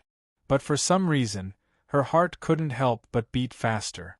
After the door opened, Tang Li strode in. He had already regained his senses. When he saw Ning Jing sitting on the couch waiting for him, a strange feeling flashed through his heart. But he didn't pursue it. He stood in front of Ning Jing and said lazily, "Come on up. I'll carry you out." He didn't know what Ning Jing's expression was, but Aunt Shuang immediately glared at Tang Li. Only then did Tang Li change his words. "Jinger, I'm here to marry you. Come home with me." Ning Jing didn't say anything. She jumped onto Tang Li's back and wrapped her arms around Tang Li's neck. She pressed her right hand on his chest and warned coldly, "Walk steadily. If you fall, you'll lose your life." Clearly, Ning Jing came back to her senses. Tang Li carried Ning Jing out of Wan Commerce Hall and into the carriage. He got on the horse and immediately left. At this time, where were Long Fei Yi and Han Yunxi? Chapter 677. After Tang Li picked up his new bride, Long Fei Yi and Han Yunxi had long followed the poison wasp to 10,000 Commerce Hall. The main defenses of the hall were located in the canyon, so there were only ordinary guards inside. Han Yunxi, who didn't know any martial arts, could only allow Long Fei Yi to carry her as he flew. Although she looked like trash, she was actually a great help to Long Fei Yi. Once they conquered the canyon and entered 10,000 Commerce Hall, the rest was as easy as turning over a hand for an expert like Long Fei Yi. Ning Qing relied on the fact that the world didn't know of the relationship between the Ning clan and Cloud Realm Trade Consortium to imprison the two Chu clan elders here without much defense. Soon enough, Long Feiyi and Han Yunxi found 10,000 Commerce Hall's secret prison. They avoided the guards and found a hidden cell. The so-called secret prison was simply a small, dark room used to imprison troublemakers or criminals who had committed serious crimes. This secret prison was completely sealed off. There was only a small iron door, and there was a strangely shaped lock on the door. Long Feiyi was dressed in black robes and a black cloth covering his face, making him look mysterious and handsome. Even his knocking on the door was pleasing to the eye. "Who's there?" A familiar voice called out from inside. It was none other than the Chu clan head. The two Chu clan elders had been locked up here for a long time. Aside from the daily delivery of food, no one else had come to contact them. The delivery men never knocked on the door, so the two Chu clan elders were on guard. "Your lordship!" Long Feiyi's low, icy voice gave the two Chu clan elders a fright. They never expected Long Feiyi and Han Yunxi to find their way here. What was he doing here? "Duke of Qin." "Long Feiyi, it's actually you?" The voices of these two people were half surprised and half wary. "Long Feiyi, what are you planning to do?" Chu Yunyi asked. He hated Long Feiyi as much as he hated Ning Qing. Although Long Feiyi and Ning Qing were enemies, the Chu clan was destroyed because of the two of them. Long Feiyi had come here. Other than killing them, what else could he do? "If you want to leave, then shut your mouth," Long Feiyi warned. Rather than saying that he was here to save people, it was more accurate to say that he was here to kidnap people. Whether the two elders of the Chu clan were willing or not, he would definitely take them away. These two were his bargaining chips to keep Chu Tianyin in check. Chu Tianyin was already an important chess piece in Cloud Realm Continent's western regions. "Long Feiyi, you mean you want to bring us out?" "Long Feiyi, are you joking around here? You seem to be in a good mood." The two elders of the Chu clan didn't believe him, but their mocking tone revealed traces of hope and hope. After all, they'd given up hope for a long time and accepted the fact that they were going to spend the rest of their lives in prison. Right now, they needed a definite answer, but Long Fei ignored them. He picked up the iron lock on the door and pondered. Although it was easy to get in, any loud noise would attract a group of people. The best way to get them out was to unlock the door. Hearing Long Feiyi fiddling with the chains, the two elders of the Chu clan exchanged glances with complicated feelings. "Long Feiyi, just what are you trying to do?" Chu Yunyi couldn't help asking. "Of course I'm taking you out." "What, you're too used to prison and don't want to come out?" Han Yunxi asked coldly. When she recalled the crimes these two had committed against Gu Beiyue, she was filled with anger. If she didn't need them, she wouldn't have come to save them. "Tianyin, just what's going on?" The Chu clan head grew anxious. "Hasn't Tianyin already thrown himself into Ning Cheng's camp? Let's talk after we get out. What's the origins of this lock?" Long Feiyi asked. "Why should old man trust you?" Chu Yunyi asked coldly. Han Yunxi snorted disdainfully, while Long Feiyi said, "Because your lordship found this place. Do you want to be Ning Cheng's dog or your lordship's hawk? Why don't you two give your lordship an answer right now?" The two elders of the Chu clan wore complicated expressions at his words. Although Long Feiyi hadn't told them the truth, they could guess that Chu Tianyin had chosen Ning Qing over Long Feiyi. If Long Feiyi could find Ning Cheng's lair, then Ning Qing had already lost a huge step. Chu Tianyin's choice was wise. Neither Chu Yunyi nor the Chu clan head were fools, but they couldn't bring themselves to do it right now. After some hesitation, Chu Yunyi said loftily, "If you want my Chu clan to swear allegiance to you, we'll have to see if you have the skills. Duke of Qin, if you can unlock this 1,000-trick lock, the two of us will leave with you." 1,000-trick lock? Exactly. Long Feiyi had been wondering if this lock was anything but simple, but he never expected it to be such a rare object. The 1,000-trick lock was a unique lock designed by 1,000 craftsmen. There were no more than 5 of them in the world. The lock was made of sturdy material and ingenious design, so it was impossible to open it with a hack or a pry. Even Tang Li wouldn't be able to do anything to it, much less a layman like him. When Long Fei Yi didn't reply, Chu Yuni laughed mockingly. If not for this lock, the 2 of us wouldn't have had to wait for you to save us. The Chu clan head hastened to add, Your Highness Duke of Qin, how about this? You break open the door and we kill our way out? How's that? Saving them and killing their way out were 2 different things. If they were rescued, the Chu clan troops would probably end up as Long Fei's subordinate. Instead, they'd join hands to fight their way out. At the very least, the 2 elders of the Chu clan would have the power to bargain with Long Fei. The 2 elders of the Chu clan were too shrewd in their calculations. They were too self-righteous. As the saying goes, a wise man submits to circumstances, while those who don't are asking for humiliation. Long Fei Yi and Han Yunxi exchanged glances in tacit understanding. Long Fei Yi retreated to one side while Han Yunxi carefully picked up the 1,000-trick lock and began to study it. Inside the cells, Chu Yuni and the Chu clan head assumed that Long Fei Yi was still trying to pick the lock. Both of them were disdainful. No matter how he tries, he'll still have to do as we say in the end, Chu Yuni muttered. Why did Tianyin fall out with Ning Qing? Long Fei Yi's even harder to provoke than Ning Qing. The 2 of them were still hoping that Chu Tianyin could use Ning Qing to make a comeback. Tianyin must have his own considerations.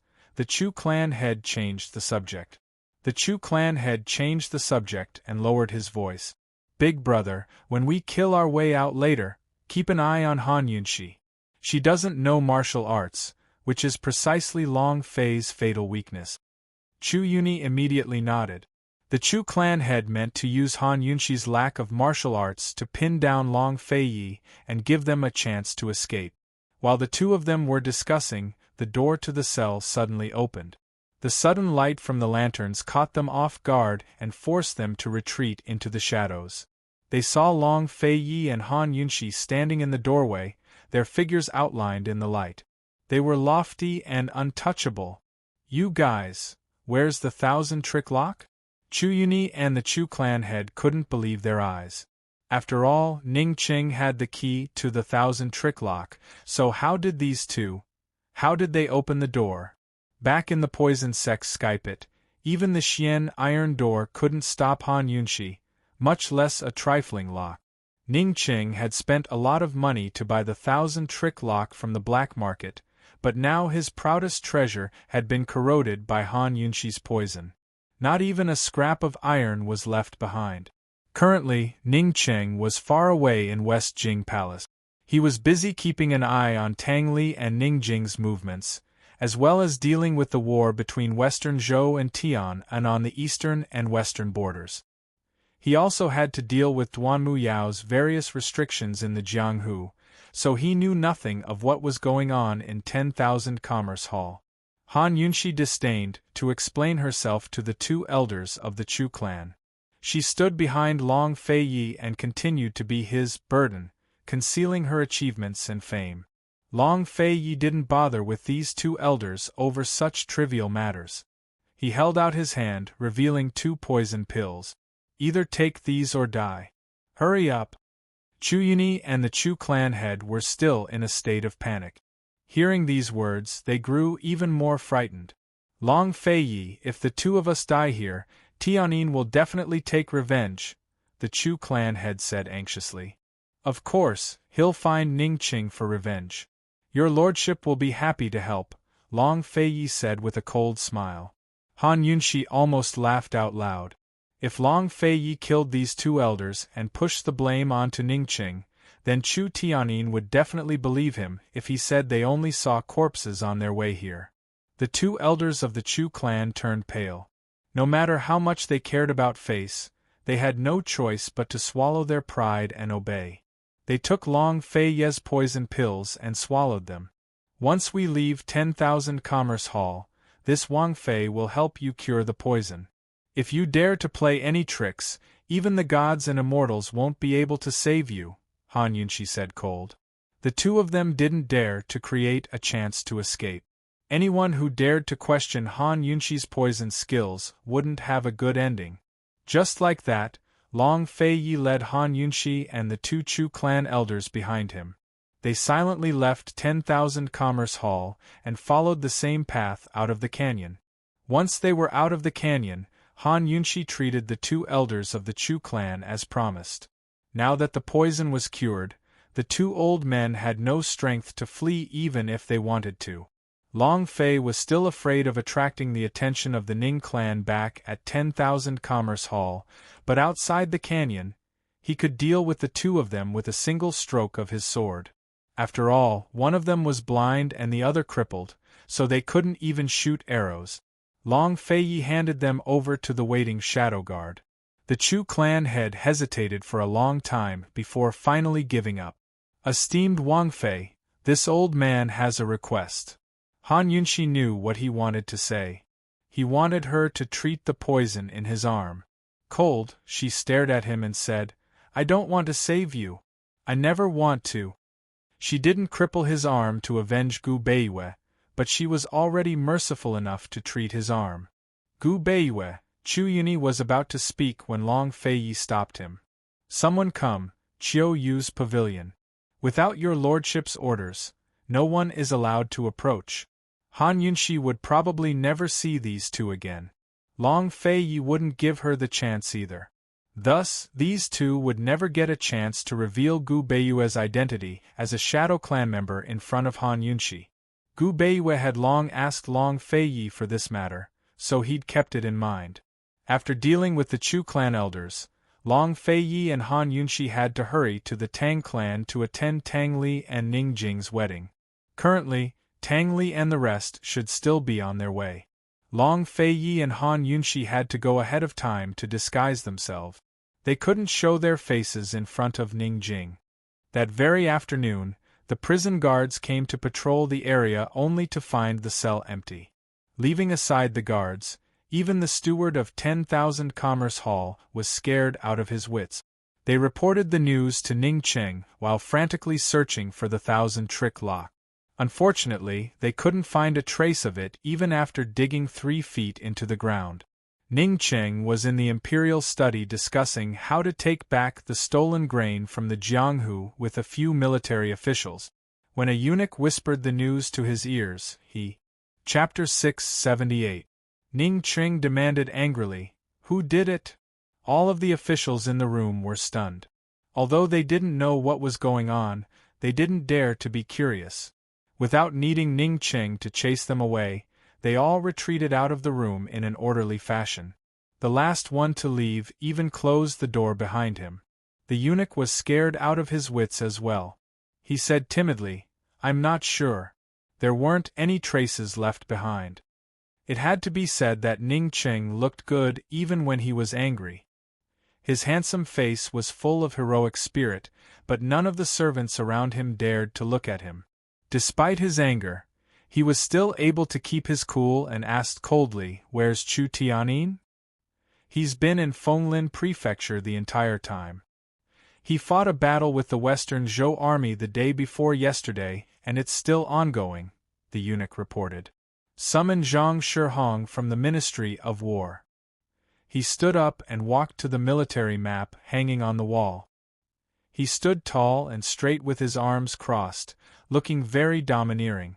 Although he wasn't dressed in military uniform, he emanated the iron-blooded aura of a military man.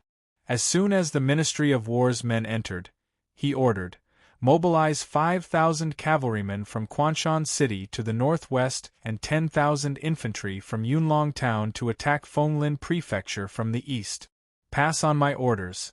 Anyone who captures Chu Tianyin will be rewarded with 10,000 taels of gold." "Your Highness Duke of Ning, this." Zhang Shihong had no choice but to gather his courage and ask, "Why is this so?" "The Chu clan troops are the main force defending Fenglin Prefecture against Western Zhou's army. This." Before he could finish, Ning Cheng slowly turned around. Seeing his cold expression, Zhang Shihong didn't dare to continue. Yes, this official will do it right away. With the two elders of the Chu clan rescued, Ning Qing wouldn't be able to control Chu Tianyin anymore. Chu Tianyin would definitely rebel. As soon as Zhang Shihong left, Grand Concubine Ningen, hurried over. She'd received news from Cloud Realm Trade Consortium as well and asked as soon as she entered, "Does this matter have anything to do with the Tang clan?" Ning Qing was thinking the same thing. Not necessarily. Everyone knows that Tang Li married Ning Jing. It's possible that the rescuer used this chance. It's not easy to sneak into the canyon, find one commerce hall and rescue them. Ning reminded. You mean? Ning Qing also became serious. Tang Li and Long Fei Yi have a close relationship, Ning said seriously. Ning Qing could no longer remain calm. If the Tang sect was involved with the Long Fei Yi, then Ning Jing's marriage would not be simple. It's not too late to stop Ning Jing now. We can't let Ning Jing's sacrifice be in vain, Ning said anxiously. Ning Jing was taking a risk by marrying over with her arms. Ning Jing was capable, but she was still a woman. How could she be a match for Long Fei Yi, that old fox? This is only a guess. If the Tang clan has nothing to do with the Long Fei Yi, then Ning Jing's marriage won't be easy to deal with. Ning Qing hesitated before adding, let's see if Chu Tianyin defers to Western Zhou or the Long Fei Yi. We'll have an answer soon enough. If the rescuer could use the time of Ning Jing's wedding to find 10,000 Commerce Hall, then Chu Tianyin must have provided them with clues. If he guessed correctly, Chu Tianyin had already revealed the relationship between Cloud Realm Trade Consortium and the Ning clan. Chu Tianyin had probably received the news by now, so he'd definitely rebel. General Chu had suffered heavy losses in the last war and had no way to establish his own faction. Thus, Chu Tianyin only had two choices: surrender to Western Zhou or join the Long Fei Yi. Soon enough, they'd find out who Chu Tianyin's accomplice was. Isn't it too risky for you to wait like this? Ningen asked. At worst, we'll just lose Fenglin Prefecture. Your lordship can afford to lose. Ning Qing was still calm as he asked, Ning Jing should be here by now, right? Tomorrow is the 28th. The auspicious hour is in the morning, so she should be here soon, Ningen replied honestly. Tell her that since she's given the weapons trade as her dowry, she can forget about coming back if she can't control the Tang clan's assassination weapons within a year, Ning Qing said coldly. Ningen doted on her little sister, but didn't dare to say a word. Leaving aside marriage, even if Ning Qing wanted to sacrifice their lives, they could only obey. If necessary, Ning Qing would even sacrifice his own life for the sake of it. The Ning clan's mission was its glory and honor, always above all else. Ning Jing was completely unaware of all of this. She sat in the carriage the entire way. Aside from the necessary instructions to eat, drink, go to the toilet, and sleep, she didn't say a single word to Tang Li. She originally thought that Tang Li would be chatty the entire way, but unexpectedly, he didn't even take the initiative to speak to her. He was so quiet the entire way that Ning Jing almost forgot that she was on her way to get married. She couldn't ask for more when Tang Li didn't say anything. She could use this time to think about the Tang clan and how to deal with all kinds of problems. Although she was young, she didn't have the wishful thinking of a young girl. She knew that Madame Tang wouldn't let her off so easily for scheming against Tang Li. It was probably Madame Tang's idea that the wedding procession was so shabby. Thinking up to here, Ning Jing's lips curled into a disdainful sneer. Did Madame Tang think that she could hurt her and humiliate her just because of this? She was looking down on Ning Jing too much. They didn't treat this as a wedding, and she didn't take it seriously either. She wanted to see who would be able to win. On March 28th, the wedding procession arrived at the foot of the Tang clan's Crouching Dragon Mountain. The carriage slowly stopped, and Ning Jing secretly looked out of the window. She saw that the magnificent mountain gate of the Tang clan had no decorations, and there were no extra attendants to welcome them. There was no festive atmosphere. Ning Jing snorted. She covered her head with the red veil and sat in the carriage. Soon, the wedding nanny came to help her out of the carriage and changed into a wedding sedan to go up the mountain.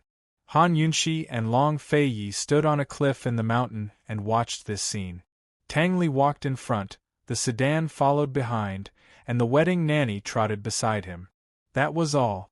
There wasn't even any joy. Those who didn't know the situation wouldn't be able to tell that the bride was the young master's wife. I didn't expect there to be someone more miserable than me, Han Yunxi joked. When she got married, at least the streets were bustling with noise and excitement. Actually, Ning Jing wouldn't have fallen to Han Yunxi's hands. At the very least, Tang Li would be the one to pick her up. At least, everything had been suppressed first and then revealed later. Tang Li had spent a lot of effort on this. Han Yunxi, on the other hand, had walked into her husband's house all by herself. Long Feiyi stood behind her. It wasn't clear whether he heard her words, but his eyes were hooded.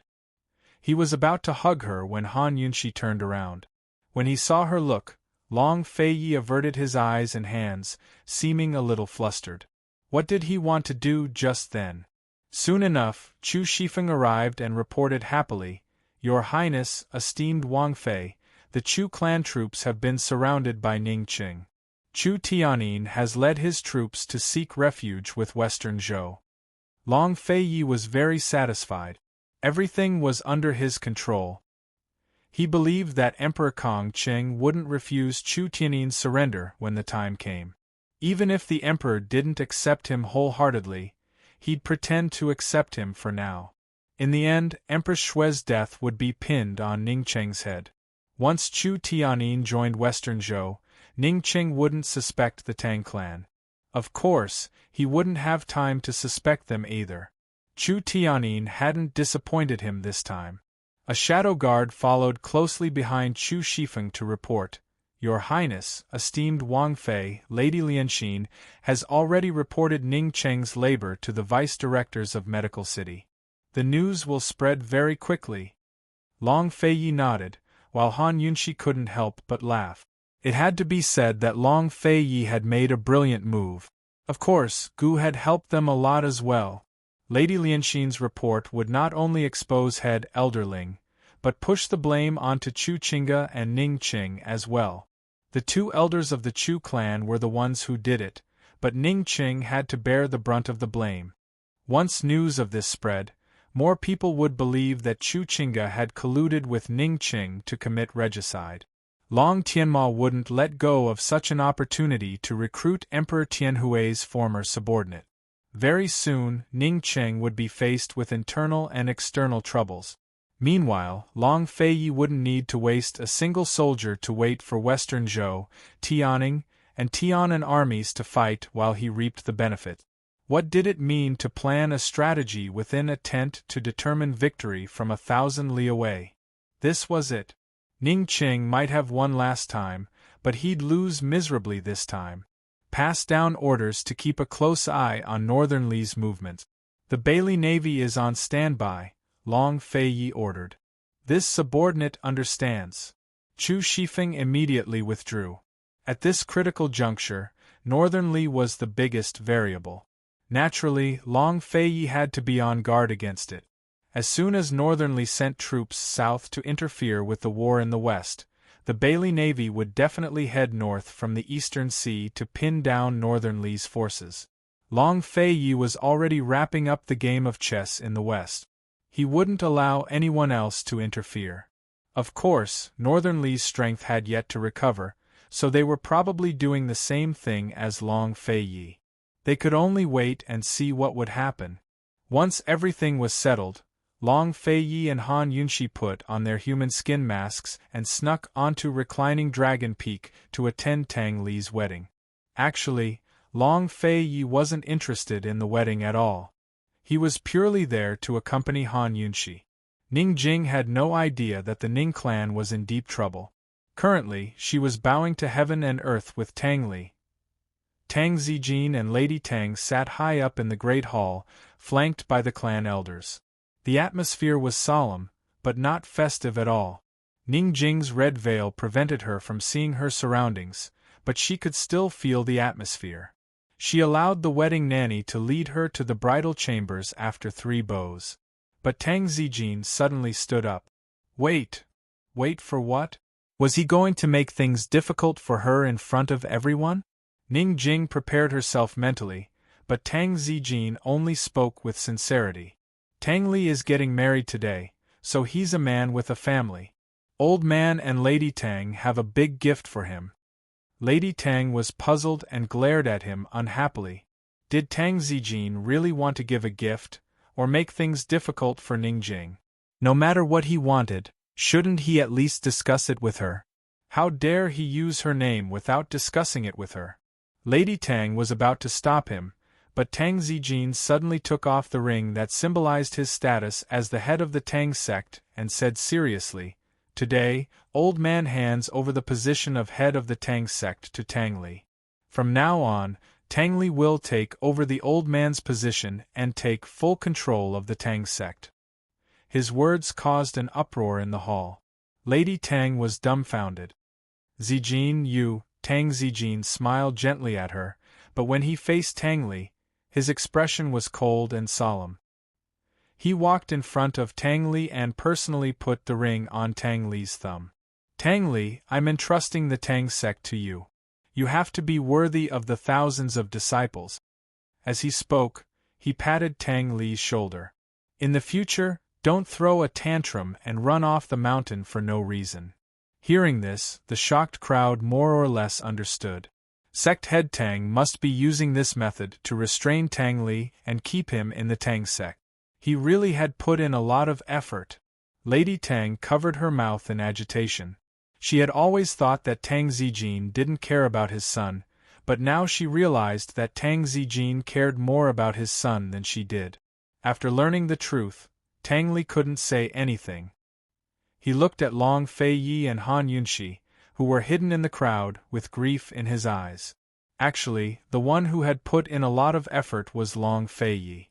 She didn't know if Tang Li would understand. Ning Jing's hands turned cold when she heard all this.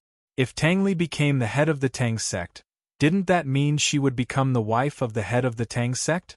Would she have to stay with Tang Li on reclining Dragon Peak from now on? Ning Jing was still in a daze. Soon, the crowd was filled with congratulations. Of course, the matchmaker's voice rang out again. "Send them to the bridal chamber." Chapter 679. Send them to the bridal chamber. The wedding nanny's voice brought Ning Jing back to her senses. She had long prepared for the bridal chamber. She drugged Tang Li unscrupulously, but it didn't mean that she was a loose woman. She had already given Tang Li such a big advantage. She would never give him any more. Suddenly, Tang Li took her hand. His hand was warm, thick and rough, giving Ning Jing a wonderful feeling. They had made love last night, but this was the first time they held hands.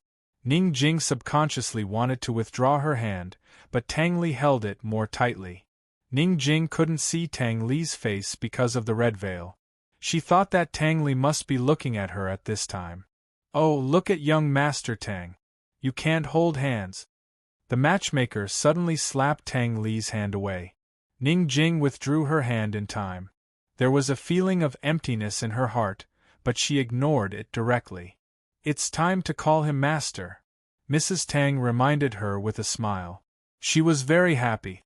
Once her son got married, she would be the old man's woman, and Tang Zijin would be the old master. Yes, yes. Isn't this servant speaking too fast? "Master, don't worry. When you get to the bridal chamber, you can hold hands however you want.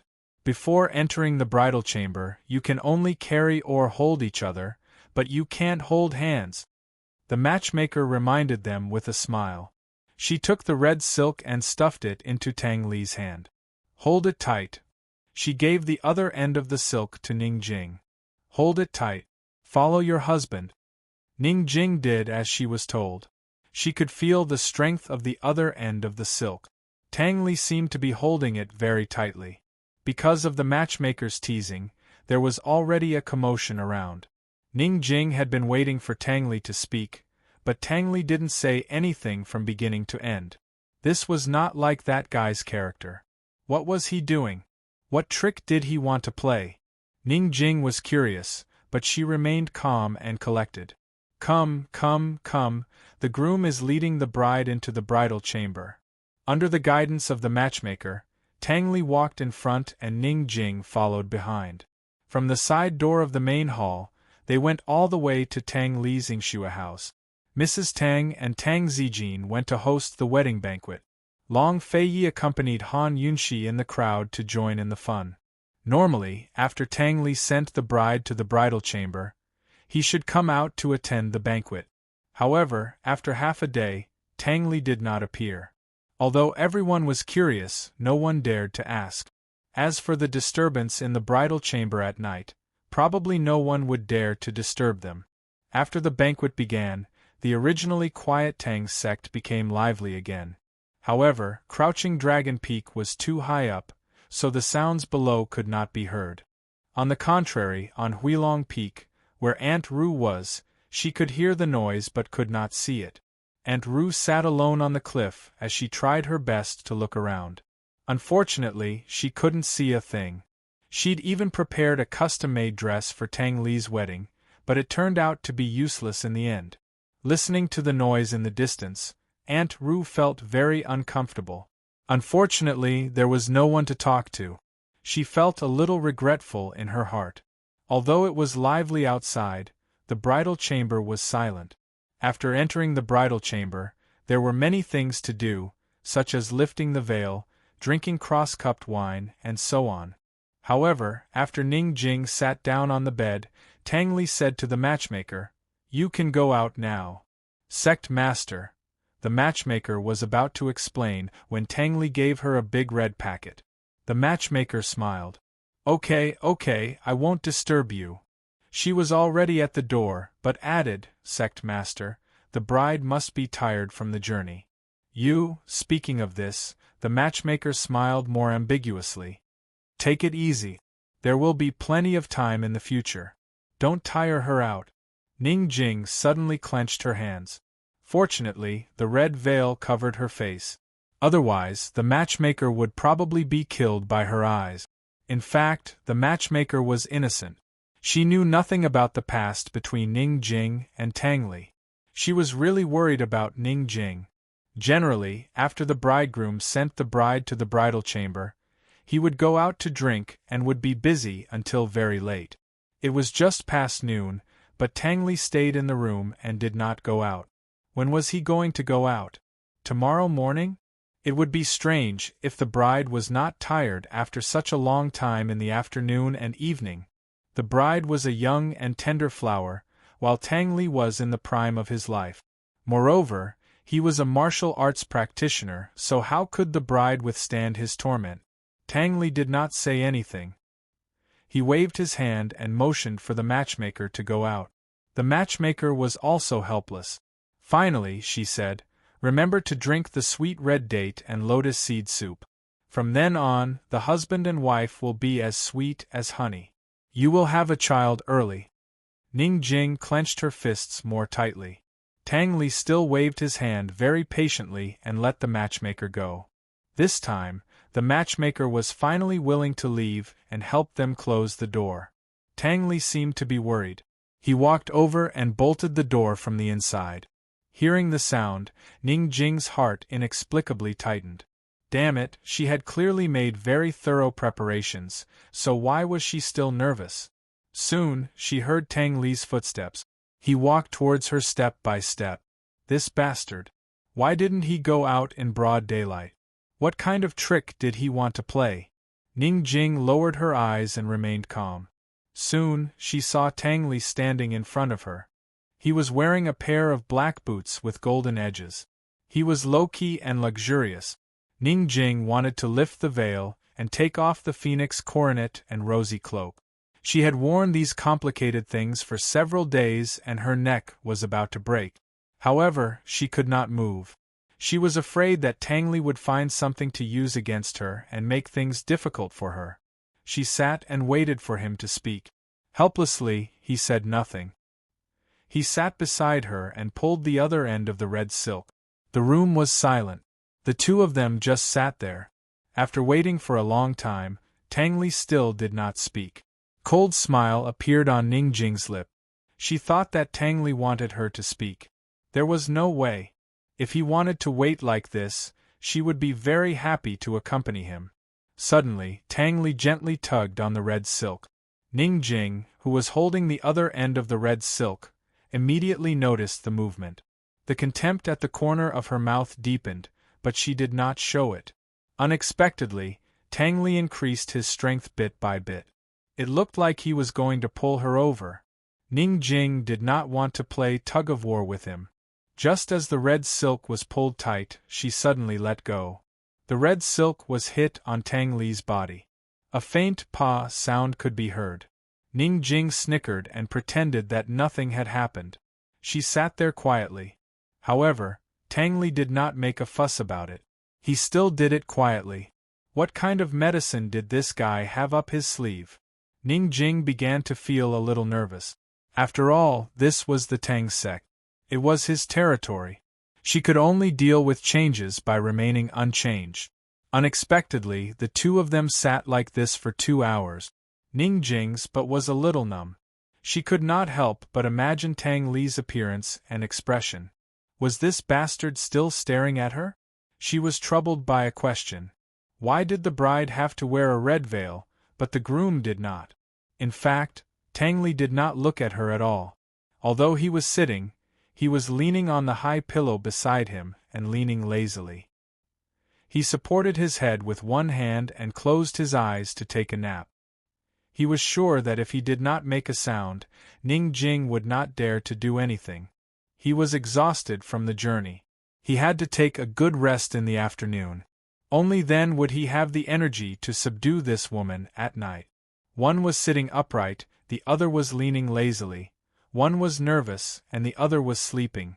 The quiet and beautiful afternoon passed just like that. When night fell, Tang Li lazily opened his eyes and sat up straight to stretch. Ning Jing secretly paid attention to the movements around her and became alert again. Tang Li got up and rubbed his stomach as he walked to the table. He was hungry. He finished the 20,000 red date and lotus seed sweet soup in no time. Bastard! Ning Jing cursed in a low voice. She had been hungry for a long time.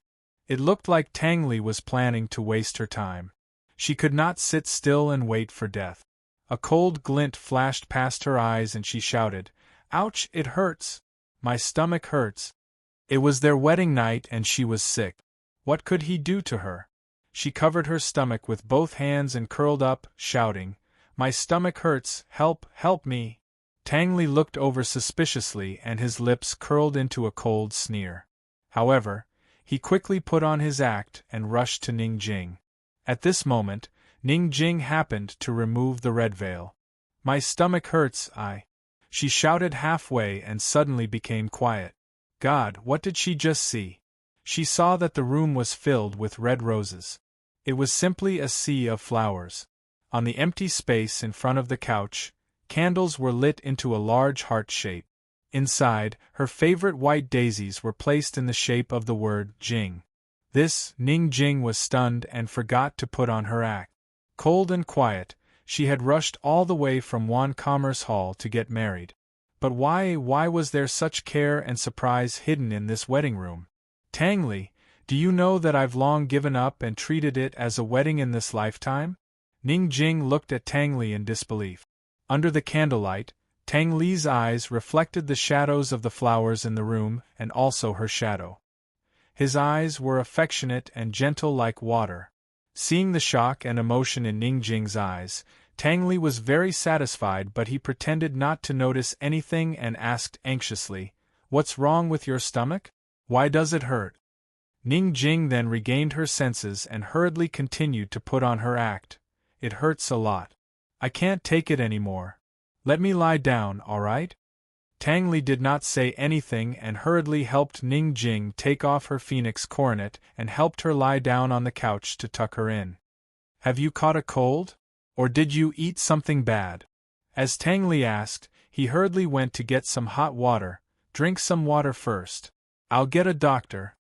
Ning Jing had not drunk a drop of water the whole day, and was waiting for the water to drink. She drank and said, "No, maybe my period is coming, so it hurts a lot.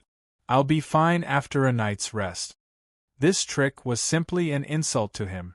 A sly look flashed in Tang Li's eyes and he pretended not to understand. Period?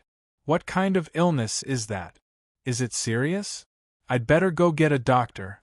I'm worried about you. No matter how open-minded Ning Jing was, she would still feel awkward. Tang Li was such a playboy. How could he not understand this kind of thing? He must be faking it. Don't think that she could not see that the decoration of this room was indeed very meticulous, but there was an ulterior motive. Trying to deceive her? No way.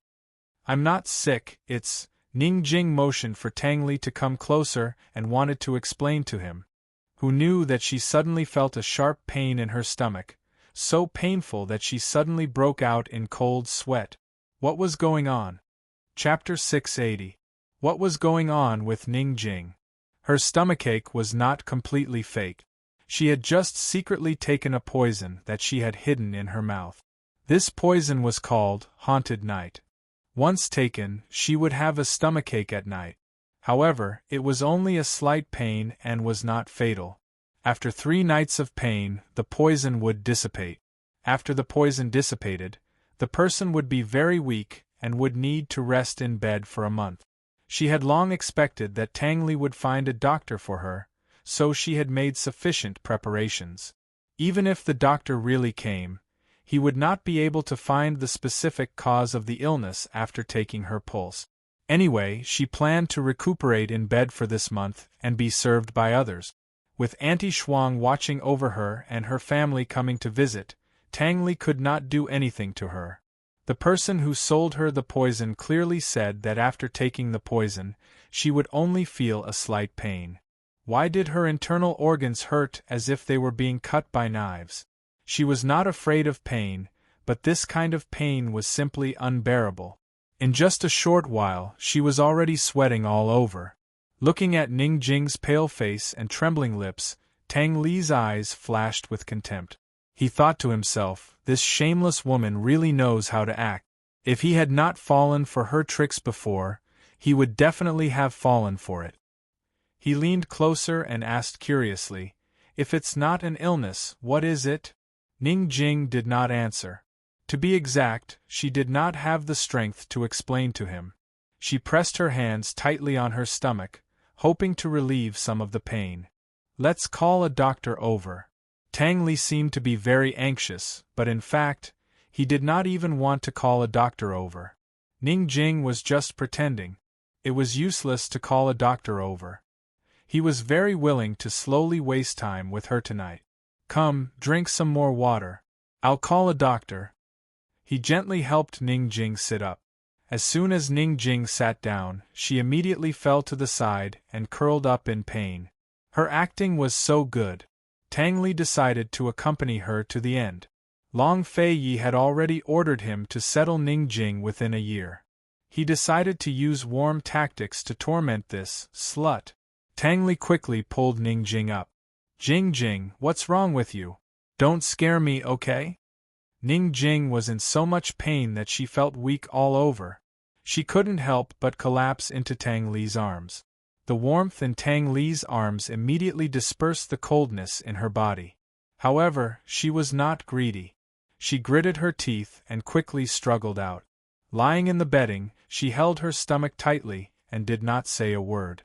"Jing, wait, I'll call the doctor right away." When Tang Li opened the door and came out, he saw Aunt Shuang pacing back and forth in the courtyard. "Tang, Aunt, son-in-law." Aunt Shuang was still calm. She thought that the young lady's plan should have succeeded. Tang Li must have come out to summon the doctor. Unexpectedly, Tang Li glanced at her and went back in without saying anything. What was going on? Aunt Shuang became uneasy. Just as she was about to approach, 2 shadow guards immediately appeared and stopped her. Inside the room, Ning Jing saw that Tang Li had returned and finally breathed a sigh of relief. It was good that he had called the doctor. She was saved. Tang Li still poured warm water and knelt in front of the bed. He gently coaxed, Jing Jing, drink some water. The doctor will be here soon. Ning Jing turned her face away and ignored him. Tang Li was very patient. He climbed onto the bed and knelt in front of Ning Jing. Jing Jing, don't be like this. If you do this, my heart will ache.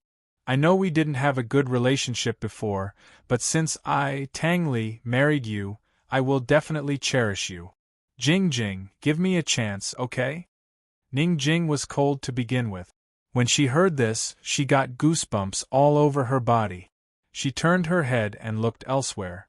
Tang Li caught up with her and held the cup in front of her with both hands. Jing Jing, take it that I'm begging you. Drink some water, okay? Her stomach hurt more and more. Her internal organs seemed to be stirred together. Ning Jing was in so much pain that she was about to cry. She buried her head in the blankets and her frail body couldn't help but tremble. Tang Li was having a lot of fun. His lips curled into a devilish smile. He moved closer ambiguously and forcefully pulled Ning Jing's hand to slap his face. Jing Jing, hit me. As long as you're willing to see a doctor, you can hit me however you want. After he said that, he really pulled her hand and slapped his face repeatedly.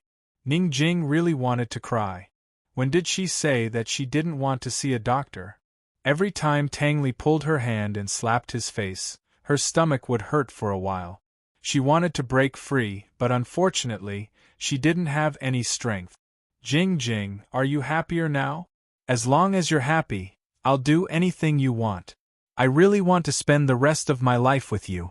That night, although, as Tang Li spoke, he pretended to smile helplessly before continuing, no matter what, I'll take responsibility until the end. Jing Jing, I, Tang Li, will only love you in this lifetime. We'll live on Crouching Dragon Peak in the future and forget about all the complicated worldly affairs. We'll plant daisies all over Crouching Dragon Peak, okay? When autumn comes, the mountains and plains will be filled with your favorite flowers. I won't do anything. I'll sit with you in the sea of flowers every day and watch the sunrise and sunset. Okay? Ning Jing didn't react at all. Tang Li asked again, Jing Jing, give me a chance. Fall in love with me, okay? Finally, Ning Jing slowly raised her head. Her face was covered in tears. Tang Li was shocked. He didn't expect that this woman, who seemed difficult to deal with, could be settled with just a few flowery words. He had to admit that he was quite disappointed. Unexpectedly, Ning Jing suddenly burst into tears. Boo-hoo! Tang Li, why isn't the doctor here yet? She was in so much pain that she was about to die. The corners of Tang Li's mouth twitched a few times. Just as he was about to speak, Ning Jing suddenly cried out again and spat out a mouthful of black blood. Then, she fainted. Tang Li was shocked. Only then did he realize that Ning Jing wasn't faking it. She was really in pain. This black blood was probably poison. Hey! Ning Jing, what's wrong? Don't scare me. Hey, wake up. Damn it. Tang Li shook Ning Jing a few times, but Ning Jing didn't react at all. He touched her hand and realized that her hand was unusually cold. He tested her breathing and was shocked to find that her breath was very weak. It could even be said that her breath was drifting. Ning Jing, we haven't settled our debts yet. If I dare to die, I won't let you off. Tang Li warned angrily. He didn't realize that he was panicking. Suddenly, Ning Jing retched a few times. Blood flowed out of the corner of her mouth. It was black blood again. Tang Li was completely shocked. Without saying anything, he immediately got off the bed and ran out. He even forgot to put on his shoes. When Auntie Shuang saw him coming out, she wanted to go up to him. However, Tang Li knocked her aside and used his qigong to fly away. He went straight to the main hall of Crouching Dragon Peak. Sister-in-law. Sister-in-law, where are you? Sister-in-law, come out! Sister-in-law, help! Sister-in-law! Tang Li shouted as he rushed into the main hall. There was only one banquet table in the main hall. Tang Zijin and Madame Tang sat at the head of the table, followed by Long Fei Yi and Han Yunxi. Seeing Tang Li come in barefooted and disheveled, everyone was dumbfounded. What was going on? Tang Li, what's wrong with you? Tang Zijin asked sternly. Madame Tang quickly got up. Ali, what's wrong? Did that brat Ning Jing bully you? Tang Li ignored her and rushed to Han Yunxi. Sister-in-law, Ning Jing has been poisoned. Hurry and save her. Hurry! When he said this, everyone was shocked. How did she get poisoned? What happened? Who poisoned her? Tang Li, what about you? Are you okay? Everyone started asking questions at once. Han Yunxi didn't waste any time and asked directly, do you know what poison she got? What are the symptoms? How long has it been? How is she now? When Han Yunxi opened her mouth, everyone shut up. I don't know. She said her stomach hurt and then she vomited black blood. I gave her some water. She hasn't eaten anything all day, Tang Li said anxiously. Her whole body is cold and her breathing is very weak. Sister-in-law, hurry and save her. I beg you. Everyone listened carefully. When they heard Tang Li's last words, they all looked at each other. Madame Tang wondered if Tang Li was too pretentious. Why was he still pretending here? She knew her son best. Other than Long Fei Yi, when had this boy ever said the word beg so easily? Let's go and take a look. Hurry! Han Yunxi made a prompt decision. Long Fei Yi stopped her and was about to remind her when Han Yunxi said, Don't worry, I won't go in. Although Ning Jing only brought a servant, Auntie Shuang, with her, they still had to be careful to avoid exposing their identities. She told Tang Li, hurry up and find a doctor to check on her and tell me her pulse. Also, collect the blood she vomited and give it to me as soon as possible. I'll wait outside the courtyard. Tang Li immediately went to do it. Long Fei Yi personally rushed over with Han Yunxi. At this juncture, Ning Jing couldn't die, especially not in the Tang sect. Soon, Tang Li collected the black blood and gave it to Han Yunxi. He also told her about the doctor's diagnosis. His hands trembled slightly as he held the plate of black blood. Han Yunxi didn't even activate the detoxification system. She could tell at a glance that the poison in the blood was Ghost Night Out. She instantly understood what was going on. Taking this poison would cause slight abdominal pain for 3 consecutive nights. After that, the body would need to recuperate for a month. This must be Ning Jing's trick. She wanted to avoid the wedding night and also wanted to avoid her mother-in-law making things difficult for her. This was a good idea. Unfortunately, she wasn't very lucky.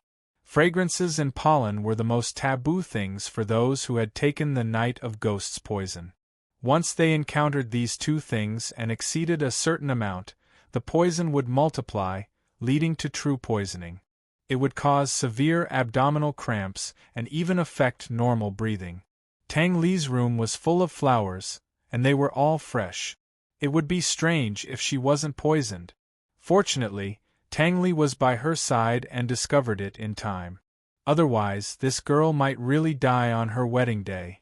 Han Yunxi quickly made the antidote and gave it to Tang Li. Tang Li took it and ran back. Han Yunxi was in disbelief. She muttered to herself, Why are you in such a hurry? What happened? Long Fei Yi asked. Han Yunxi told him the truth. Long Fei Yi didn't ask anything else.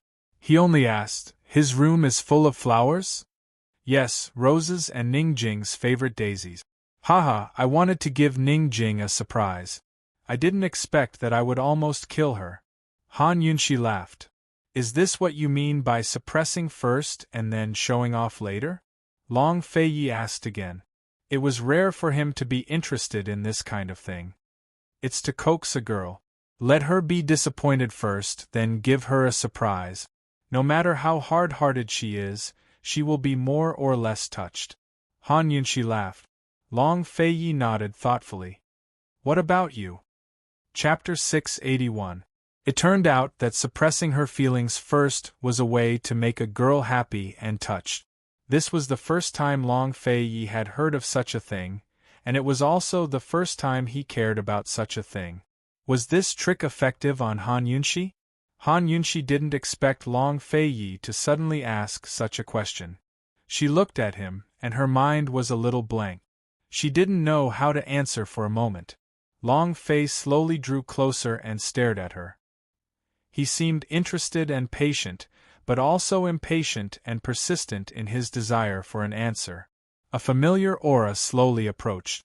Han Yunshi subconsciously leaned back, wanting to put some distance between them. She didn't reject this man's approach, but his aura was too strong. If he was too close, she would have difficulty breathing, her heart would race, and she would be inexplicably nervous.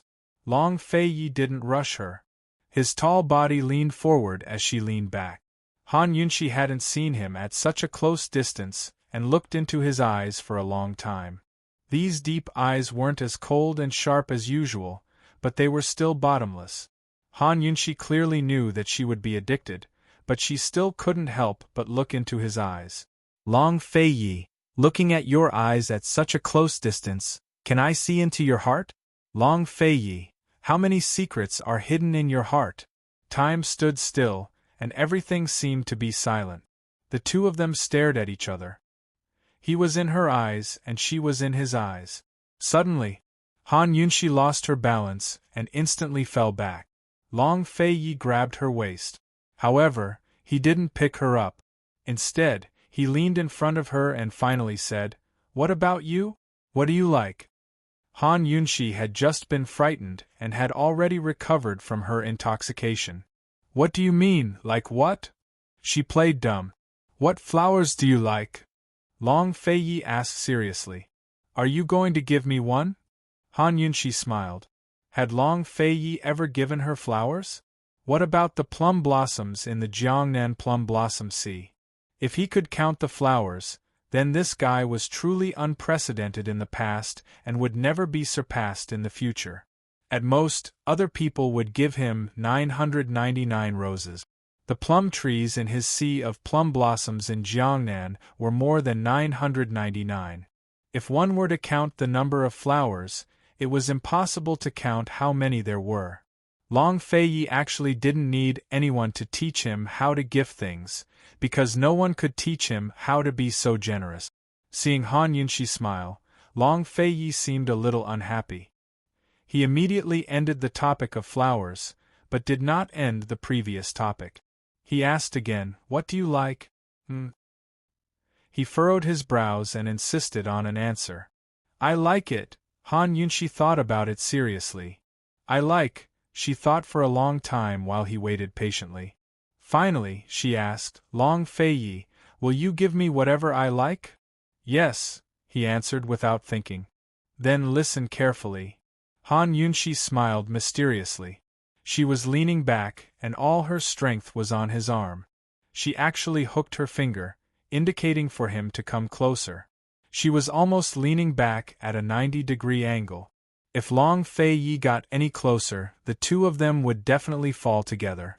Long Feiyi suddenly scooped her up and pushed her into his arms. He tilted his head and put his ear close to hers. "Say it." "I like it." Han Yunshi kept him in suspense again. She smiled faintly. "I like it, Long Feiyi's patience seemed to have no limit in front of this woman. "I like Long Feiyi. Can you give him to me?" Han Yunshi finally gave an answer. Although it wasn't her first time confessing, her ears were still a little hot. Long Feiyi stared blankly. Han Yunshi gently pinched his good-looking chin and smiled. "You have to keep your word. You can't go back on it." Long Feiyi allowed her to play with his chin as he asked indifferently, "Wasn't this prince yours long ago? When did you lose this prince, and now you want to go back?" She had once said that she wanted all of him.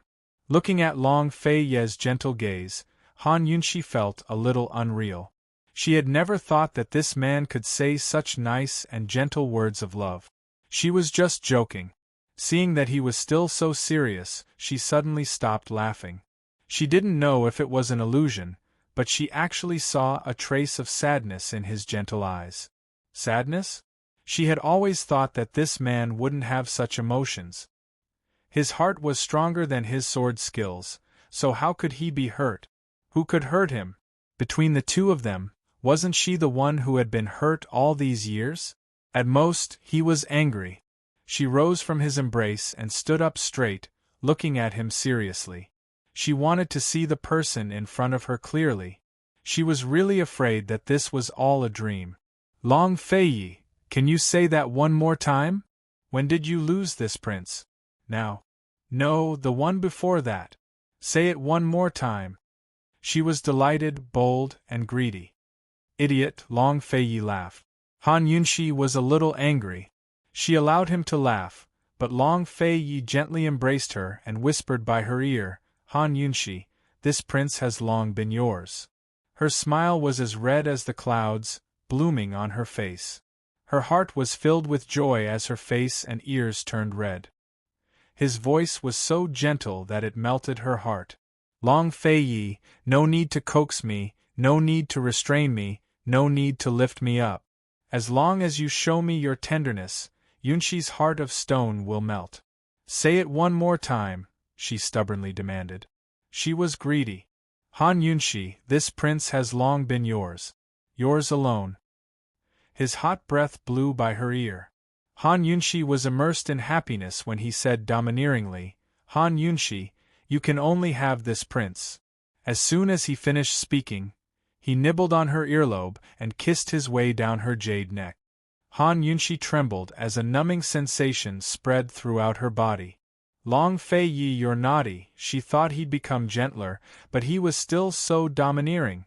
She used all her strength to push him away, but he restrained her hands. He seemed to like her collarbone very much. His kisses lingered around that area, both domineering and greedy. No matter how she pushed, he didn't feel at ease. In the end, she had no choice but to let him bully her. He kissed her all the way down to the place where her clothes overlap. He seemed to want to continue, but suddenly stopped. Han Yunxi was calm at first, but she couldn't take it anymore and wrapped her arms around his neck. Long Fei, that's enough. That's enough. They were outside Tang Li's courtyard in broad daylight. If someone saw them, where would she put her face? It was clearly Tang Li and Ning Jing who were in the bridal chamber, all right? Between the two of them, who was more conservative and who was from the modern era? Fortunately, Long Fei was still rational. His lips landed on her collarbone and planted a fierce kiss there before he let her go. He even thought about the question from before and asked, besides this prince, what else do you like? I'm not telling you. Han Yunxi huffed as she glared at him. At this moment, Tang Li suddenly scurried out from the side. Sister-in-law, Han Yunxi jumped in fright. Fortunately, this guy didn't see anything. Sister-in-law, Ning Jing is all ready. Tang Li suddenly stopped when he saw Han Yunxi. He looked at Han Yunxi and then at Long Fei with a look of disbelief. What's wrong? Ning Jing hasn't recovered yet? Han Yunxi asked with concern. The poison has been neutralized, but she's still unconscious, Tang Li muttered as his gaze unconsciously drifted to Han Yunxi's collarbone. However, when Long Fei glared at him, he immediately looked away and turned to leave. This guy came in such a hurry, but he's leaving just like that? Han Yunxi stopped him. How's her pulse? The doctor said it's normal. Tang Li finally remembered his purpose in coming here and asked, Sister-in-law, when will Ning Jing wake up? Han Yunxi grew serious when it came to professional matters. Once the Ghost Rampage Knight's toxicity increases, it'll cause serious damage to the body, especially to the respiratory tract. How can her pulse be normal? I had the doctor take her pulse 5 times. They were all normal, Tang Li said hastily. 5 times? Han Yunxi looked doubtfully at Tang Li. Is that necessary? Why are you in such a rush? I'm just suspecting that the pulse isn't right. Tang Li hastened to explain. Sister-in-law, that slut just married into our family. If anything happens to her, we won't be able to explain things to Cloud Realm Trade Consortium. She asked for it herself, Han Yunxi said coldly. She won't admit it either. She might even accuse me of poisoning her, Tang Li added. Han Yunxi thought it made sense. If her pulse is normal, then that means her body is strong enough to withstand the poison. She's so thin. How can her body be strong? Tang Li was doubtful. Being fat and thin isn't necessarily related to one's body, Han Yunshi said seriously. It's fine as long as she's fine. Aren't you going back yet? Long Feiyi interrupted. He had no patience to listen to Tang Li and Han Yunshi discuss another woman's body. Tang Li was about to leave when he turned back. Sister-in-law, does that mean her pregnancy won't be affected by the poison? What do you mean? Han Yunshi asked. Her body is strong, but you can't. Are you that impatient? Although she didn't like Ningjing, she couldn't let Tang Li bully a woman like this. After all, Ningjing had just been poisoned and was still unconscious. Tang Li felt wronged. He couldn't help but glance at Han Yunshi's collarbone and said timidly, I mean in the future. In the future. Although Ningjing was unscrupulous and shameless, he wasn't such a beast to take advantage of her. Actually, he was only thinking about having a child because he felt that it would be easier to trap Ningjing in Crouching Dragon Mountain if they had a child. As for how to have a child, he really didn't think about it seriously. Of course it won't affect her in the future. She should recover after resting for a day or two, Han Yunshi said lightly. Thank you, sister-in-law. Tang Li pretended to carelessly rub at his collar before giving Han Yunshi a meaningful look. Finally, he left. Han Yunshi finally noticed something strange. She rubbed her neck and asked Long Feiyi, What's wrong with me? Nothing much. Go rest, we'll be leaving tomorrow, Long Fei intoned. Han Yunshi didn't ask any questions. By now, Lady Tang and Tang Zijin had arrived.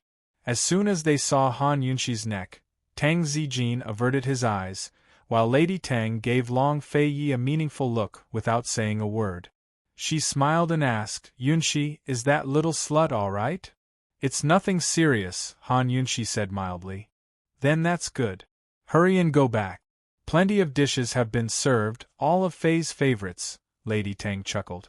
Fortunately, Han Yunshi didn't go back to the main hall, or else she wouldn't dare to come to the Tang clan again. When she returned to her room and sat down in front of the mirror, she immediately discovered that there was a Chapter 682.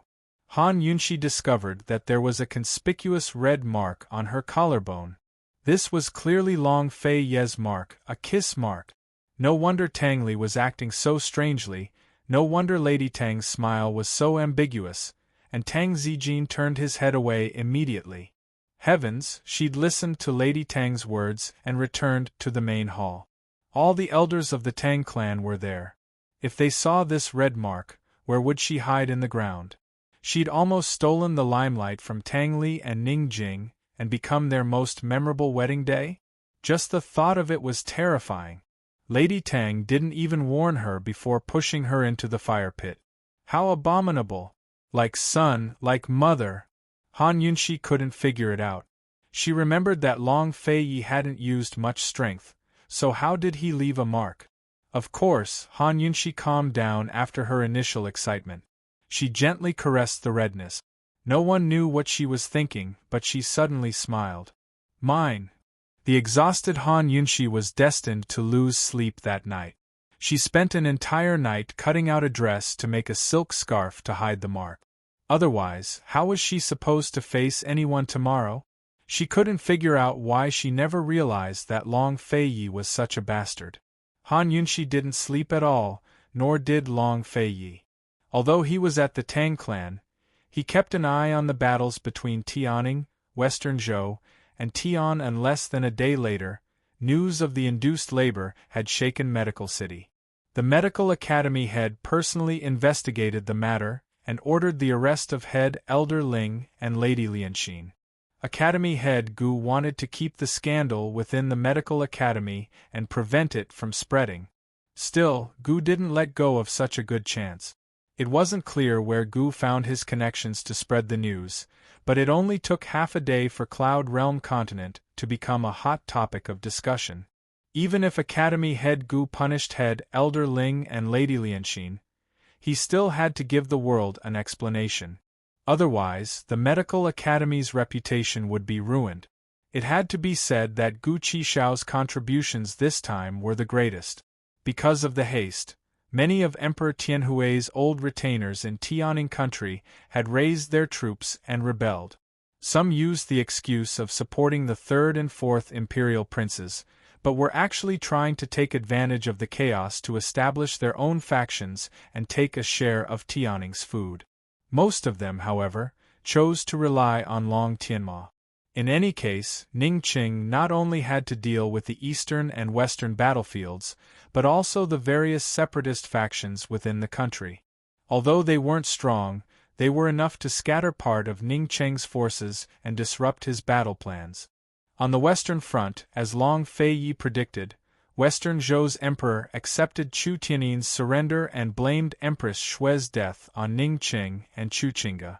The emperor even sent more troops to Chu Tiannin, who had the best understanding of the western regions and ample experience in battle. Tonight, he destroyed one of Ning Cheng's elite troops.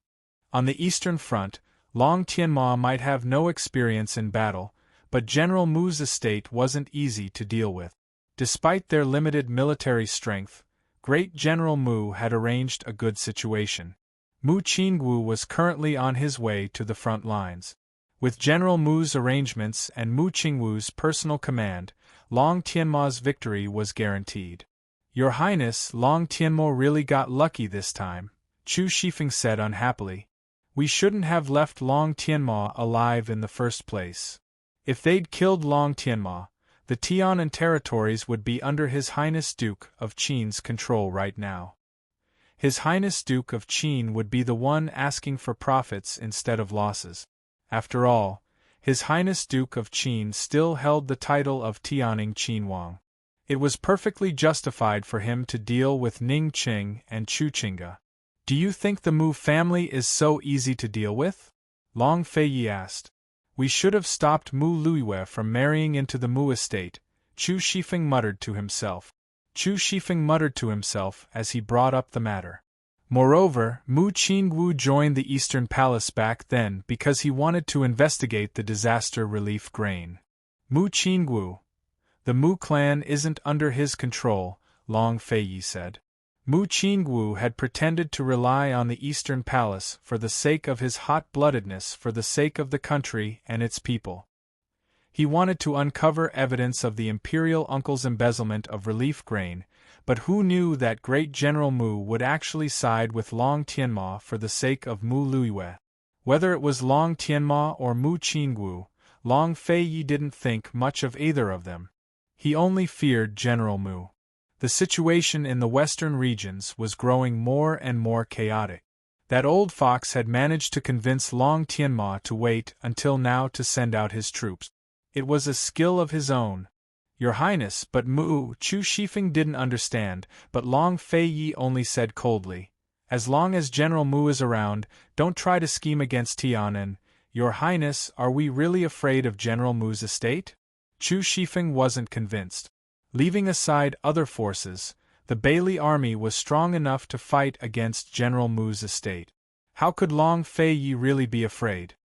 He lazily sat on the warm couch and casually said, "In this world, besides the Chu army and the Mu army, who else knows the Northern Li's cavalry better?" Long Feiyi had said during Tianing's civil unrest that Tianing and Tian were meant to defend against Northern Li's cavalry. The south-central region was a land of fish and rice, a rich and fertile land.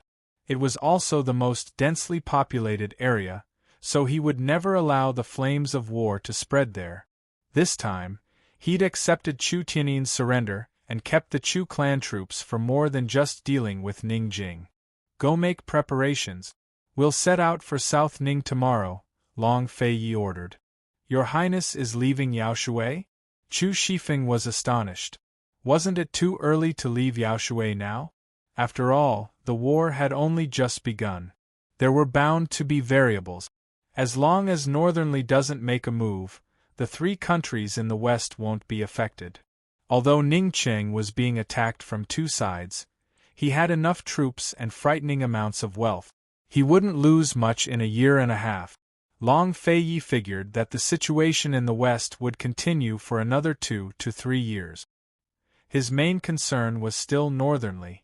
He had to return to South Ning and the Bailey army to figure out the situation there. Moreover, Bailey Yuanlong had sent him a few letters saying that the noble families in the south-central regions were making a big fuss. It was time for him to go back and suppress their arrogance. The central regions of Cloud Realm continent were home to the noble families, the eastern regions were home to the merchants, and the western regions were home to the Jianghu. The so-called noble families were noble clans that passed down generations of official titles. There were plenty of such families in the south-central regions, but they were far away from the emperor. Their influence grew stronger and stronger until the commander-in-chief's estate rose to prominence. More than a year had passed, but the commander-in-chief's estate hadn't given them any benefits. How could they let the matter rest? If they stirred up chaos in western Zhou, Tianning, and Tianan, the commander-in-chief's estate couldn't afford any internal strife. Besides these two matters, Long Fei still had to go back and check the accounts of his various businesses. He also had to ask Gu about the situation with the perplexing butterfly illusion. In any case, Long Fei was extremely busy. But that wasn't what he was most concerned about. Instead, he wanted to go to Celestial Mountain. There were many unknowns on this trip, so he had to take care of all the matters at hand to prevent any unexpected events. After all, he was going to face a lot of trouble on this trip. He didn't want to run into any more trouble.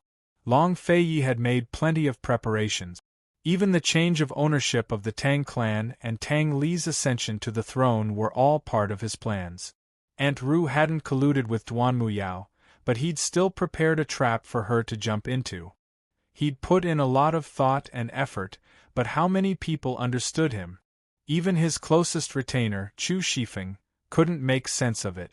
After Chu Shifeng left, Long Fei went to his usual spot, Han Yunxi's roof. He sat there and stared at Tang Li's brightly lit courtyard. For the first time, he had high hopes for his little brother, Tang Li. He hoped that Tang Li could take control of the Tang clan and Ningjing within this year. Late at night, Han Yunxi was sewing a silk scarf in her room, while Long Fei quietly stared at the swing in the courtyard. Years ago, his imperial mother had ended her life on this very swing. By the third watch of the night, Tang Li's courtyard was still brightly lit. Ningjing had finally woken up, but Tang Li had already fallen asleep. There was no one else in the room.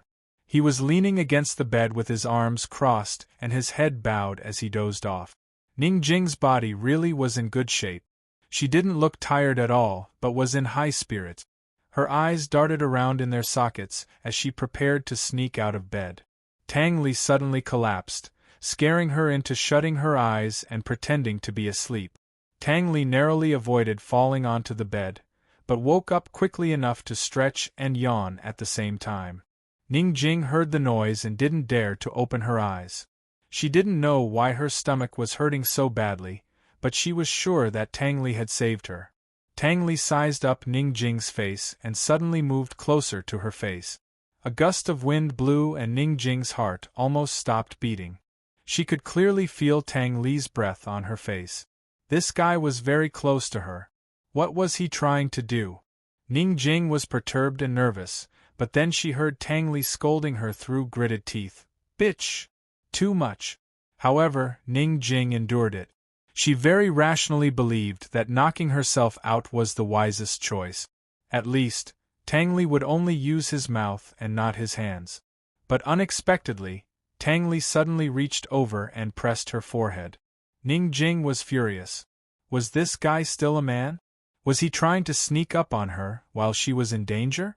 She wanted to push him away, but he gently stroked her forehead and muttered to himself, "You don't have a fever at this time. You shouldn't have a fever, right?" So, he stayed by her side the whole night because he was afraid that she would have a high fever? He quickly let go of her hand and brought her some warm water as he muttered to himself, "Moisten your lips. It'll be troublesome if you get dehydrated." He dipped his finger in the water and gently stroked her lips. The water flowed down from the corner of her mouth and into her neck. He quickly took a handkerchief and wiped it for her. "Hey, I'm not bullying you. I'm just wiping it for you." He really didn't do anything out of line. After wiping it clean, he carefully tucked her in. "You haven't eaten for a day and a night. Why don't you wake up from hunger?" he muttered to himself. Ning Jing almost laughed out loud, but fortunately, she managed to hold it in. For the first time, she felt that this guy's babbling didn't annoy her that much. Soon, Tang Li sat back down and leaned against the side to continue his nap. Ning Jing waited for a long time. When she was sure that he had really fallen asleep, she carefully opened her eyes. She lay there, looking at the flowers and looking at him. She didn't know how long she had been looking at them, and she didn't know how she fell asleep in the end. The next day, when she woke up, Tang Li was already gone. Long Fei Yi and Han Yunxi were about to leave, and Tang Li had gone to send them off. Other than Han Yunxi, Tang Li was the first to know that Long Fei Yi was going to Tianshan. It was already April, and he knew that Long Fei Yi wouldn't stay in Ningnan for too long. Chapter 683. Tang Li came to send off Han Yunxi and the others. Unfortunately, Han Yunxi was already sitting in the carriage. She had already warned Long Fei Yi with her gaze that she didn't want to see anyone for the time being. In fact, Tang Li wanted to secretly ask Han Yunxi for some medicine and poison. Unfortunately, he didn't dare to ask Han Yunxi to get off the carriage in front of Long Fei Yi. As soon as Long Fei Yi and Han Yunxi left, Tang Li rushed back to the mountain. On the first day of the wedding, the bride had to serve tea to her parents-in-law. He had already discussed it with his mother. His mother would play the bad cop and make things difficult for Ning Jing, while he would play the good cop and protect Ning Jing. After a year, even if Ning Jing wasn't subdued by him, she still couldn't leave his protection. When the tea was served later, his mother would start making things difficult for him. He had to hurry and make preparations. Although Han Yunxi and Long Fei Yi had left the Tang sect, she still paid attention to Tang Li and Ning Jing's situation. She didn't want to gossip, but she needed a definite answer about the dowry.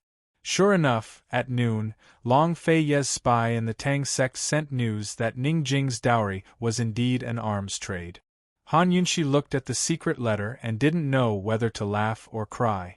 The secret letter described in detail how Ning Jing greeted the two elders of the Tang sect this morning. In the morning, before Madame Tang could make things difficult for Ning Jing took out the dowry and showed Madame Tang who was in charge. The dowry was the president's token of Cloud Realm's arms trade. Ning Jing said that she could support herself, but the Tang sect might not be able to support her. Then, the two women started to argue. Tang Li didn't have a chance to protect Ning Jing at all because Madame Tang lost. "What's wrong?" Long Fei Yi asked calmly. "Tang Li may not be able to handle Ning Jing." Han Yunxi handed the secret letter over. Long Fei Yi glanced at him and actually smiled. "Good loss." "What do you mean?" Han Yunxi really didn't understand. "You lost on purpose?" "If she loses, Tang Zijin will pay more attention to this matter, and Tang Li will be able to secure his position as the sect master." With Long Fei Ye's explanation, Han Yunxi understood. She couldn't help but sigh. How many times did Tang Li kowtow in front of Buddha in his previous life to have such a biological mother? If Mrs. Tang lost to Ning Jing, Tang Zijin would be anxious. He would give Tang Li more support, be it power, wealth, or even force, to deal with Ning Jing. In this way, Tang Li, the new sect leader, would live up to his name. Everything that Mrs. Tang did was for the sake of her son. Han Yunxi thought that with Mrs. Tang around, Tang Li wouldn't lose out. Long Fei Yi remained silent and didn't speak again. Tang Li was indeed lucky. Ever since he was young, no matter how big of a mistake Tang Li made or how big of a mess he made, his aunt would always clean up for him and cover for him. She would never let Tang Li fight for anything. She only wanted Tang Li to be safe and happy. "What are you thinking about?" Han Yunxi asked, puzzled. She didn't expect Long Fei Yi to be distracted. "Nothing." Long Fei gently pulled her into his arms, his hand patting her shoulder intermittently. It was obvious that he was still thinking about other things. What are you thinking about that you don't want me to know? Or are you thinking about someone that you don't want me to know? Han Yunxi asked jokingly. Long Fei Yi actually replied, I'm thinking about someone. Who? Han Yunxi grew serious. She didn't think Long Fei Yi was the type to joke about something like this. Master Kenzo, Long Fei Yi intoned. Summer is the time when he loses his mind. Han Yunxi hesitated, then said, Long Fei Yi, how about we bring Dr. Gu to Celestial Mountain so Senior Kenzo can take a look? No. Long Fei Yi's tone made it clear that there was no room for discussion. Han Yunxi had never been to Celestial Mountain before, so she wasn't clear on the situation. She didn't try to persuade him, but figured it wouldn't be too late to discuss the matter after seeing Senior Kenzo. After leaving Reclining Dragon Range, the carriage headed south. Uncle Gao kept a low profile while Chu Shifeng and his guards followed them from the shadows. Neither the west nor the south knew of Long Fei Yi and Han Yunxi's whereabouts. It was April, but spring was still in the air in the north. Summer had already arrived in the south, and the green mountains and plains were covered in white. The rain fell like smoke in the wind. Ignoring the flames of war behind them, Long Fei Yi and Han Yunxi headed towards the picturesque south of Ning. Ningqing probably couldn't keep an eye on Long Fei Yi's movements right now, but someone else was keeping an eye on Long Fei Yi and Han Yunxi. It was none other than Jun Yixie's master, former head of the 100 Poisons sect, and heir to the Wind clan of the 7 noble families, Bai Yanqing. Currently, he and Jun Yixie were in the temporary imperial residence of the Northern Dynasty's emperors. The Northern Dynasty's emperors were touring the east and personally inspecting the 3 major horse farms. Master and disciple accompanied them in secret. Although the 3 horse farms were under the jurisdiction of the Crown Prince and Second Imperial Prince on the surface, they were all under Jun Yixie's control after the last horse plague. More specifically, they were all under Bai Yanqing's control. Bai Yanqing had not only created the perfect medicine to control the horse plague, but also cultivated a special type of forage grass that could be mixed with medicine to make special fodder that shortened the normal growth time of war horses. In the past, it took 4 years to raise a horse into a war horse, 3 years to raise it, and half a year to train it. With this fodder, even a newborn would only need 2 years. Thus, the Northern Dynasty's emperors sent people to secretly negotiate with the Yunnan Trade Consortium about the sale of war horses. At the same time, they secretly purchased 2-year-old horses from herdsmen and used fodder to raise them for a few months before they could be used as war horses. Currently, Cloud Realm Trade Consortium hadn't made any progress. They did buy some from the herdsmen, but it wasn't enough. Even when the Northern Dynasty's emperors were out on patrol, they didn't forget to bring along a strategic map. A large leather map was spread out on the table. The Northern Dynasty's emperors were currently pointing out the location of Fenglin Prefecture as they discussed the battle with Bai Yanqing. After going around in circles, General Chu actually went back to Western Zhou. The Northern Dynasty's emperors sighed with emotion. What a pity, what a pity! If the 3 horse carriages hadn't been so badly damaged, his cavalry would have long crossed the 3-way battlefield and attacked Western Zhou and Tianning. He never expected that Tianning would fall into civil strife after it was split in 2 and the situation in the west would turn out like this. This time, Northernly had truly missed a golden opportunity. Your Majesty, have you heard of a story from Tianning? Bai Yanqing stroked his beard with a faint smile.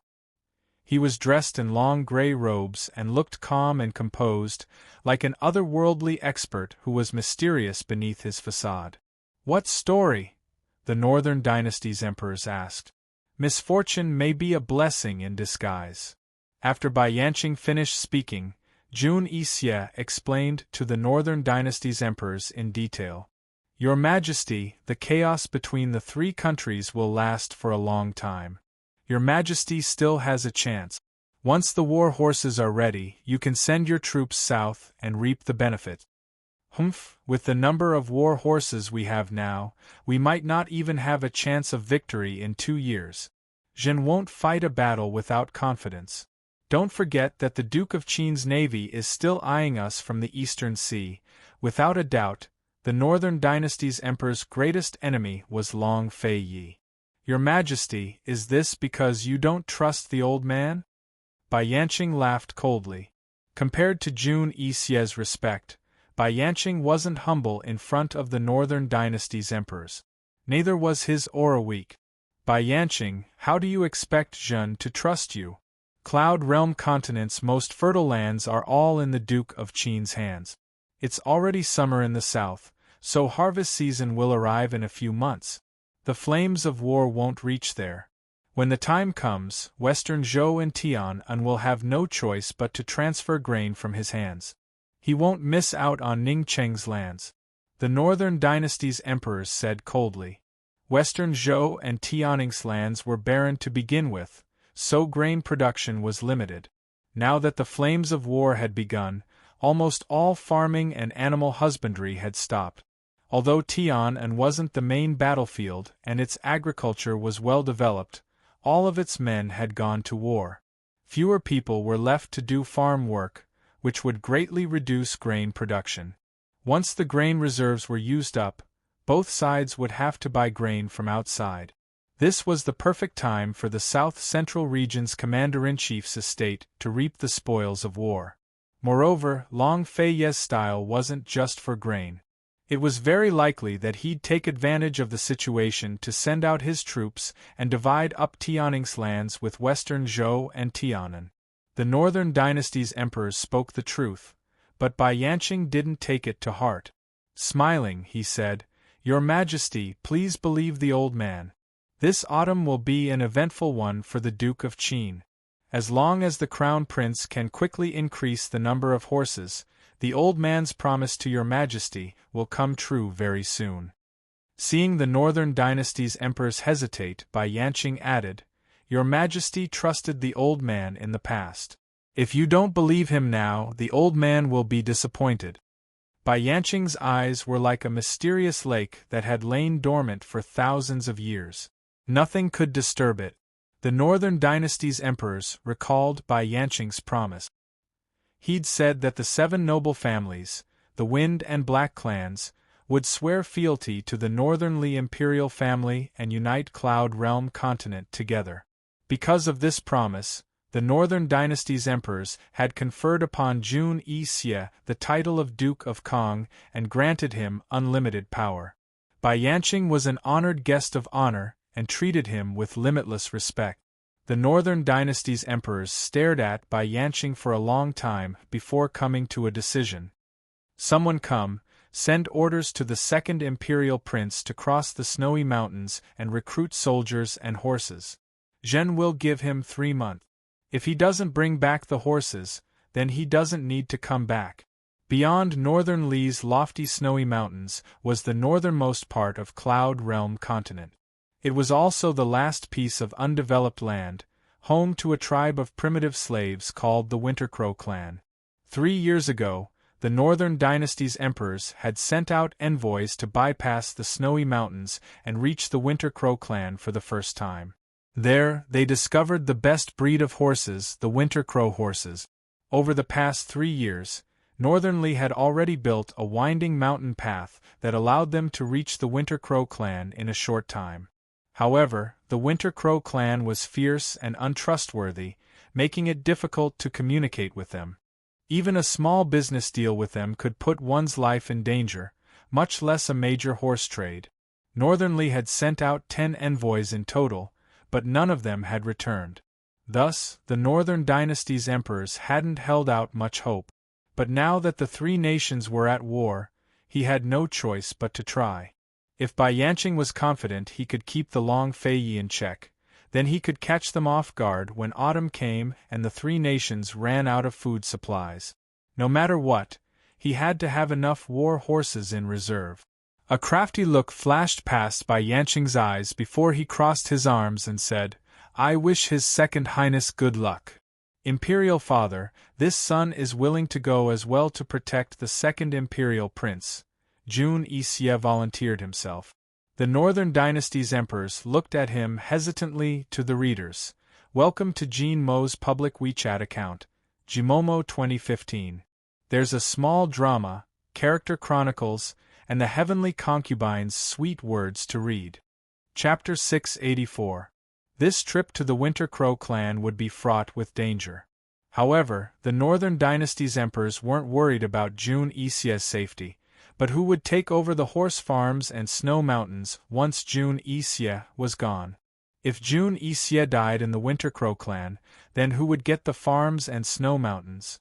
The Crown Prince had always been in charge of recruiting soldiers and buying horses, but the Northern Dynasty's emperors had sent the second Imperial Prince this time precisely because they didn't want the Crown Prince to take any risk. A country couldn't go a day without a ruler or heir apparent.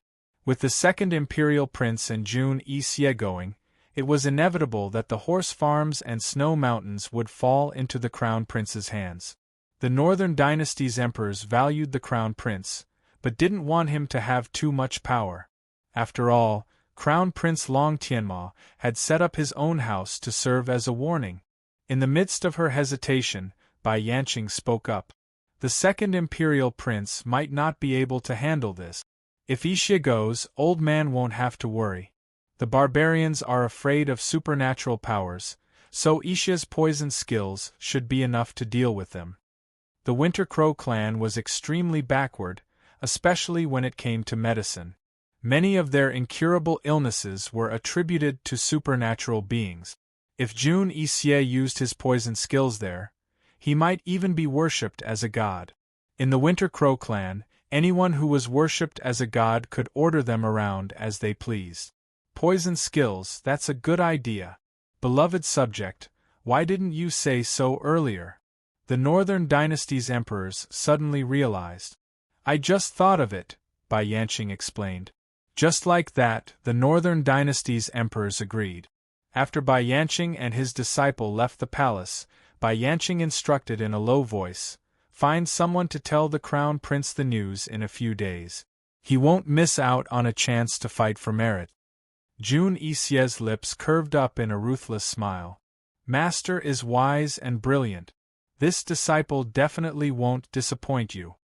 No matter who it was, as long as they could bring back the horses, they would be considered meritorious, and would be able to directly take charge of the warhorse warehouse. The Crown Prince would not easily give this opportunity to the second prince. Jun Yixie had plenty of ways to lure the Crown Prince to the Winter Crow clan. Once he was there, he would be able to decide how the Crown Prince and the second prince died. Once the Northern Dynasty's emperors lost the Crown Prince and the second prince, it was as if they had lost their left and right arms. Even if they supported another prince, they would not be able to fight against him in a short period of time.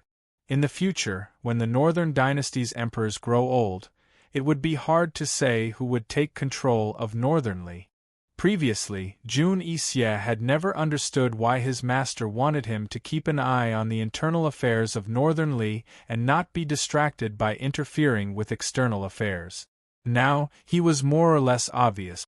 If he did not lose to Long Feiyi and Han Yunxi, perhaps he would be more relied on by the Northern Dynasty's emperors. His master had set up a big picture, but the most important thing was to control Northernly. Bai Qinyan and Jun Yixie returned to their own tents before Bai Qinyan spoke up. Cloud Realm Trade Consortium is the biggest variable. The grain and horses in their hands can't be underestimated. Master, just what is the relationship between the Ning clan and Cloud Realm Trade Consortium? In the past, Cloud Realm Trade Consortium sold quite a few red coat cannons to the Ning clan during their war with Western Zhou, Jun Yixie reminded. Bai Yanqing shook his head. There's definitely something fishy going on. Also, Ning Jing actually married into the Tang clan. Because of her marriage, the plans to grow medicine in the Snow Mountains were all put on hold. What do they have to do with the Tang clan? Jun Yixie muttered to himself. You don't need to worry about that for now. Make your preparations well and be careful when you go to the Wintercrow clan, Bai Yanqing instructed. Don't worry, master. It's just a trivial matter. Jun Yixie was as confident as ever. At this moment, Jun Yixie's junior sister and Bai Yanqing's adopted daughter, Bai Yuqiao, walked in. Go and make your preparations. We'll set out tomorrow for a trip back to Imperial City. Bai Yanqing waved his hand, clearly shooing them away. Jun Yixie didn't want to leave so soon. Master, about Long Feiyi and Han Yunxi, do your part well. Bai Yanqing was unhappy. Jun Yixie was both unsatisfied and curious. His main concern was how his master was going to deal with Long Feiyi and Han Yunxi. What he didn't understand the most was why his master had warned him not to touch Han Yunxi so casually. Just what kind of medicine was he selling? Every time he asked, his master would either change the topic or chase him away. He had endured it for a long time. Master, do we still have secrets between us? His usually cold and insufferably arrogant eyes were filled with stubbornness and even a hint of grievance. Are you suspecting your master? Bai Yanqing's face fell. Bai Yuqiao silently retreated to the side. Seeing her usually arrogant senior brother being as stubborn as a child, she felt her heart ache. She knew all of her master's plans and had wanted to secretly tell him several times, but she didn't have the courage.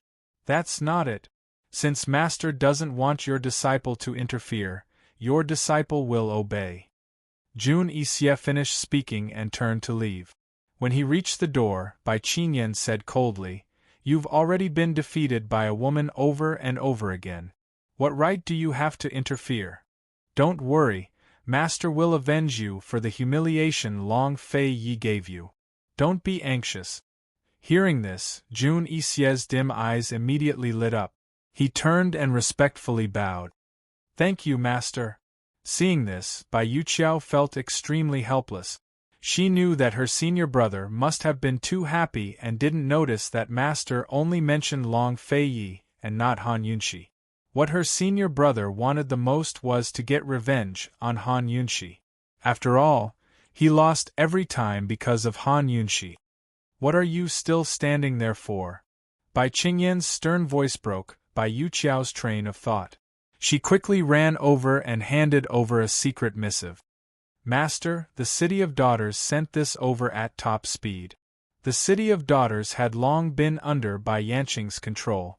Even Jun Yixie didn't know about this. Bai Yanqing opened it and suddenly laughed. As expected, the old man guessed correctly. Bai Yuqiao was curious but didn't dare to ask. Only when Bai Yanqing threw the letter on the table did she catch a glimpse of the words inside. She was extremely shocked.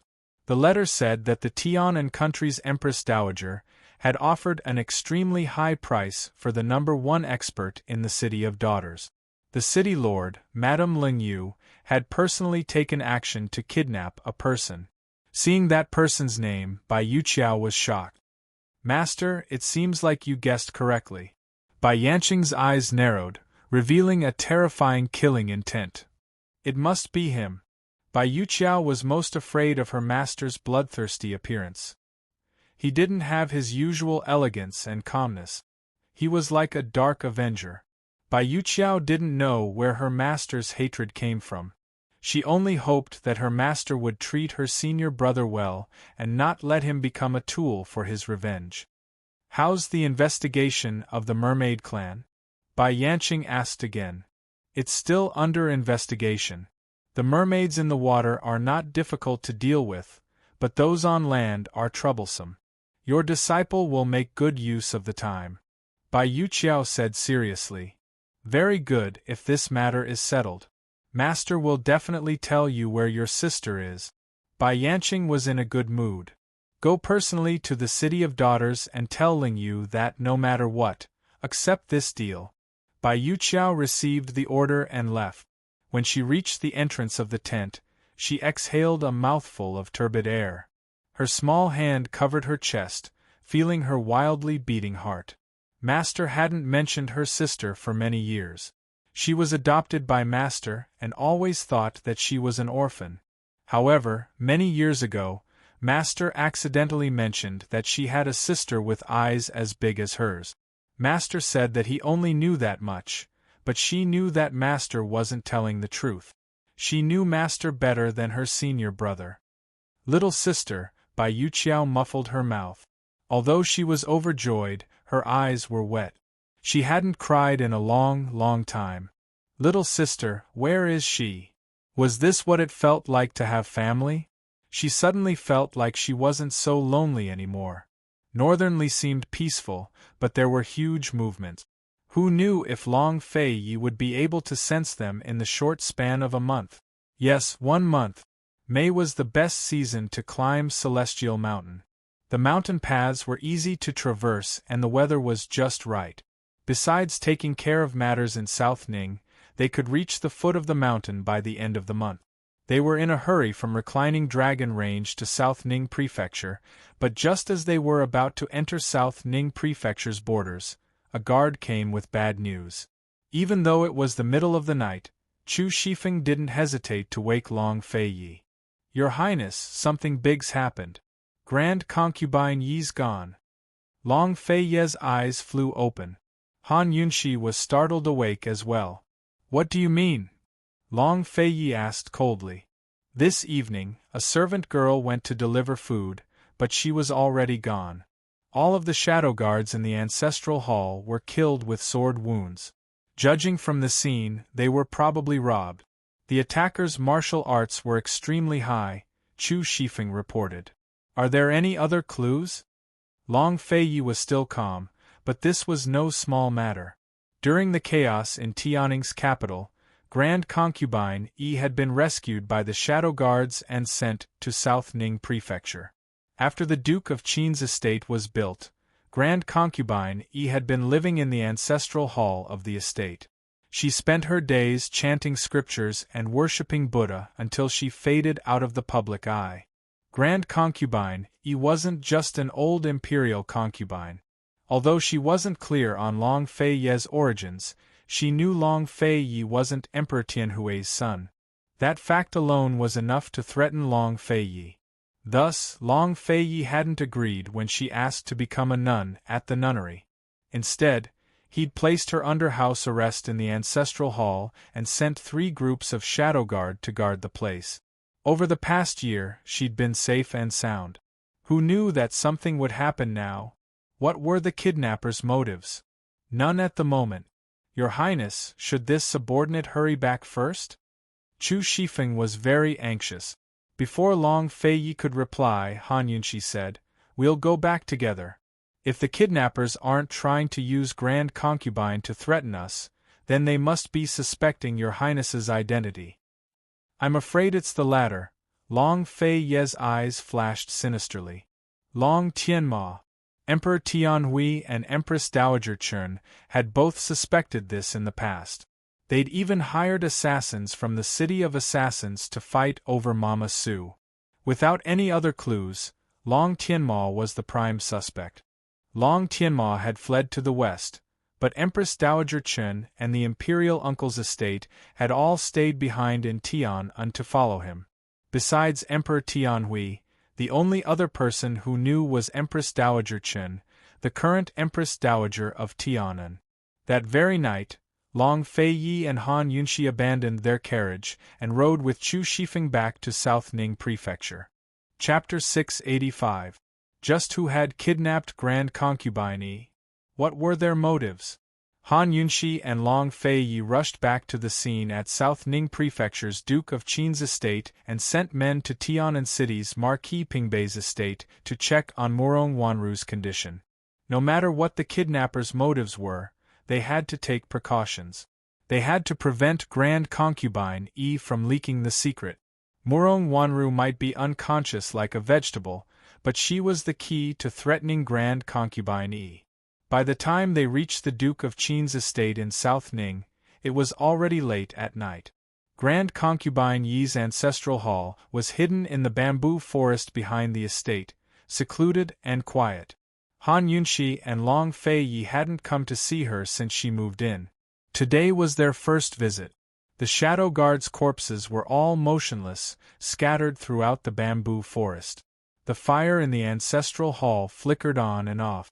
From a distance, it didn't look as solemn and holy as usual, but cold and terrifying. Han Yunxi, Long Fei Yi, and Han Yunxi walked all the way over, examining multiple shadow guard corpses. Without exception, all of them had been killed with a single slash to the throat.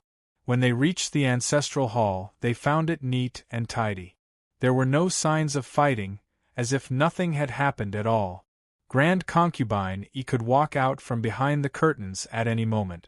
There were 3 layers of defense around the ancestral hall, totaling 100 guards. Yet they had all been wiped out without arousing the attention of the other guards. What kind of skills were these? How fast were they? Long Fei Yi narrowed his icy eyes as he surveyed his surroundings. Where's Gui Mama? Chu Shifeng immediately brought Gui Mama inside. She was the only servant girl in the ancestral hall who took care of Grand Concubine Yi's daily needs. This servant greets Your Highness Duke of Qin, esteemed Wang Fei. Gui Mama trembled as she kowtowed on the ground. She was the one who discovered Grand Concubine Yi's disappearance. When was the last time you saw the Grand Imperial Concubine? Long Fei Yi asked. In the time it takes to make a bowl of noodles, Your Highness Duke of Qin. This is too strange. That day, this old servant had been accompanying Imperial Concubine Dowager the entire time. In the evening, she said that she wanted to eat vegetarian noodles and asked this old servant to make a bowl. In the time it took to make a bowl of noodles, when this old servant returned, Imperial Concubine Dowager had already disappeared. I couldn't find her anywhere in the temple hall. Gui Momo reported honestly. Han Yunxi looked suspiciously at Long Fei Yi, and Long Fei Yi knew that she was doubting Nanny Gui's trustworthiness. To be able to kill the shadow guard and kidnap the person without anyone knowing, it would be very difficult to do so without a spy.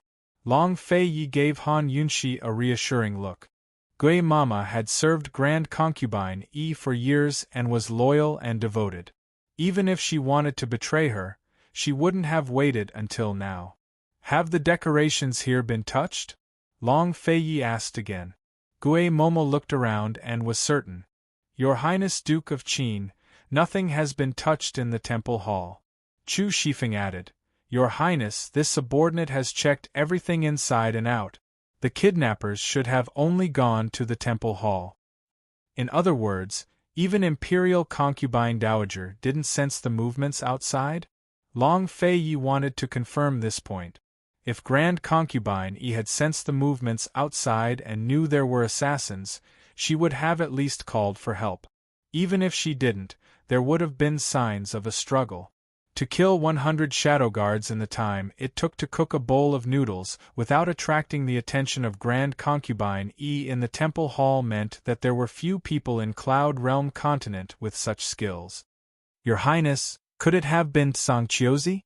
Chu Shifeng asked doubtfully. Why would he kidnap Grand Concubine Dowager for no reason at all? Han Yunxi asked, but Chu Shifeng could only shake his head.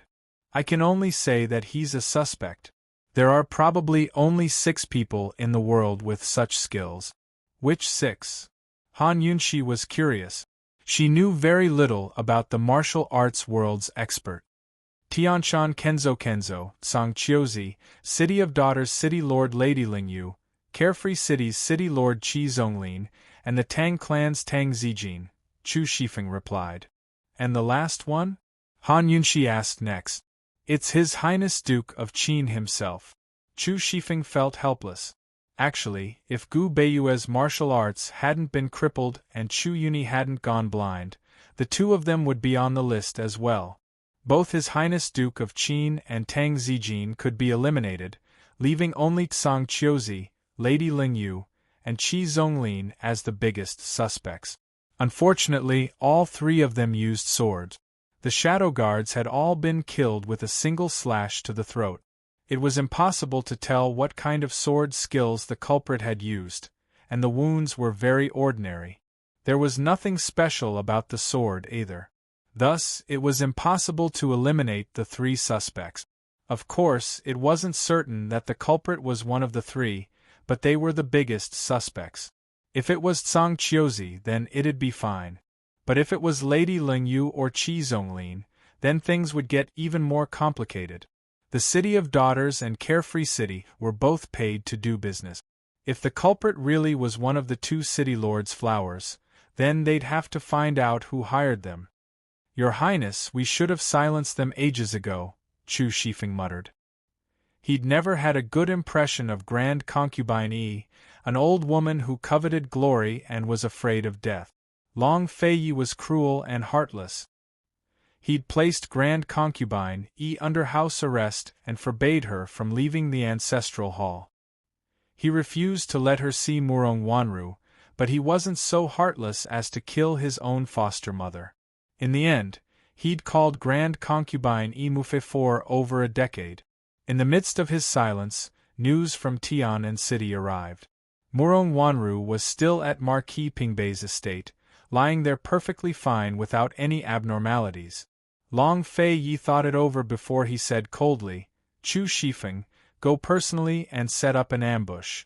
Murong Wanru had teamed up with Empress Dowager Li to kill Grand Concubine Yi and frame Han Yunshi, but ended up suffering the consequences of her own actions.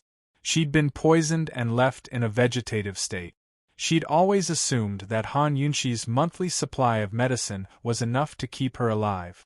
As long as Murong Wanru hadn't fallen into the kidnapper's hands, Grand Concubine Yi would have some scruples. Also, arrange for people to ask around in the City of Daughters and Carefree City, Long Feiyi added. This subordinate understands. I'll do it immediately, Chu Shifeng obeyed and left. You don't seem to suspect Tsang Qiuzi, Han Yunshi remarked. Long Feiyi nodded. Tsang Qiuzi didn't have enough motives. Moreover, the man wouldn't go so far as to threaten him by kidnapping Grand Concubine Yi. News of his plans to ascend Celestial Mountain hadn't spread, so Tsang Qiuzi wouldn't be on guard against him. Right now, Tsang Qiuzi's biggest headache should be his engagement with the Tang clan. He wasn't stupid enough to make both the Tang clan and Cloud Realm Trade Consortium his enemy, so he could only find a way out for himself. If the culprit is after your birth, then I'm afraid there won't be any news of Grand Concubine Yi. If not, Han Yunshi's eyes flickered with a complicated look. Let's just wait for the ransom letter to come to our door. Although the situation was serious, Long Feiyi and Han Yunshi could only wait and see how things developed. Take care of the corpses and make arrangements for the funeral. Don't talk about the ancestral hall again. Long Feiyi instructed the guards before leaving the ancestral hall with Han Yunshi. Hand in hand, they walked along the quiet paths of the Duke of Qin's estate. Soon enough, they reached the hibiscus courtyard and walked up the wooden winding corridor. South Ning Prefecture's Duke of Qin's estate was exactly the same as the original one. Walking here, Han Yunshi felt as if she'd returned to the Duke of Qin's estate 2 years ago in Tianning's capital city. 2 years ago, they'd often walked the long corridors together, one in front of the other. Today, he was holding her hand while she walked shoulder to shoulder with him. Everyone said that the affairs of the world were hard to predict, but people were the hardest to predict. Once again, they reached a fork in the road. To the right was his sleeping quarters, while to the left was her leisurely cloud pavilion. He didn't stop to accompany her all the way to her room. In the middle of the night, the only light on was in the courtyard. The entire building was shrouded in darkness. Han Yunshi assumed that Zhao Mama and the rest had all gone to bed, but she heard sobbing as soon as she reached the courtyard gates. Someone was crying. Who is it? Han Yunshi asked in a low voice. Long Feiyi didn't speak, but kicked the door open.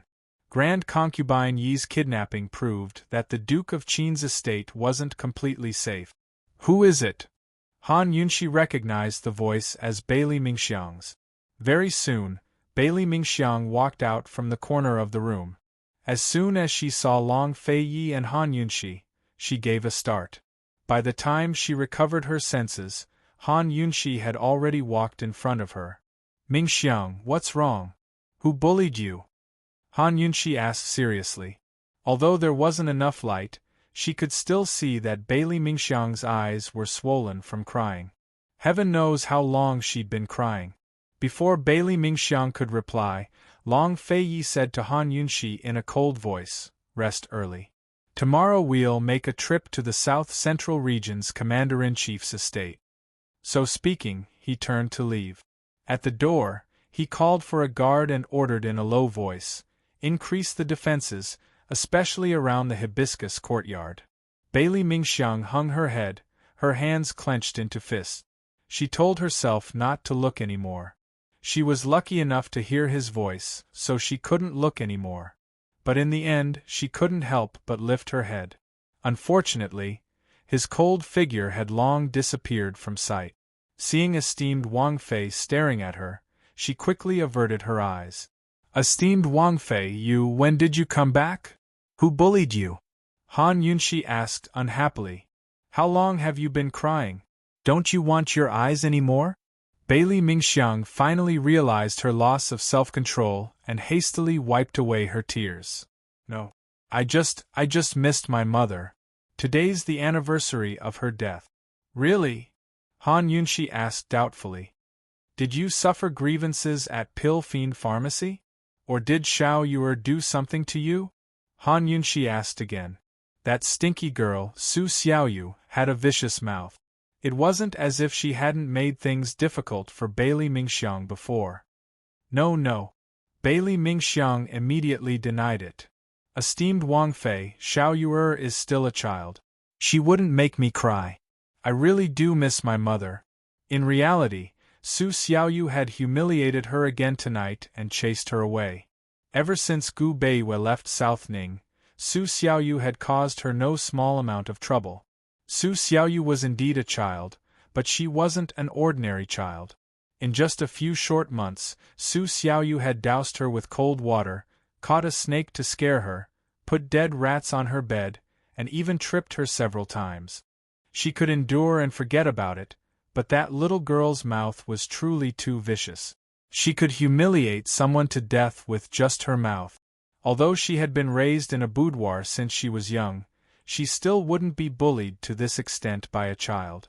Unfortunately, Su Xiaoyu had something on her. Han Yunxi thought that no matter how bad Bailey Mingxiang was, it was impossible for that little girl, Su Xiaoyu, to bully her to this extent. She believed in Bailey Mingxiang. At this time, Su Xiaoyu suddenly opened the door and came out,